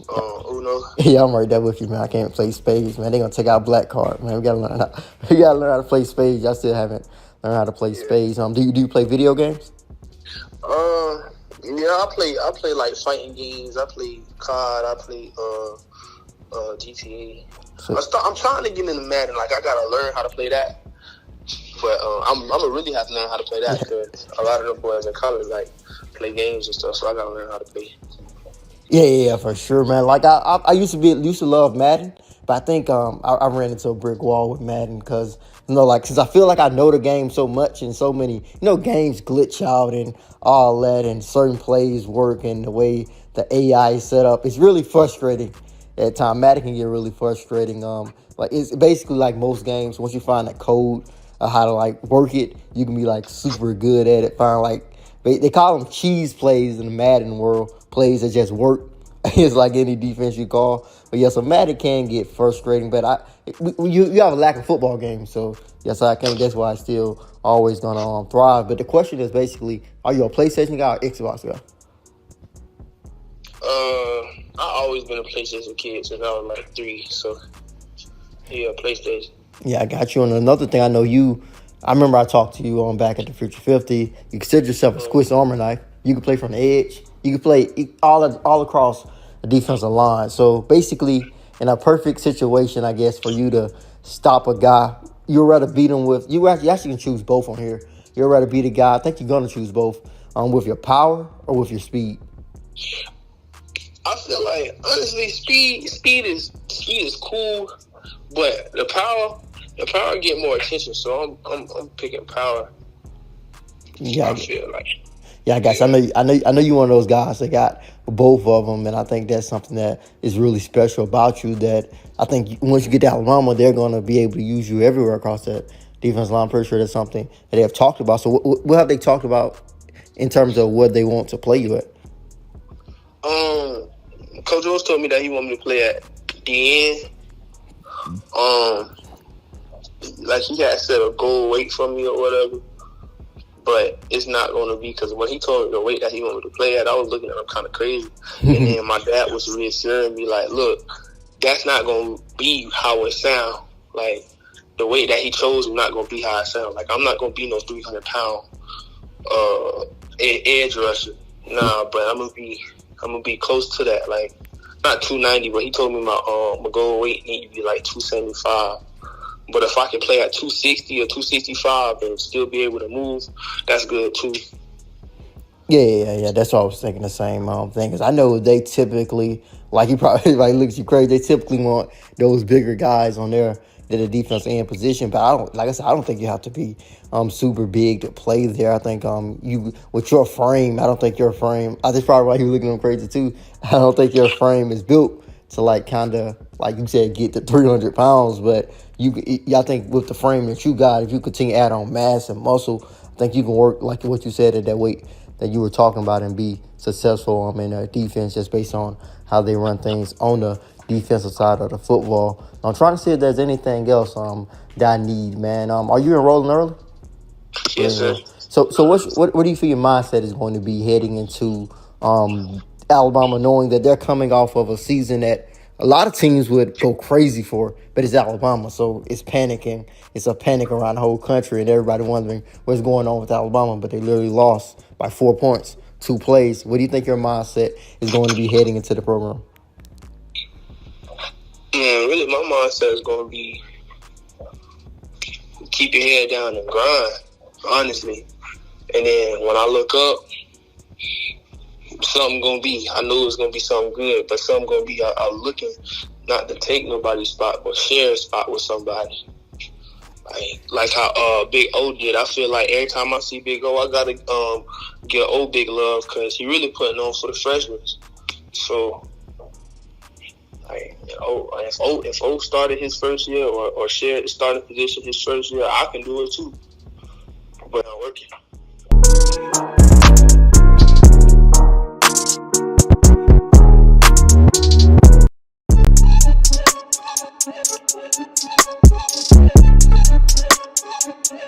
We're continuing our Sunday Day coverage here, talking with one of the top Juco prospects in the country, Alabama commit, set to join the Crimson Tide in the future, man. Malik, first off, man, how's it going? It's going pretty good. Just excited, the season. Obviously the season didn't end the way, that I wanted to, the team wanted to. But, with me committing, in July, now, it's that time. It's time to go. Yeah, and of course you're a Juco kid. Every Juco kid has a story. Everybody's story is different. You go Juco, everybody's path there is different, man. How would you describe your path going through the Juco route, and just how has that experience been? So I had to make, I had to come to Juco just because, my grades and all that. So, just early on in high school, I really didn't, care about school too much. It was just one of the things, like, I just wanted, to just go out there and, play basketball, football, and run track. And, it definitely was on me, because, I definitely should have been on my grades. But I feel like, that happening, it all happened, for a reason. Coming from a little town in Kansas, I don't really know what my, recruiting process would have been, if I would have had the grades. But, just fast forwarding to having to come Juco, it was just the best thing, that ever happened to me. Being able to develop the way I developed, play with, the team, my teammates, get coached by the coaches I was able to get coached by. It just helped me mature, become a better leader. And then, fast forward to, when I started blowing up, it was really, the reason, all that and everything that happened in high school, it was just like a second chance that I needed. And, I was always just telling myself, I'm getting the second chance, everything just starts over. I got to take it the right way. I can't take this one for granted because, who knows if I'm going to get another chance. Yeah, and teams like, of course, some of the top schools in the nation came after you. What was that moment like to know that, like you said, you wanted to embrace this opportunity, but what was it like to see that schools like Alabama and some of the top schools in the nation are coming after you? What was it like when, at that moment, when you realized that, I can really not only go play at a higher level, I can play at one of the top schools in the nation? So, I had a little bit of offers, before, my first big offer was Georgia. And, I just remember, sitting in the locker room and, just getting follows, and then, got to talk to, Coach Smart. And, once I, got off the phone with him and, he, offered me, then I was really like, okay, life's about to change. Like, that's Georgia. And, on my whiteboard, I'm all about setting goals. before the season. So like in the spring season, my goal that was, boxed in big letters, get offered by Alabama. So like I've been knowing like if I get that offer, that's where I'm going. So, I talked to them a little bit, built that relationship. And then, once they finally offered, I already knew where I was going. Just because like just coming out of Juco, and really before that, like as a kid, you just watch the success that Alabama has, the national championships.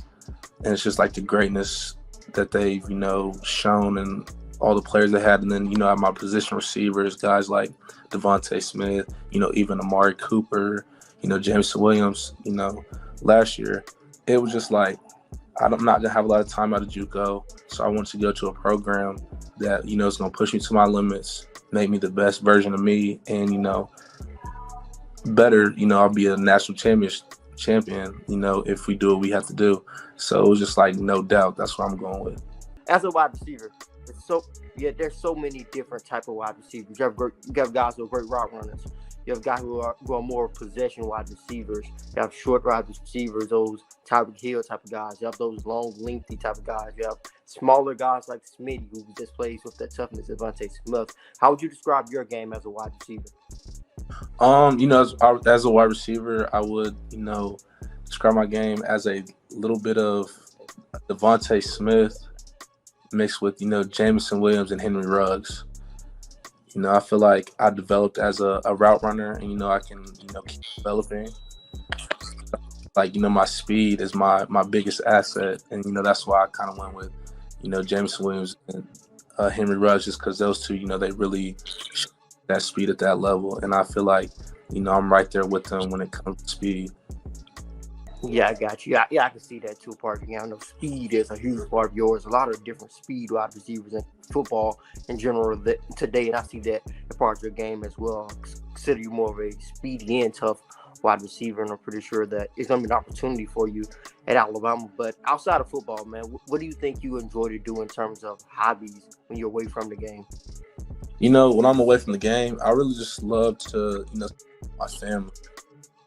Just having to, I don't have a lot of time with them just because, like junior college is way different from, high school. So like I'm doing the same thing as, Division I. We just don't have the facilities and, just all that nature. So I would say, my free time, I just love to just hang out with, friends and family and, just enjoy those moments. Yeah, and do you think you have a pregame routine, anything you do before the game that you think is kind of special, anything in that area? My pregame routine, definitely have to listen to that music, lock in. I like to listen, like on a game day, I like to listen to music, probably every day. First, like when I wake up, just want to listen to like, slow jams, just like kind of calm before the storm, just get my mind right. And then like right when it's like lock in, I'm just my game day playlist, I'm getting ready. Yeah, and I've actually been asking some guys. Yeah, we've been getting into some music conversations now. Who is on your playlist on that game day? Ooh, on my game day, number one, Youngboy.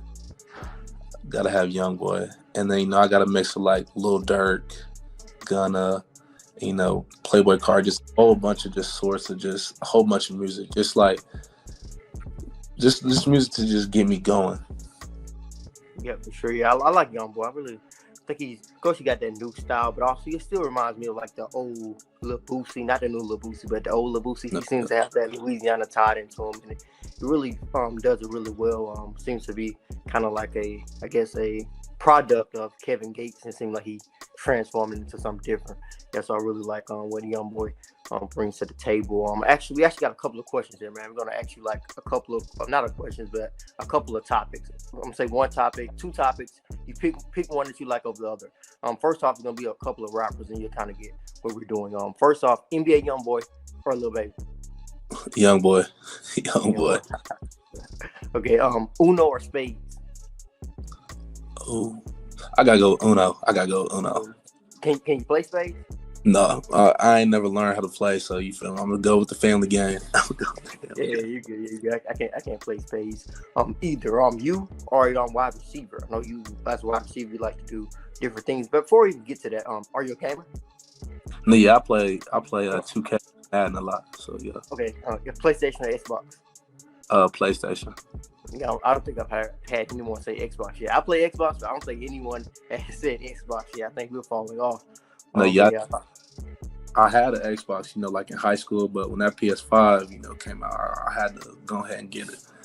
Yeah, I got you. And this is more of a receiver question. On this one, you can choose both and explain if you want to. In terms of your game, what do you think you would describe yourself as? I guess I'm to a term I'll put this in. More of a stronger route runner, or a guy who can just go up and get the football, can really I guess. Matter of fact, let me ask this question a different way. When you beat a guy on a route, beat a guy for the football, would you rather beat him using your route running ability or your ability to be a tough wide receiver and go up and snatch the football, go on top of his head, basically moss him? What gives you more enjoyment, you think? I would most definitely have to say the route running. Going up and mossing somebody, you get the oohs and the ahs. But when you just kill somebody on a route, I feel like that really showed he can't really guard you. Okay, I'm actually another question. Of course, you're a wide receiver. I've interviewed some offensive linemen here.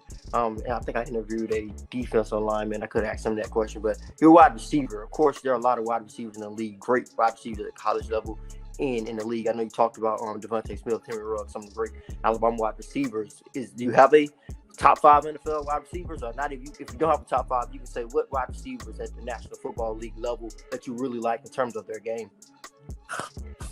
So I really study 5 receivers. So the first one I study, Justin Jefferson.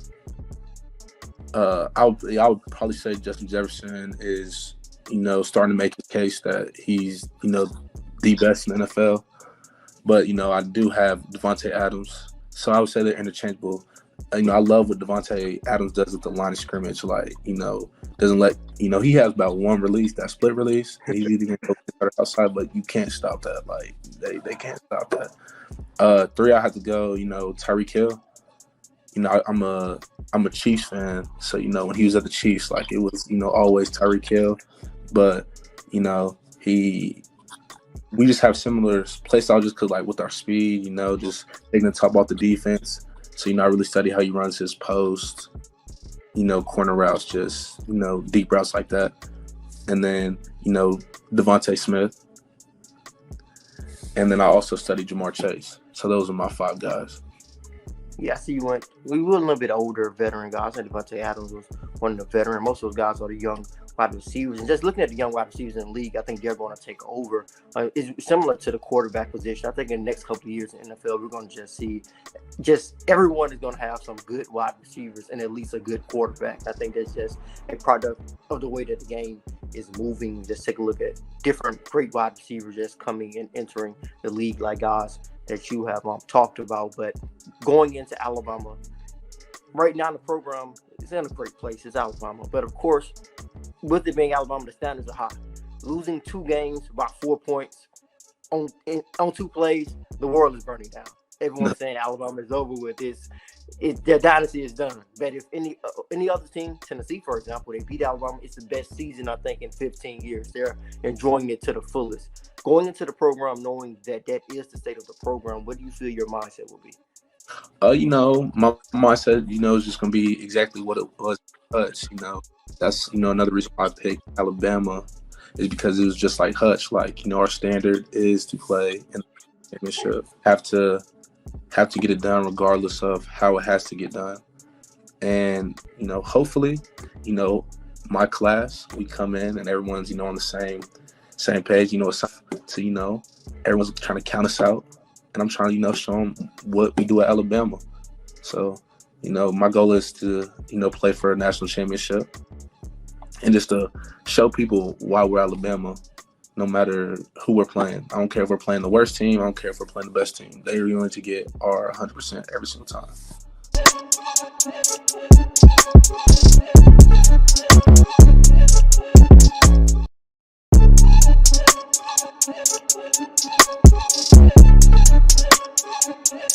We're continuing our signing coverage here at Touchdown Alabama.com for National Signing Day. Here sitting down with 2023 four-star offensive lineman Wilkin Formby out of Northridge High School in Tuscaloosa, Alabama. Of course, by now you have already signed and you're going to already be enrolled by the time this video come out. But how excited are you to enroll early, really early, and enjoy bowl prep with the team? Honestly, I'm ecstatic. I can't wait. I'm super thankful for everything God's done for me and giving me this wonderful opportunity, especially to go ahead and start practice and kind of try to hit the ground running. Yeah, and going back to the beginning for you, man, you're 6'8". Most that is crazy. And of course, you're going to Alabama, and there's going to be a lot of athletic freaks and a lot of guys ripped up and everything. But of course, you're going to come in at 6'8". As far as your height, have you always been the tallest kid, or were a kid that kind of hit a growth spurt? Yeah, so I've always been one of the tallest. Not necessarily the biggest though. So I've always been very tall, but I used to be pretty tall and thin. And then once I hit about like 8th grade, maybe 7th grade, started to get a little thicker, and then eventually got to where I am today. Yeah, and you grew up in Tuscaloosa, right?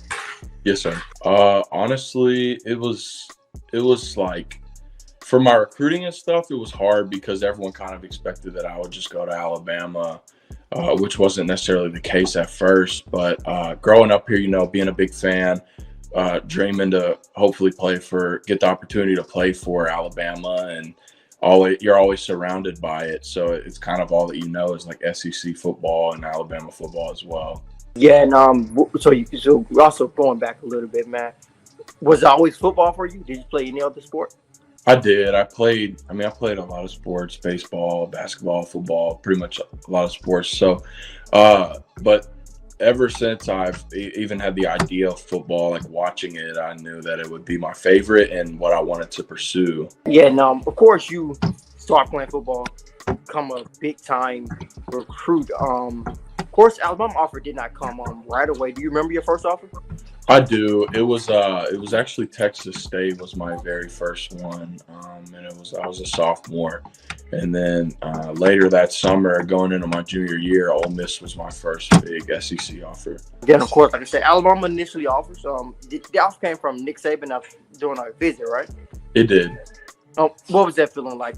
Tuscaloosa kid. Did you grow up an Alabama fan? I did, a huge fan. Yeah. So what was that moment like getting that offer? It was big, honestly. It was like at this point I had already had a lot of offers, but this one was definitely special just because I grew up here. It's what I literally used to dream of and pray about, getting this opportunity, and it's just coming true in my eyes. So it was pretty awesome getting this opportunity, and when it happened.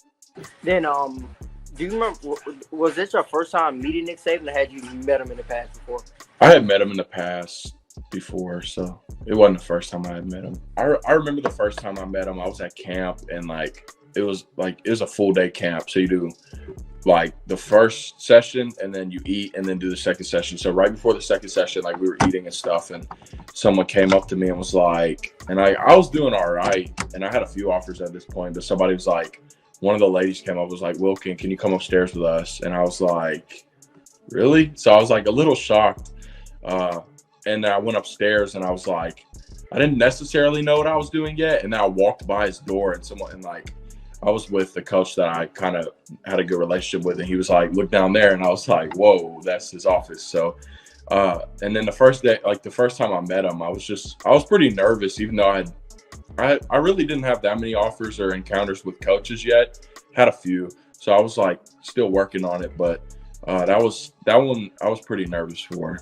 Yeah, of course, you get the offer and a lot of offers, so you have to decide, of course, official visits and all that. Of course, you're at a top school list. You did enjoy your recruitment to the fullest, I would say. You took all of your official visits, but what was it about Alabama in the end that made you want to stay home and roll with the tide?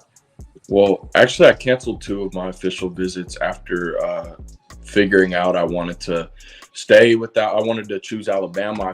I talked with Coach Saban and felt that it wasn't fair to Alabama or the other schools, because if I was committed, it's not fair to the other 2 schools that I was going to go visit. But once I kind of had that figured out, that I wanted to go there. I just felt like so much pressure off my back, and was kind of like, it kind of felt good to focus on a school instead of having to worry about like all these other schools. I just focused on Alabama and what I can do to contribute to them in the future. Yeah, and that's always good for guys like you who commit during the summer. You get an opportunity to just enjoy your senior year and not really focus on recruiting, taking visits, and also trying to play your best during your senior season. But as far as your game is concerned, I think you're one of the better pass blocking offensive linemen in this 2023 class. Great size, great length. But as far as what you do as an offensive lineman, what parts of being an offensive lineman do you really, really love? I really enjoy the fact that it's not like other positions. You're kind of playing your own game. So, like, you got the game of football and then you have O-line play. It's like a whole separate game, and it's constantly changing. You're constantly having to evolve technique, form, doing different drills, and you can never master it. So no matter how good you get, there's always like one slight error you can make, and then someone who's not as good as you will be. So you always just have to be it's so technical. Like any slight error can just ruin a play completely. So being technical is so fun to really be a student of it. And then just being physically superior than everyone else on the field as an offensive lineman, that's how you are. You just have to be nasty and dominant, honestly. Yeah, and I know going back to the season when I talked to you, you said after I saw you in person, you said when you watch Alabama, it almost seems like you are playing just based on what the different emotions that they are going through throughout the game. Going back to that, and also looking at this season, just what are your thoughts on how this season went for the Crimson Tide? For Alabama, honestly, like this is a season where everyone's like so disappointed, and then you're just looking at teams like Tennessee who are having like awesome years, but the record is the same. So that goes to show like how they didn't have that. Like it's not the standard that we want at Alabama, but it's definitely not a terrible season. Like people are being very dramatic with that, and I don't think that's necessary to say. I mean, there were definitely some things that they wanted to finish more in the games, like towards the end of games, and some regret there. But I think in the end, it's not necessarily all bad to have a season like that. Personally, I feel like we are going to this class and the class ahead of mine are really going to bring, well, mainly let's focus on this class. I feel like our class is really going to bring just a similar mindset to the table. We're all ready to just dominate and win. And like you said, we have the #1 recruiting class, but we're not really going to let that get to our head necessarily. We're just going to get in and focus on what we can do to contribute as much as possible and help us be the best team and do that.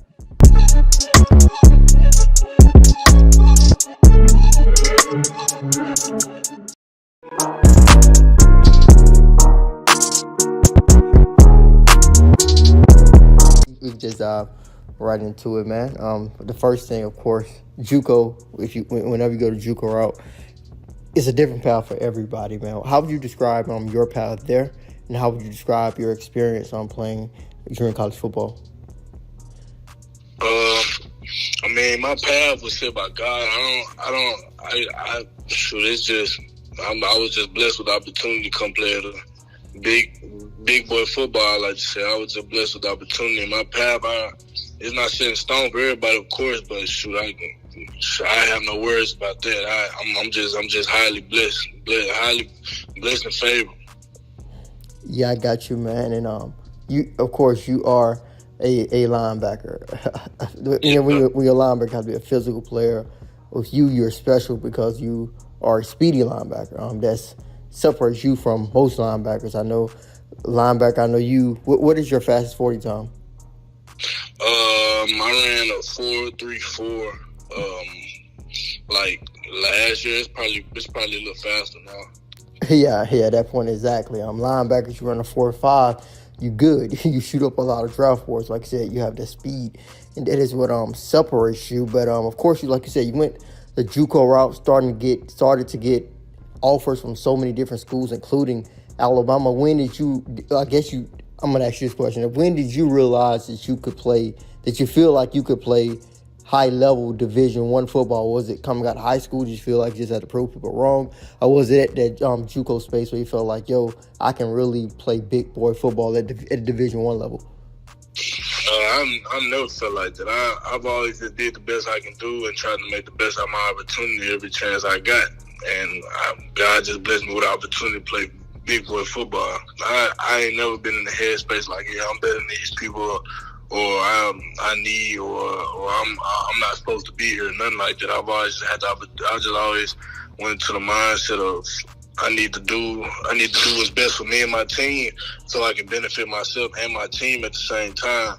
But mostly my team, and just get better every day and try to win games. And it just worked out for me in the end. Yeah, and got an Alabama offer, of course. What was it about Alabama in your mind that separated them from the other schools as far as your opportunity? I couldn't even tell you. It's just that feeling you get, when you just feel like you made the right decision. And I feel like I don't feel like I know I got that feeling when I came here to Alabama. I came and talked to the staff. I just got that feeling that I just can't shake. And shoot, now I'm here. I'm blessed that I made the decision. God really helped me in that aspect because I really love it. I love it 110%. Yeah, I got you, man. And of course, just thinking about Alabama, just what are your thoughts about the program even before you came? Just what were your thoughts about Alabama when you heard of Alabama football? What were some of the things that came to your mind?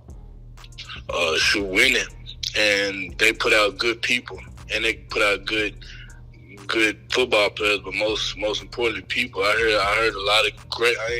Only people I hear bad about Coach Saban is how you win too much, and I didn't know that was a thing. So, shoot, when I came here and I seen how everybody talk about him, and then now me being here, I'm saying that he really teach me how to be a man, because I know it's a lot of people like me in my situation, me growing up without a father, that shoot, I ain't get that. My mom was my father, and she not a man, so how can she teach me how to be a man? And coming here now, shoot, it's just a lot. It's a lot different. It's just I'm learning a lot of things. Football, not football, life, everything. Yeah, and I guess piggybacking a little bit back towards on football, like I said earlier, man, your speed is what separates you from most linebackers. How would you describe your game? What do you think you do well as a linebacker? I think I do well by developing. I really go to practice every day with the mindset I'm finna go out here and try my hardest on everything I do, and I feel like that's what I do. That's just what I like to do. I like to go out there and try my hardest, and through that, it helps me through the repetition, through going so fast, going so hard.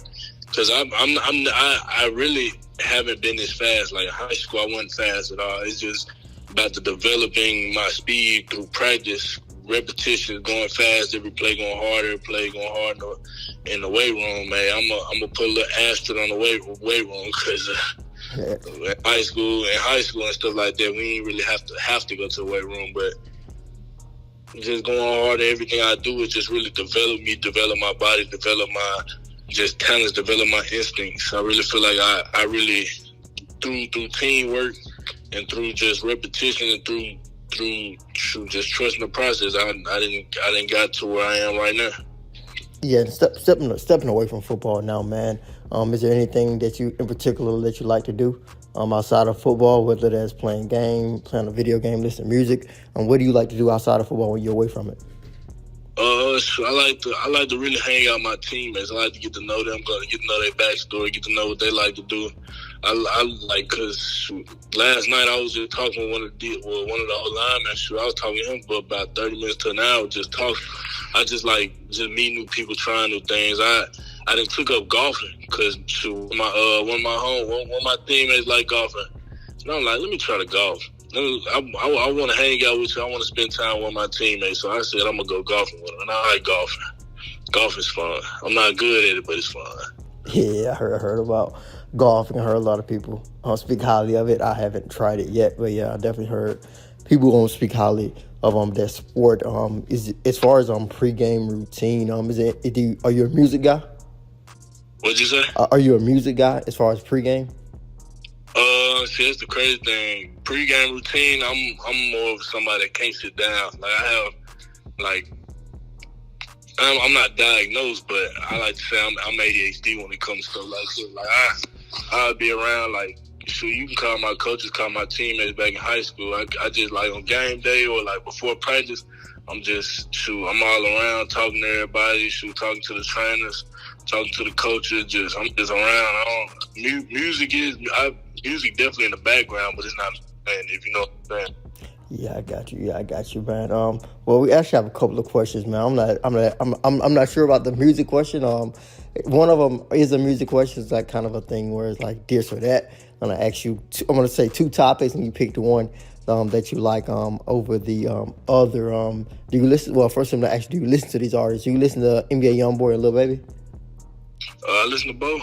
Okay, I'm gonna ask you about basically I'm gonna make you pick, and I think once you get that grasp of it, you're gonna get. I'm going with it. So NBA YoungBoy versus Lil Baby.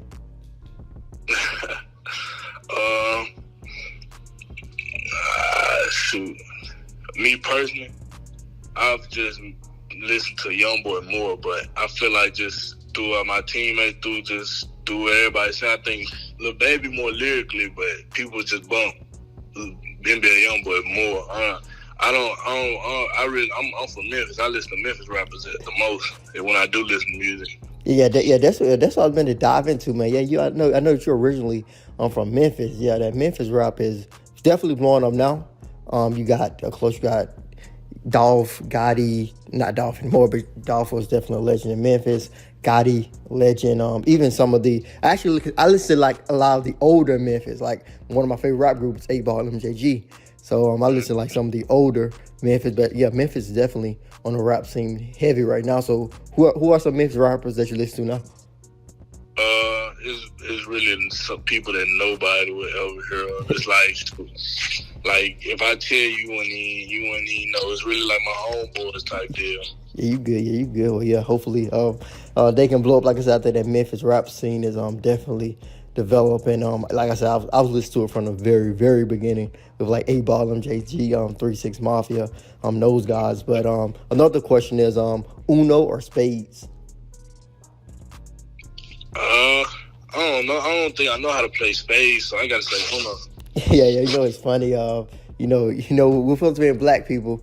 They bring up like, yo, you don't know how to play Spades, and it's like a problem. But like a lot of these, basically everybody who I asked that question, I think only one guy knew how to play Spades. So I wonder, who knows how to play Spades? And like nobody knows how to play. But do you play any games? Are you a gamer? Most definitely. I definitely be on the game. I like playing the game, when I don't got nothing to do. And I feel like when I do play the game, it just helps my awareness.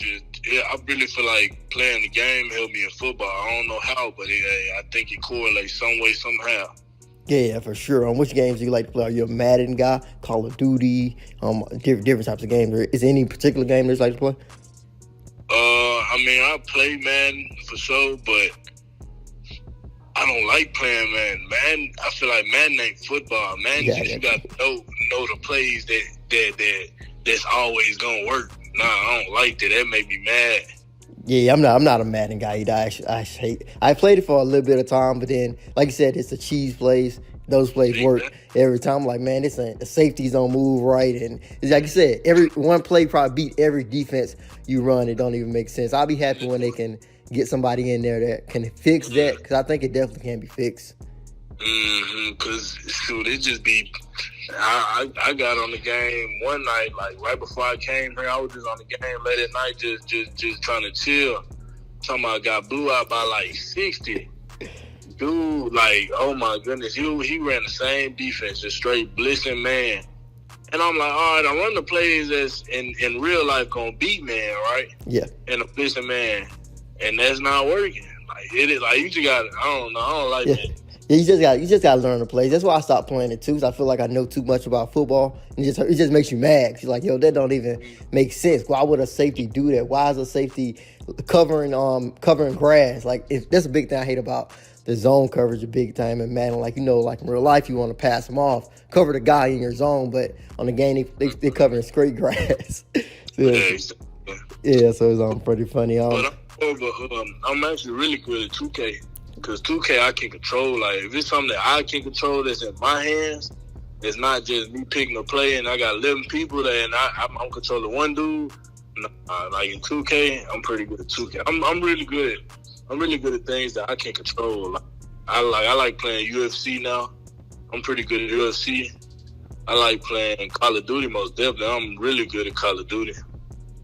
Yeah, I'm in that same space too, man. I like 2K over Madden. No, even though I'm not a basketball guy, 2K is definitely a little bit more developed than Madden in terms of, like you said, the control and everything, man. But the last question to get out your way here, you already at Alinen, of course.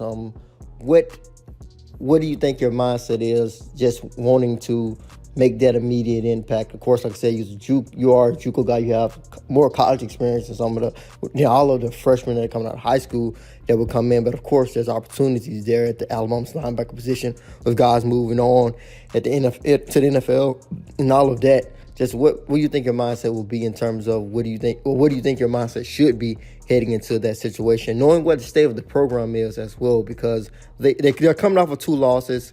4 points, 2 plays determine their seasons. At Alabama, the world is burning down. Everywhere else around the country, that's a great season. Let's go crazy. But at Alabama, the standard is a little bit higher. So what's your mindset heading into that? My mindset is that I'm here and like I said, I like controlling what I can control. And the thing I know I'm gonna control is what I can bring to the team, bring help, like just help the program out, help my teammates out. I'm bringing what I can bring, and that's my speed, just whatever I can. So I come to practice every day. My mind says I'm gonna come to practice every day, go as hard as I can, sharpen my teammates up, my teammates sharpen me up, and we gonna go see how it go. I feel like it's gonna go pretty good.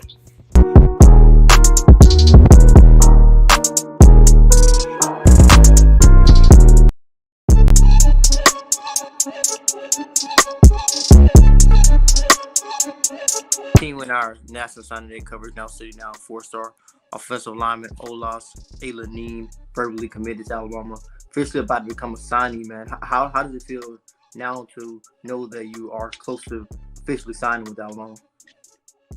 I'm really excited to get this thing done.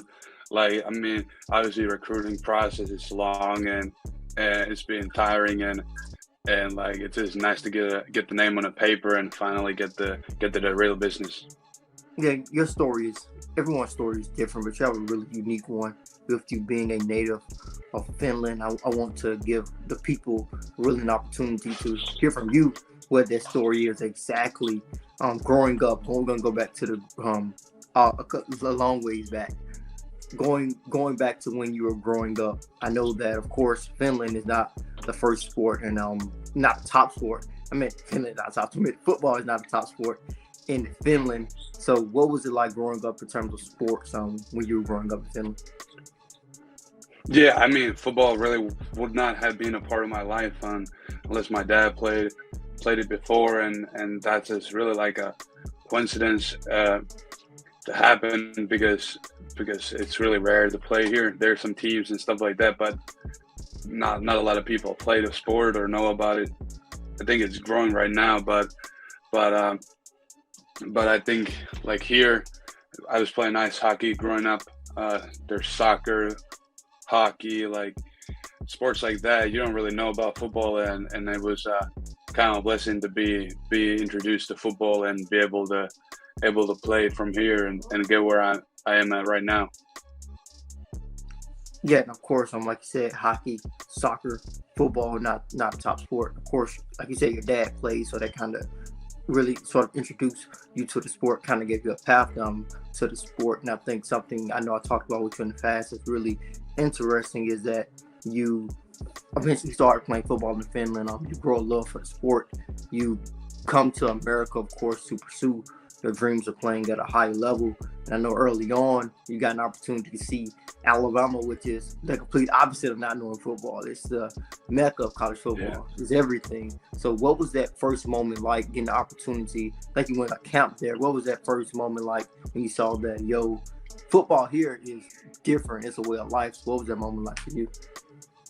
It's really cool. Like, I mean, it's sort of an unreal feeling when you get there for the first time. Like that was like maybe my second camp I ever did in the U.S. I never had played a game in the U.S. either, so pretty like unexperienced in football, even though I had played here in Finland, and still like remember that day when I was out there for a camp and we was really grinding, but kind of like that gave me my first like passion about the Tide though when I was there at camp. And like another thing was like I was pretty raw back then, so I didn't get the offer even though I felt like I did good at the camp. So that really made me even more hungry, and because it was like a place that I couldn't see myself playing at. So I really started taking football even more serious than I did before, and I really wanted to give myself an offer from Bama during my junior year. Again, as you are a top offensive lineman, you can play tackle, you can play guard, you play different positions along the offensive line. What are some of the things you think you do well as an offensive lineman? I think I play physical. I think I play with good technique. Obviously, there's always a lot to work on. I feel like the biggest thing is just getting adjusted to the speed of the game when I get to college level. But I see myself as somebody who's pretty obsessed about the fundamentals and the way to play the game the right way. I like watching guys who have good techniques. I like learning about the game. But I would say just the overall, like my run game is pretty good. I have pretty good like hip bend and stuff like that, what you need for O lineman, but just getting better on the foot speed and stuff like that. Something I've been working on for a long time now. And I think just going to Bama and being able to go against the best guys in my class, and then the SEC defensive lineman in general is going to get me where I need to be pretty quick. Yeah, you've experienced America for a couple of years now. I know, of course, coming from a different country, some things are different. But I talked to you in the past. I know you said that there's some similarities between the two countries, but just stepping away from football now, what are some things you like to do when you're not working to get better on the football side of things? Really passionate about football. So I spend a lot of time just watching games. Like every time there's football on, I like to watch football and look at different stuff related to football. Like I follow recruiting pretty passionately. Like I'm interested to see what's happening around other programs too and stuff like that. So just kind of living around football at the time. But I mean, I like playing some video games too and just chilling, like spend time with my friends and stuff like that. But nothing much really, just locked in for football. And whenever I'm not doing stuff around that or school, just trying to take advantage of recovering and resting my mind and body. Awesome, man. I know. I don't know how familiar you think you are with American music, because we actually have part of this segment that we're doing. It's gonna be based around a lot of different things. I think you're pretty familiar with American music, the different genres, rap, and all of those different genres. Definitely. I'm big on rap music. Like that's what I listen to. So my dad played football in the U.S. too. So like we weren't really listening to like Finnish music when me and Dad were driving to practice, and I was like a little kid. He was playing like 50 Cent and stuff like that. So what they listened back in the day in Atlanta when he played there. But yeah, I think I'm pretty familiar. I could probably get a little better with different genres though. Yeah, you good. Is there any specific artists that you like to listen to before the game or just listen to in general? Definitely Rod Wave, Lil Baby. Those probably the two of the biggest artists I've been listening to. Yeah, pretty much I've heard the same thing, but your answer is going to go perfect with the next thing that we're going to do here. Basically going to talk about two different topics. I'm going to bring up two topics, and you basically choose which one you like the best. And you basically said one of the first topics already, but the first topic is NBA YoungBoy or Lil Baby? Lil Baby. I know so. Yeah. I think it was pretty down the middle. Some people have chose YoungBoy, some people have chose Lil Baby. I think it's a good mix when you bring up those two. I think a lot of people choose one or the other. Do you still play video games for enough? You feel? Yeah, I do. I've been playing the new Call of Duty a little bit whenever I got time, and I play Madden too. Are you a PlayStation or Xbox guy? PlayStation. PlayStation. I only had one guy to say Xbox. Every single other person that said PlayStation. Yeah, that's good to know. Yeah, that's what I think. Yeah, I think it's gonna be good when you go to Alabama. Of course, everybody's gonna be basically playing PlayStation and different games. There are some people who say they like playing Madden. Some people who don't play Madden usually say it for the same reason.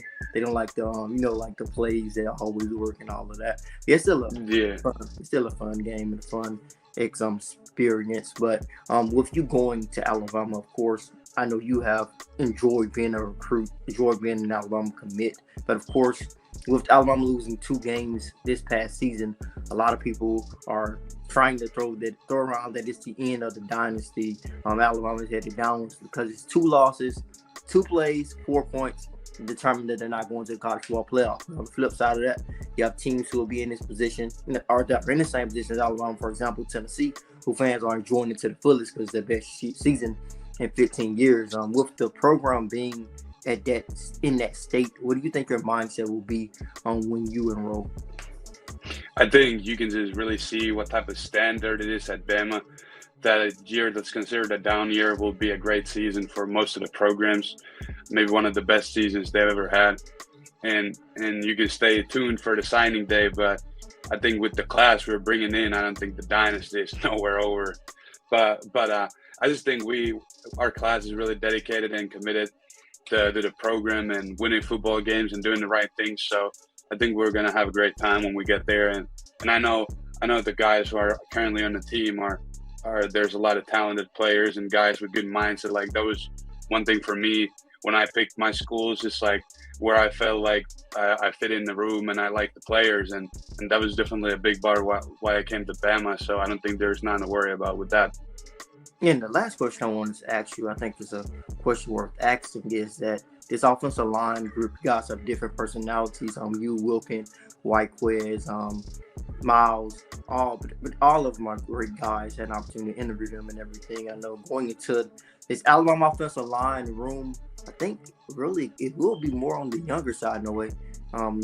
Next year when you come in, what's your relationship like with those guys as well as Tyler Book? Because I think he has just a great personality. It seems like he's going to be a leader of that locker room in the future. But just what's your relationship with that offensive line group? Yeah, I definitely think Tyler's going to step up next year to be one of the leaders in that O-line room, along with JC and Seth. And I think our O-line room is really just a group of great guys. We got really good relationships between Wilk and Miles, Reichweis, and all those guys. So it's going to be a fun time. I think everybody's really invested in football, likes to learn about football and do that thing, but also like just relax people like outside of football. Like, we're going to have a lot of good time together. And I think that's one big part of why it's a great fit.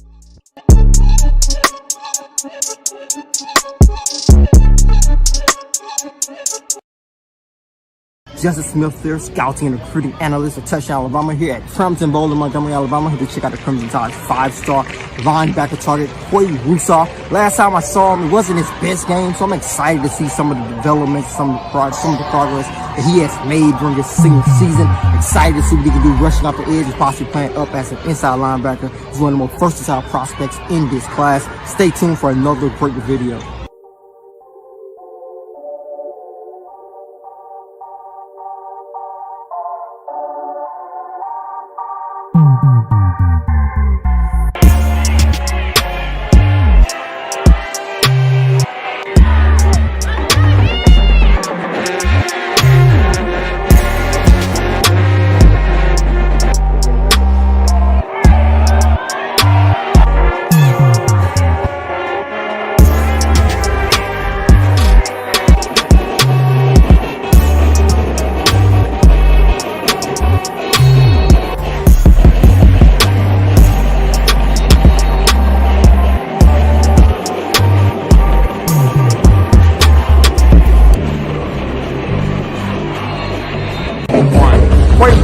Playing great in space all night. Another great play, getting down, basically that basketball stand, making another play in the backfield. Really liking the way this kid is playing in space, staying at home, rushing from the edge, knowing when to rush, but when to stay at home. Really like the big what I'm seeing from Quay Rusaw earlier.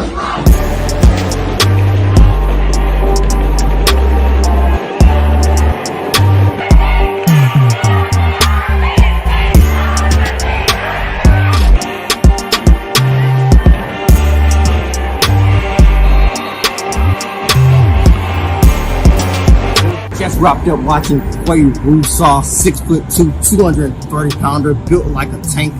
Really impressed with the strides that he has made during his senior season at Carver High School so far.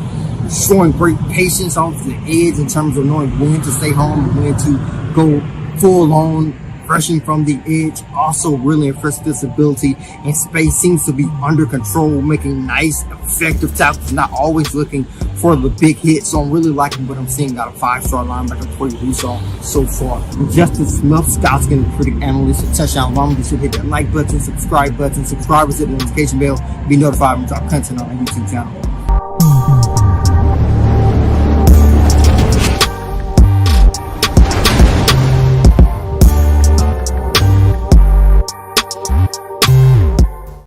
Justin Smith, scouting and recruiting analyst for Touchdown Alabama, reports from Crampton Bowl tonight to check out the Crimson Tide's 2020 45-star defensive tackle target James Smith. Last time I saw Smith was actually a couple of years ago. Very physical defensive lineman. I'm excited to see what he can bring to this matchup on tonight.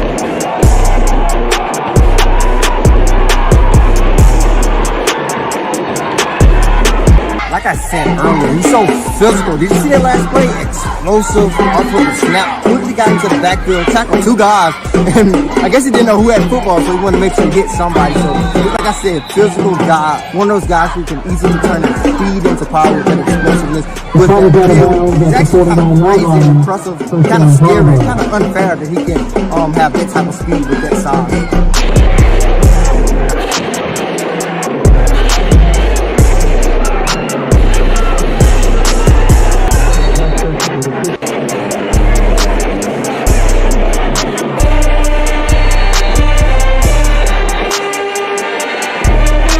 Once again, see James Smith get into the backfield really quickly. About to suplex the guy, but I think the referee saved him there. As you guys can see, like I said, he plays with a chip on his shoulder. Very physical. That is why he's so exciting to watch in my mind.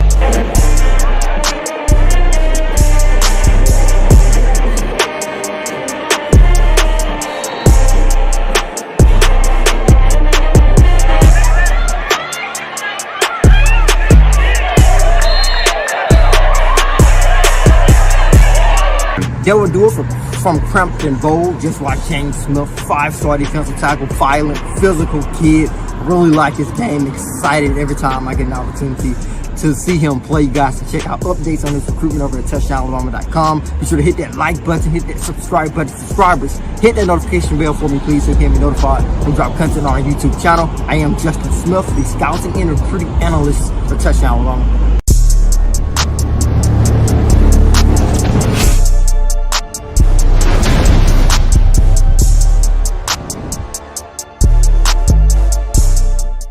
We go live, they gon' sign. That's the signing that we live. We live. TDA, you know we live. That's the signing they got. Signing they TDA got. That's the signing they got. Signing they TDA got.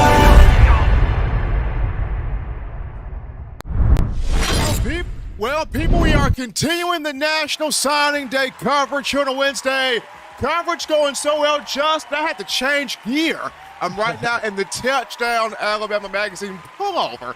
Justin still got the shirt there, but I'm in the pullover. It's getting kind of cold outside, so I had to change the gear here. But Crimson Tide, Christmas time here on the Alabama campus, National Signing Day 2023 class. So many names have put their letter of intent in here. And Justin, as we're back in here with you, we are moments away from the package deal. Quay Russaw and James Smith, 2 5-stars on the defensive side of the ball out of Carver High School in Montgomery. They are about to make their decision on where they will sign to. Our own Eli Walker, associate producer for TDA, he's down there at Carver High School about to get this thing going with the live stream video. Once Eli gets this up, we'll get this out there to all the fans and listeners. But momentarily, we will hear what will be the decision of James Smith and Quay Russaw. Yeah, I think a lot of Alabama fans are tuning in right now. We're about to get the live up for you guys. Of course, our producer Eli is live at Carver Montgomery High School, and James Smith and Quay Russaw, the announcement that a lot of people have been waiting for a very long time, deservedly so. These guys definitely deserve it. 2 5-star recruits, a real package deal. Going to see what they will do as we continue to get the live set up for you guys here. We just stay locked in, man. We're going to time to enjoy a big time announcement live right here on our signing day show, similar to what we did with Tony Mitchell. You guys can be able to watch it live here. Gonna getting it set up right now for you guys, so you guys can watch it for your enjoyment. Again, 5-star defensive lineman Quay Russaw and James Smith down to Alabama, Georgia, Auburn, Auburn, Georgia, Florida, and Ohio State. In my opinion, I think it's an Iron Bowl recruiting battle. I think Alabama's in a good position heading into this decision as we get it set up for you guys here. Well, also, Justin, as we're getting this set up here with Quay Russaw and James Smith, Richard Young did sign his national letter of intent for the Crimson Tide. 5-star running back, very explosive 5-star running back in that regard. Cole Adams has signed his national letter of intent for Alabama at the wide receiver position. So during the break, so many other names have put in their LOIs for the Crimson Tide, set to get to this campus and make some things shake here. Yeah, for sure. No, we're not going to dive all the way into Richard Young because we're still getting it set up. As you guys can see, James Smith and Quay Russaw actually are on the screen. We're going to go there to Montgomery to see what their announcement will be. 5-star prospects, a real deal package deal. I think this is the first time where we're going to see a package deal go through. Whether they go to Alabama or Auburn, in my opinion, I think it's more Alabama. But if it wouldn't surprise me if they did go to Auburn, but these two guys are real deal package deal. It would actually be kind of surprising if they didn't go together. If one went another way and the other went the other way. That would be kind of a shocker. That would be kind of a shocker in a way. But I mean, we did see Quay Russaw don Florida gloves a few of the games this recent high school season. So it could be a factor where one could go to Bama, one could go to Florida. But I think both of these two have been in each other's ear, along with, like I mentioned, the Mac Wilsons, the Sean Dion Hamiltons in their ear, but of course, Coach Saban and his staff. So it'll be intriguing to see what they do here as we're getting the live set up. Quay Russaw, James Smith live from Carver High School in Montgomery. Once we get it all situated, we will go right there where our own Eli Walker is on the scene, on the spot there.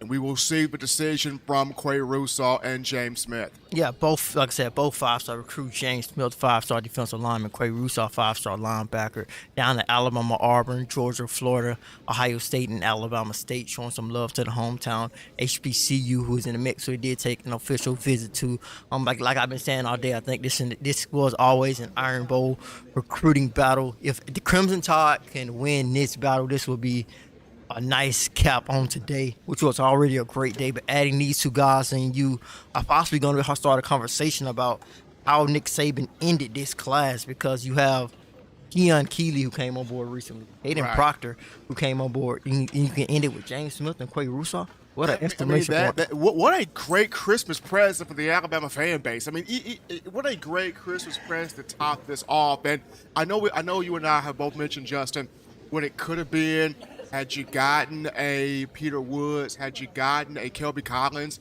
But if you end this with Proctor, Keeley, Smith, and Russaw, that's still a grand slam of a home run from Nick Saban. Yeah, for sure. So yeah, we'll see what happens here as James Smith and Quay Russaw look like they're about to announce their decisions here. The suspense is something. the suspense is something here, people. You got Quay Russaw and James Smith about to make their move here. Make sure, folks, hit that like button, run those likes up, hit the like button right here on the National Signing Day show. Appreciate the support from you. Also, hit that subscribe button as well. Yeah, I think they're going to bag here. Let's see what they pull out. Alabama for the 5-star recruits, the Crimson Tide. Whoa! Cap off their 2023 recruiting class with two big-time prospects. The package James deal Smith is and Quay coming to Russaw. Tuscaloosa. The real deal. Package deal. James Smith and Quay Russaw both signing with the Crimson Tide. The first package deal to come to Alabama since 2015. Calvin Ridley and Sean Burgess-Becker coming from Florida to the Crimson Tide. But this time, the package deal will suit both Quay Russaw and James Smith, 2 5-star studs from Carver High School in Montgomery. Mack Wilson, see what the deal with these two. Yeah, Mack Wilson definitely played a huge role, but this also just goes to Alabama's coaching staff, the work that they put in. So make sure you guys knew that they were a priority throughout this recruiting cycle. Of course, they played things a little bit closer to the vest, did not want to expose a lot of things, but these guys, the way they handled their recruitment, I really loved it, and I really enjoyed it, covering it, because they really kept a lot of things close to the vest and really got to really enjoy their recruitment 100%. So shout out to James Smith and Quay Russaw for making their commitment announcements. We're going to have opportunity to see them in a couple of weeks at the Under Armour game. But this is huge for Alabama for so many different reasons. And of course, we're going to dive into it when we talk about each one. I guess we can start with James Smith first, the dominant defensive lineman, 5-star recruit out of Carver Montgomery High School. In my opinion, I think this is the type of guys Alabama needs. They want to change things when it comes to that defensive front. Whenever I talk about Alabama and Georgia, it's the trenches. James Smith is a guy who loves to play in the trenches. He loves in contact. He just loves everything about playing in the big moment. So I think he's the type of guy that you're going to need. You talk about him being a bully. He's a bully in the trenches. Loves it. He bullies everybody. Even I went to it at practice. He was bullying his teammates. They didn't even have pads on. It's just how aggressive he plays in the violent level that he plays football at. So shouts out to both of those guys for making their commitment announcements. 2 huge gets for Alabama. I'm not going to make a comparison here, Justin, but just watching James Smith, and I mentioned this before, listening to that man talk, just hearing that young man talk about what he wants to do, and not talk a lot about it because he wants to put it down on the field. Just 2 names come up in my mind. Jonathan Allen comes up, and A'Shawn Robinson comes up. I mean, when you watch James Smith bully people in the trenches, in the line of fire there, you see Jonathan Allen. You see A'Shawn Robinson. Am I saying that he's going to be in the same mode as those 2 guys? No. But the potential, if he lives up to it, it's going to be very, very nice to see that unfold there. And then Quay Russaw, I brought this up, the lateral quickness, the sideline movement, heat-seeking missile, can shoot through gaps. It is one of those guys that if he's coming to take somebody's head off, he wants to see everybody else come with him. He's going to kick the door in from the linebacker perspective, but he wants people coming behind him as that door is being kicked in. And to get both of these 2 guys that set the tone, guys that set the mindset, guys that set the mentality, not just on the field, but off the field in every sense of the word. This was a big deal for the University of Alabama to keep 2 huge in-state guys in-state, and they did that. Yeah, this was definitely awesome for the Crimson Tide to do. I know we're talking about James Smith, like I said, the dominance that he plays with. You guys can see it on the field. He's a guy who loves it. He loves the game 100%. There's not a lot he likes to talk about outside of football. The whole recruiting thing, they were not fans of talking about recruiting. They wanted to talk about the game, talk about the different parts that they really enjoy. So I think he's going to be a guy who, I think both of these guys can make an immediate impact, but just looking at the linebacker position, I know Russaw has to learn a little bit more. But James Smith, I think the door is wide open. I think he's gonna have an opportunity to kick the door wide open for him to take an opportunity to make an immediate impact on next year for the Crimson Tide. So James Smith is a guy I pay attention to as far as an immediate impact guy. And I mentioned this on the defensive line, Alabama, DJ Dale going off to the NFL draft after this bowl game. Byron Young off to the NFL draft after this bowl game. Justin Aboigbe could be off to the NFL draft if he does not choose to use his 5th year after having the neck procedure done, which is why he missed so many games this season right here. You're still waiting on, does Tim Smith become something? Does Jamil Burroughs become something more? Does Jamarian Latham get his opportunity? When you look at guys like Tim Keenan III and Damon Payne.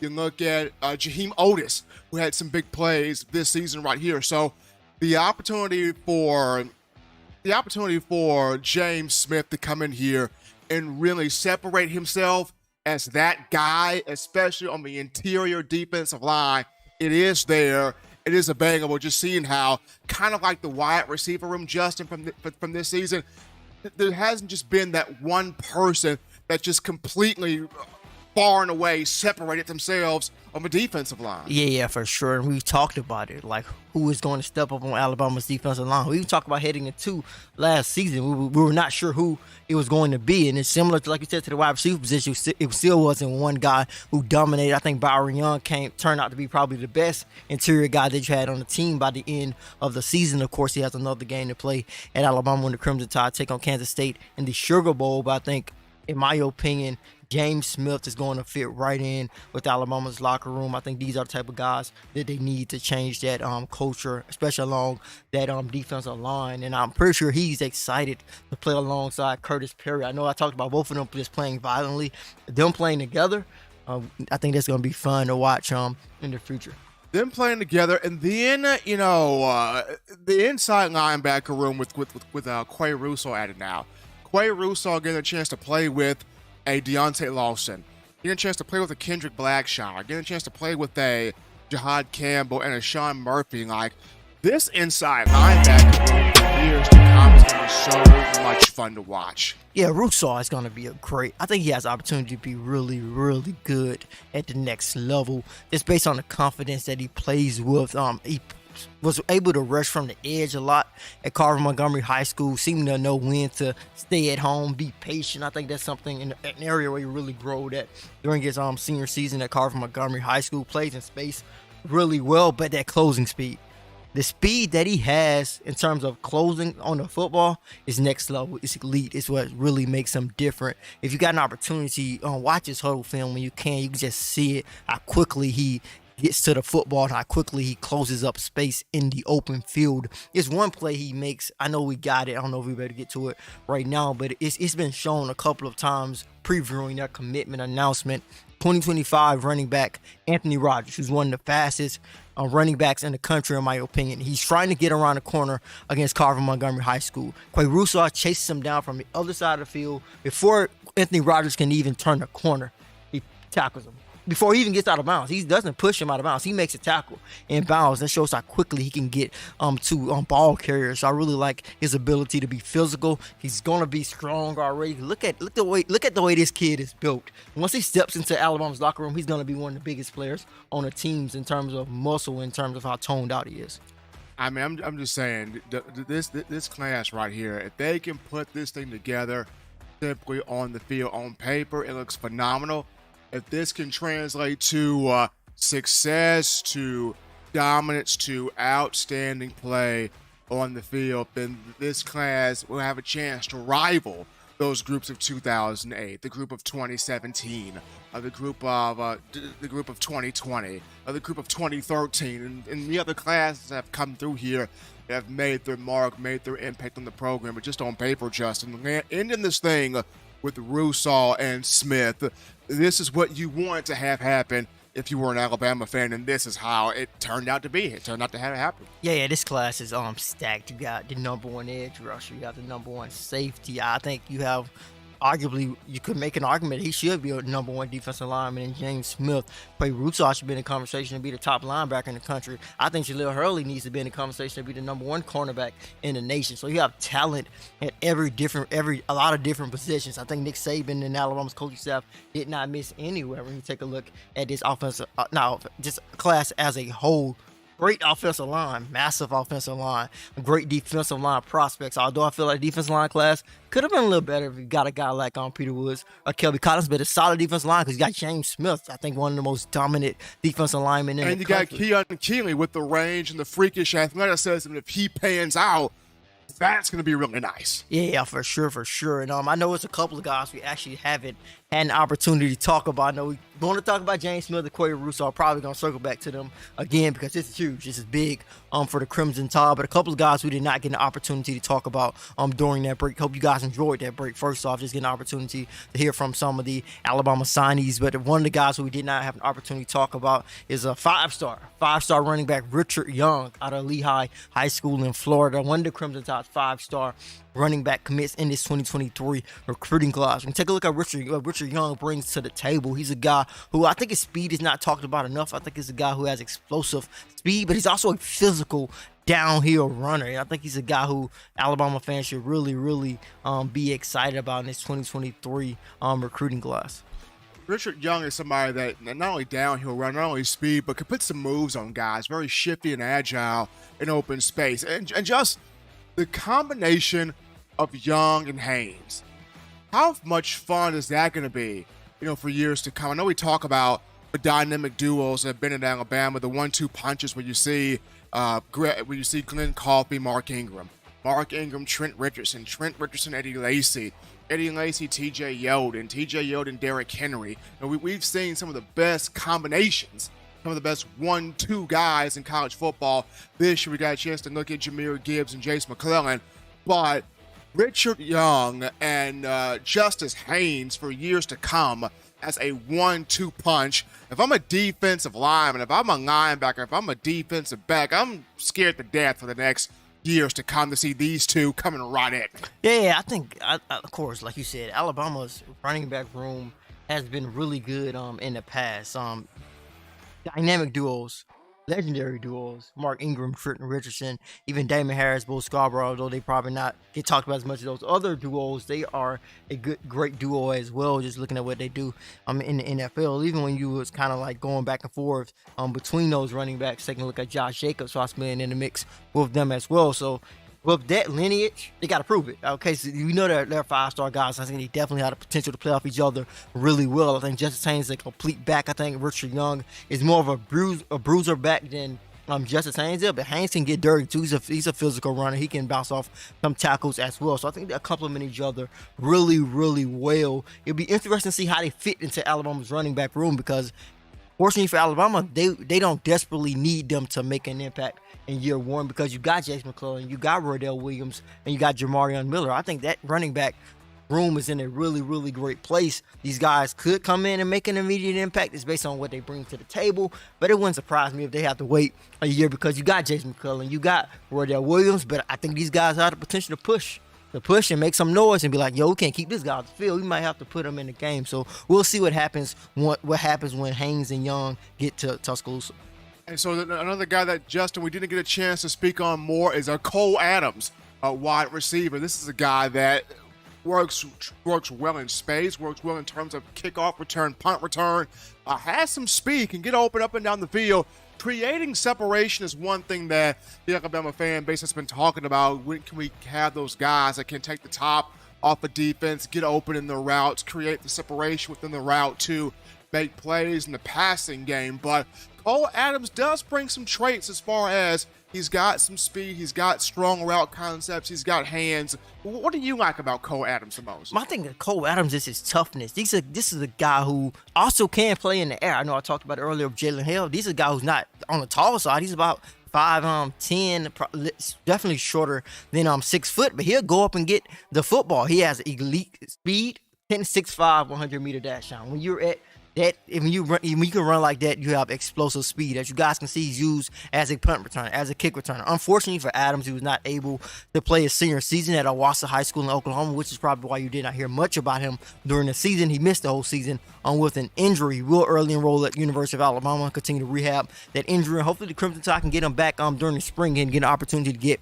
back on the field. But this is a guy Alabama liked as soon as they watched this film. They watched this film, offered him. As soon as they offered him, they got him on campus like a month or so later. When they got him on campus, they basically confirmed this offer, convinced him to come back later, a couple of months later for an official visit. Came back for the official visit. That was it. It was done. The Crimson Tide really liked him and really like what he brings to the table. He's an explosive guy who can really be a great development to a great slot wide receiver at the next level. Still feel he's more of a development guy, but I think he's going to make some noise. And I think you got to think about some of these younger guys. They may not get on the field, but they are helping some of these older defensive backs train and get ready for games. So they're going to be valuable early on. So having a guy like Cole Adams, who's scout team players become legends now.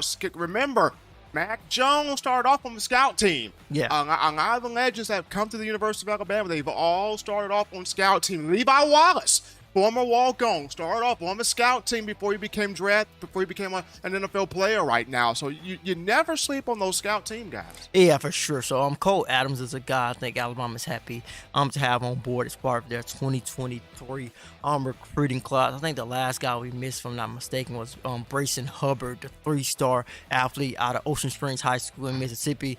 In my opinion, the most interesting prospect in Alabama's 2023 recruiting class, because we actually had an opportunity to watch him play in the Alabama-Mississippi All-Star game, go through practices, but he only played quarterback. Ocean Springs High School, majority of the time, he's played quarterback. Look at his highlight film we're showing you guys. He is playing quarterback. I think he could be a nice quarterback at the next level, probably not at Alabama or at a big-time D1 college football program, but if he was to sign with a team that wanted him as a quarterback and he gets an opportunity to focus on the position, maybe he could do some damage there. This is a guy with some explosive speed. But the thing about Brayson Hubbard is that Alabama wants to play him at the safety position. He told me that he is confident in Alabama's coaching staff, whatever position they put him in, he's going to be comfortable with doing. He's going to do his best. He think they're going to do whatever's best for him, but he's a guy who hasn't had a lot of experience playing safety. Everybody knows there are certain things about certain positions that you're not going to learn unless you do it. So I definitely feel he is a development player as well, because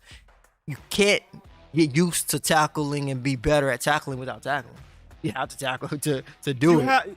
You have to, but even as a 3-star, you go back to his explosive quickness. Hubbard, the one thing that I've talked to quite a few former Alabama players and guys that have been in the NFL, you look at DBs, it's can they run? Can they run with receivers? So they have the speed, they have the quickness and the acceleration to run with these receivers in today's game. And Brayson Hubbard has the speed. Yeah. If he can build on that, then he can become a very good player down the road. But can he build on the speed by adding other tools to his game? But like you mentioned, a very intriguing prospect. He's been more so of a quarterback. He does have an arm on him. But maybe does Alabama use him in some trick situations?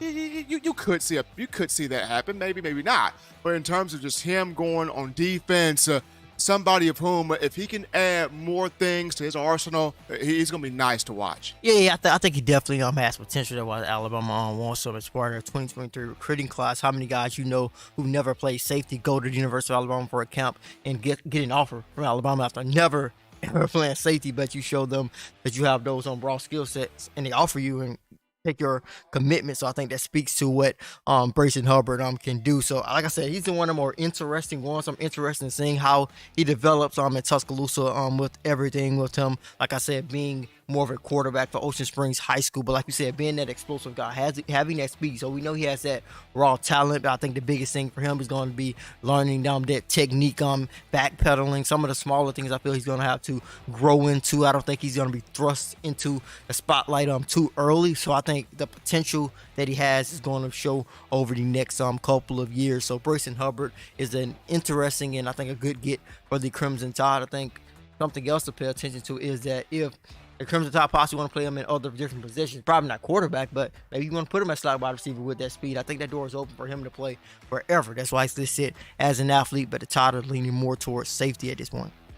I more so towards safety for Brace and Hubbard, but Justin, right now, before we even circle back to James Smith and Quay Russaw, if you had to give an overall grade on this class on paper, you had to give it an overall grade of how Coach Saban and this staff did. What would be the overall grade from your end? I give it it's hard not to give it an A. Can't even give it an A- because you got talent everywhere. It's a solid A for sure. I think if you landed Peter Woods, Kelby Collins, A+. I think it's A+ easily. So I think without them, I won't give it an A+. This is a great class. Of course, this is what we say every year about Alabama. This is what makes Alabama. All these classes are great. All these classes are loaded with 5 stars. I think the biggest thing for Alabama fans right now is let's see it on the field. We see what's on paper. We see what people have shown us what you guys should be. But in recent years, specifically this past year, Alabama did not play all the way up to its standard with those guys on the roster. So I think a lot of Alabama fans right now are feeling like, yo, we always get these 5 stars. This is what makes us Alabama. We got 3 5 stars sitting on a bench somewhere waiting to play. But I think the biggest thing they want to see now is them prove it on the field, make their play speak for itself. I have to give it a grade, Justin. I would go right there with you, just a solid A. I mean, as much as it would have been to have a Peter Woods or a Kelby Collins, I look at what you've got in this class. You've hit needs on the offensive line. This is the big-time offensive line class. You hit needs on the defensive line. I think this is an outstanding secondary class. You hit needs there. You picked up valuable guys at wide receiver. You got 2 stud running backs. You got 2 quarterbacks in this class. I think you've hit on big needs that you want to have answered coming in. So I would give this a solid A, a strong A. I think Alabama would finish overall with the #1 class in the country, which is exactly what the fan base and Coach Saban want to happen anyway. We know Saban will speak here coming up soon at 4 p.m. to give his thoughts on the class and also more thoughts on bowl prep as Alabama gets geared up for Kansas State. That matchup will be on New Year's Eve, 11 o'clock a.m. Central Time from New Orleans, Louisiana, Caesars Superdome. So it's going to be fun, man. It's going to be fun to watch the Sugar Bowl, but it's going to be fun to watch all of these guys develop, grow, mature, and how can they transition into the style that Alabama wants them to play in.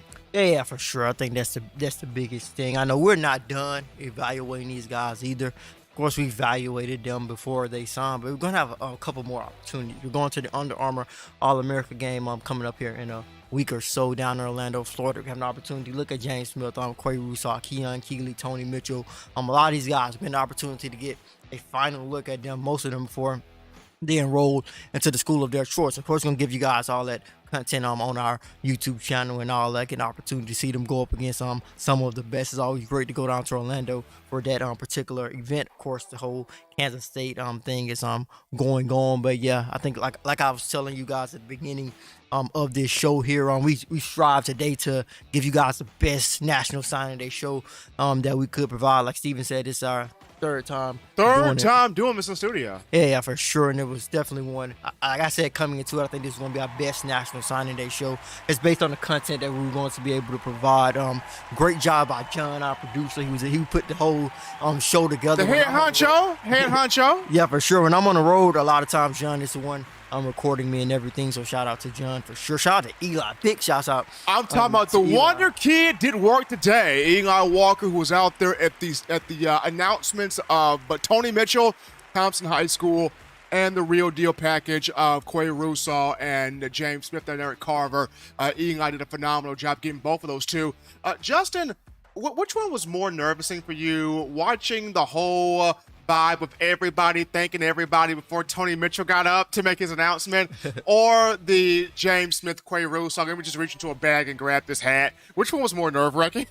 I won't say either one was nerve-wracking. Maybe Tony Mitchell a little bit, just hearing some of the talks out there, but I kind of felt, I just went back to my conversation with him, just hearing, remember how excited he was. I was like, no, I don't think he would flip. I think he's too excited about joining Alabama and opportunity to play early. With James Smith and Quay Russaw, kind of felt like Alabama had them in the bag for a minute now, if I had to say so myself, just based on their visiting track record. Like I said, if anybody could have took Quay Russaw and James Smith from Alabama, it would have been Auburn. I think that the state of the Auburn program, I think, sort of hurt them. I remember when they were going through the coaching process, James Smith and Quay Russaw told me that they were not hearing from Auburn. Because it's like, what can you tell me? You don't even know your head coach is going to be. And I think that transition, it's just part of the game. That's just what happens. I think that hurted Auburn's chances a lot. But I think Alabama was always in a good position as well. And I think that just helped Alabama catapult themselves in a good position to land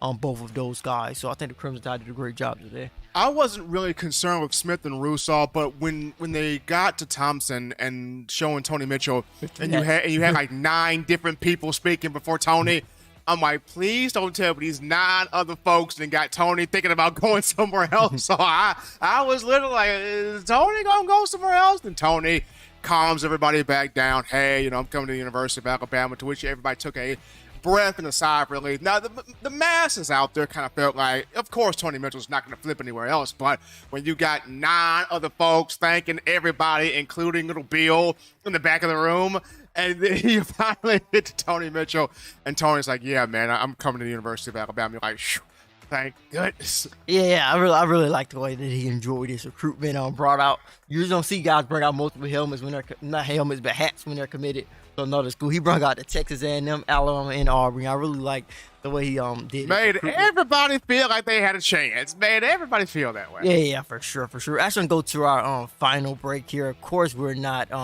going to go to a break, going to go to another interview. Then we're going to come back to wrap everything up for the day. But we're actually going to go to an interview with the Crimson Tide's kicker commit Connor Talty, who's already signed with the Crimson Tide. Actually, we're going to wrap it up, then go to Connor Talty. But the first thing I want to say, thank you guys so much for joining us today. Be sure to hit that like button, hit that subscribe button, subscribe, hit the notification bell, be notified when we drop content on our YouTube page. This will wrap it up for our edition of the 2023 Live National Signing Day Show. Thank you guys so much for joining us on today. We're going to continue to put out more content. Like I said, today was just a culmination of some of the stuff we've been working on all year, just putting it out today for you guys. And we got some very big things coming up in the next couple of weeks that you guys are going to love, especially if you're an Alabama fan, just a college football fan in general. Some big things are coming up when it comes to touchdown Alabama recruiting over the next couple of weeks, and I definitely want you guys to be a part of it. But is there anything else you'd like to ask, Steven? I mean, you pretty much hit it right there, man. You pretty much hit it right there, Justin. We're going to get to the Connor Talty interview, but this is Touchdown Alabama Magazine signing off here. For Justin Smith, I'm yours truly, Stephen M. Smith. National Signing Day coverage. We appreciate you guys.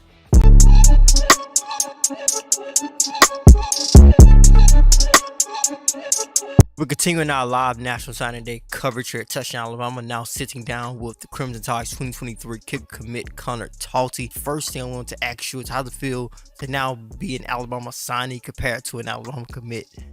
Man, it feels great. It feels good to finally be part of the family. It was a long time coming, but just looking forward to the future. Also, your journey to becoming an Alabama commit was a pretty interesting one. How was it going from an unknown recruit to an Alabama commit? Just a lot of hard work and trust in the process.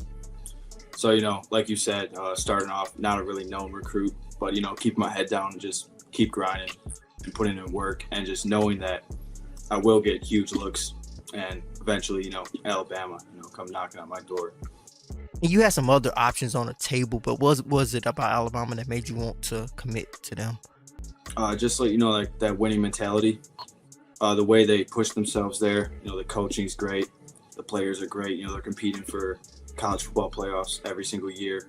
So it's that mentality that the team shares that really made me go to Alabama. I know me and you have talked about the troubles that Alabama has had with the kicker position in the past, but of course Will Riker has came in and kind of right the ship. Just what are your thoughts about the state of Alabama's current kicking position now that Riker has come through? I believe, that tough spell of kickers that's like way behind us. You know, Will Riker, like you said, he kind of changed the game. So I'm just trying to pick up where he left off, just do my best and contribute to some wins. That's it. Well, if you've been a kicker, I know in the kicking world, focus, technique is so important to you guys. Is there any ritual, any routine that you like to do to stay calm, stay focused before you're about to make a big kick or just kicking in general? I mean, to stay focused, you just got to be ready for the moment. Like maybe before a kick, I take a few deep breaths and just repeat some positive mental notes, but to lock in for the kick. But I mean, that's really it. You just got to be ready for the moment, and not all kickers, you know, are like that. So. Yeah, you visited Alabama before you gave them their commitment, and you returned for the Iron Bowl for your official visit, right? Yeah. And how was that getting back to Tuscaloosa for that official visit, the Iron Bowl, historic rivalry? What was that like? I mean, it was awesome. You know, I had to wait a long time to go on that official visit, you know, like the whole season. But no, it was cool. The game day experience was great. I enjoyed it. We had front row seats, great hospitality, and you know, hanging out with the players afterward. You kind of building that brotherhood before I even step on campus. That's huge for me, and it was a fun experience all around. And did you get an opportunity to talk with Will during that visit? Yeah, so I talked to him after the Iron Bowl game, and you know, he was just checking in on me, you know, asking how the visit went, and you know, we just had like a nice little talk, and I also got to talk with the other specialists in the room too, and it was just cool hanging out with them, you know, getting to know them in person, because that was my first time meeting them all in person. But yeah, really cool experience. Now taking a step away from football very quick, man, we're going to talk a little bit about things that you like to do outside of the game. When you're away from football, or some hobbies or just some things that you like to enjoy. I mean, not much. I'm kind of just, you know, like a football guy. It's just my brand, but I like to golf sometimes, you know, in the free time. Aside from that, I guess, you know, like hang out with friends or play video games, watch movies or whatever, or even like work out. But you might consider that, you know, like part of the football. But I mean, that's really it. I don't really do much besides, you know, training, kick or whatever. I'm actually surprised that you said golf. It's just been really surprising that a lot of you guys have said golf. Really interesting that you bring up the sport. But before the game, is there any music or is there any routine that you like to do to get hype, be focused? Yeah. I mean, I listen to music, but I kind of just like to relax and just, you know, like not mess around, but like I think you know what I mean, like not like overthink it too much. Yeah, I gotta do this, you know, play good or whatever. Obviously, you want to play good, but you know, I'll listen to music, you know, talk to some of my friends on the team, and you know, going onto the field, take a few kicks, you know, get some positive, you know, good reps in and positive mindset going into the game. But I just like to be relaxed and just not overthink. You know, just be cool out there. Now we're gonna have a little bit more fun here now, Connor. Basically this or that segment where basically I'll bring up two topics and you pick which topic that you like over the other. Before I even ask you the first question, man, is there any particular artist or particular genre of music that you like to listen to? I mean, growing up, I always liked J. Cole. You know, I like the hip hop music, you know, rap music. You know, being from Chicago, you like a lot of the Chicago rappers like Lil Durk, and, you know, all of them. But just, yeah, any type of hip-hop, rap, whatever you want to call it. But I like all music. Like, I'll listen to some country music. I'm going to have to listen to some country music because I'm going south. But, yeah, I mean, I like all types of music. Okay, I got you, man. But let's go and dive right into it, man. The first one, NBA Youngboy or Lil Baby? I listen to Lil Baby more, but, I mean, NBA Youngboy, like, pre-game, you know, he can get you in the mode. Yeah, for sure, man. NBA Youngboy, I know he, in my opinion, he just embodies that Louisiana style. Reminds me of that old Lil Boosie, just his lyrical content, but he has that new flavor to him, that different style, kind of like a product of Kevin Gates. So yeah, I definitely get that vibe from NBA Youngboy. Hey, well, man, moving on to the next one here, man. Do you consider yourself to be a gamer of any sort? A little bit. I used to be. Now I kind of just play for fun, like, you know. Well, this is the next question. Basically, are you an Xbox guy or you a PlayStation guy? I'm Xbox.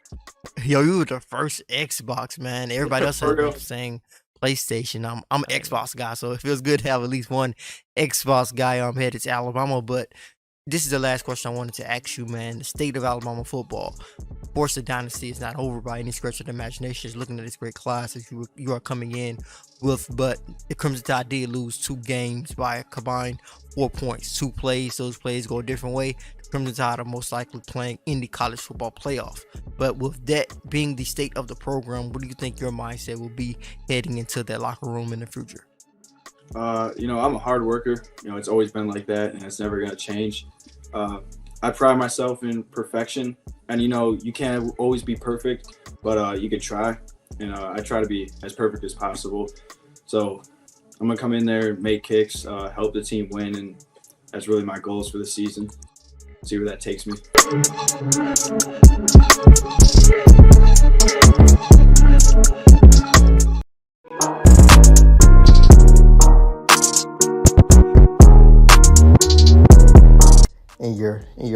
In your sports life, growing up, did you always like football? Were you always into sports? How did sports get started for you early on? Well, I started in middle school. I started in 5th grade to 6th grade, and then I always liked football. Always enjoyed it. Always watched my pops watch it, and then I just fell in love with it. Just seeing how interested and how tuned in he was into it. So I fell in love with it. Yeah, I got you. And were you always a lineman or in that part of the game, or was there any other position you played, or were you always strictly a defensive lineman? I started as an O lineman.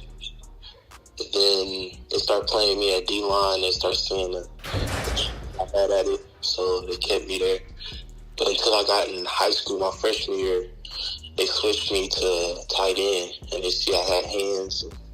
They switched me from tight end to linebacker to D-line, and then I stood there ever since. Hey, well, yeah, you bounce around quite a bit. I'm pretty sure playing those different positions probably helped you out at defensive line, just having that versatility and that experience, I guess, playing in all those different positions. But when did you feel like you realized that I could go on and play football at the D1 collegiate level? Was there a moment you feel for you, or was there a series of moments that made you feel like this could really happen for me?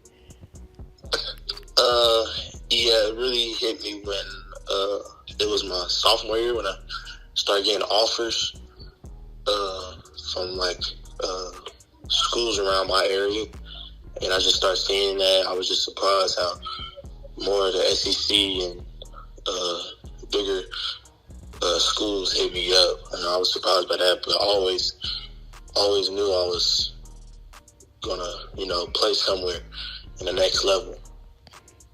Yeah, I got you. And when Alabama comes calling, what do you think your response is to that? If you can remember how you felt during that moment when you realized that they really want me, and just based on what they have to offer, what were your first thoughts about Alabama when they started to pursue you? It was actually kind of weird for me because, I got an invite to an Arkansas game in the mail, and my family seen it, and we just took the road trip and went down there.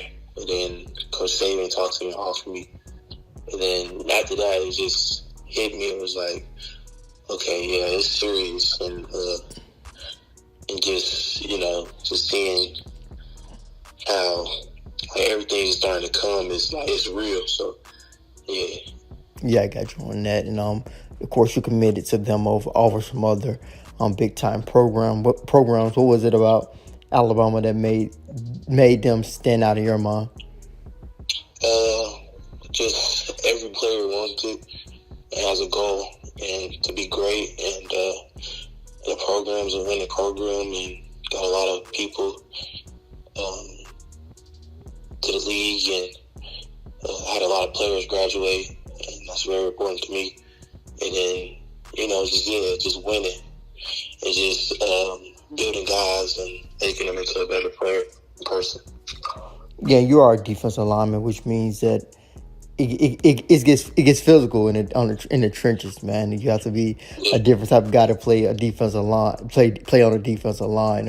What do you feel you bring to the table, and how would you describe your game as a defensive lineman, and what do you feel some of your strengths are? I say my strength is I'm twitchy off the ball. I have great movement. I have great hands. I'm very physical. I can be physical. I'm just good off flying off the ball, and I'm starting to notice plays when it happens before the snap of the ball, and just Yeah, I got you on that, man. And as far as going away from football, they're going to talk a little bit about things you like to do outside of football, man. When you are away from the game, is there anything in particular, any type of hobbies that you enjoy to do? People actually don't believe me, but I'll probably say I like to golf. Whenever I have time to go to Top Golf or something, I just like golfing. It's just fun to me. That and drawing, doing arts and stuff. That's another hobby. And I'll probably say I play games, but I'm not like how other people are on the games. I'm not very serious on it, but I'll play the game. And I'm trying to find some new hobbies. Yeah, what's funny is I know you said I'd be surprised by it, but you're like the fourth or fifth guy I talked to who said they play golf, and I've been really surprised by how many of you guys have said it. I'm like, whoa, I didn't expect many people to say golf. So I think it's really interesting actually, because I think golf has always been a huge sport and everything, but I think it's growing a lot for just great athletes in other sports just want to try to play golf. Like I said, big time athletes, Michael Jordan and all type of guys have always played golf, but I think it's something that's really growing on some of your younger guys. Yeah. Yep. Yeah, I definitely can see that. But yeah, we actually first off for this next question here, do you listen to any music, any artists that you like, possibly for the pregame or just listen to in general? I listen to a few rappers, like Kodak, sometimes Rod Waves. The only time that get me real lit is probably NBA Youngboy. Yeah. That gets me the most, so I listen to him a lot. Sure. Well, yeah, that rolls into our next question here. We're going to go through a segment here. Basically, I'm going to ask two topics, and you're going to choose one or the other, similar to what everybody else done. One of the first topics that I'm going to ask you about, you've already said it. So the first one is NBA Youngboy or Lil Baby?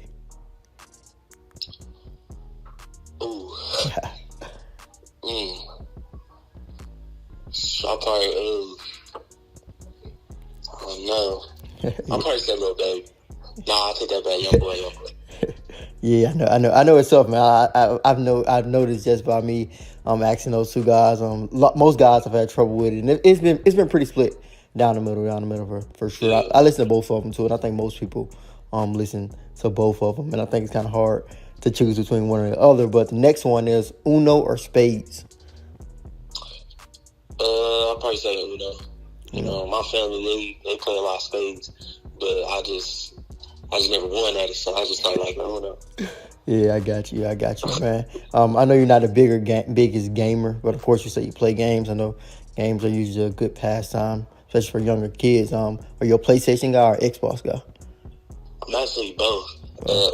Well, first I grew up on Xbox, but my older brother had a PS4, and I just started playing on that.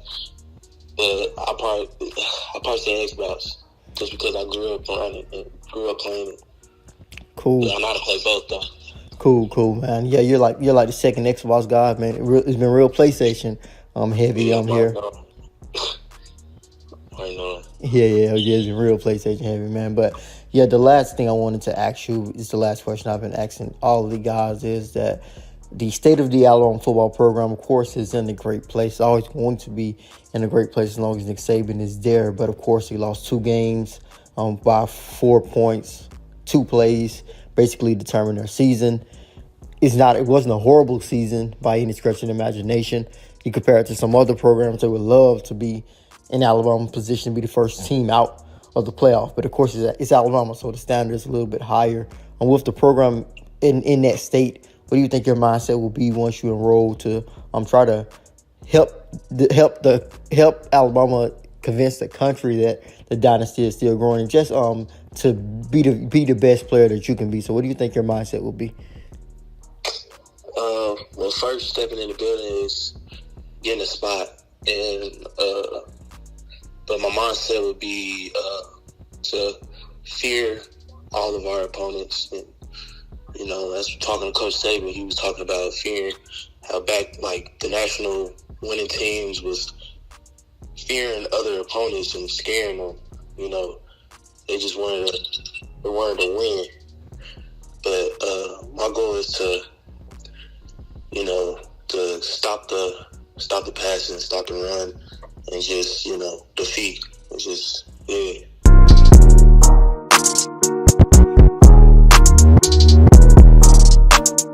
We go live, they gon' sign. That's the sign.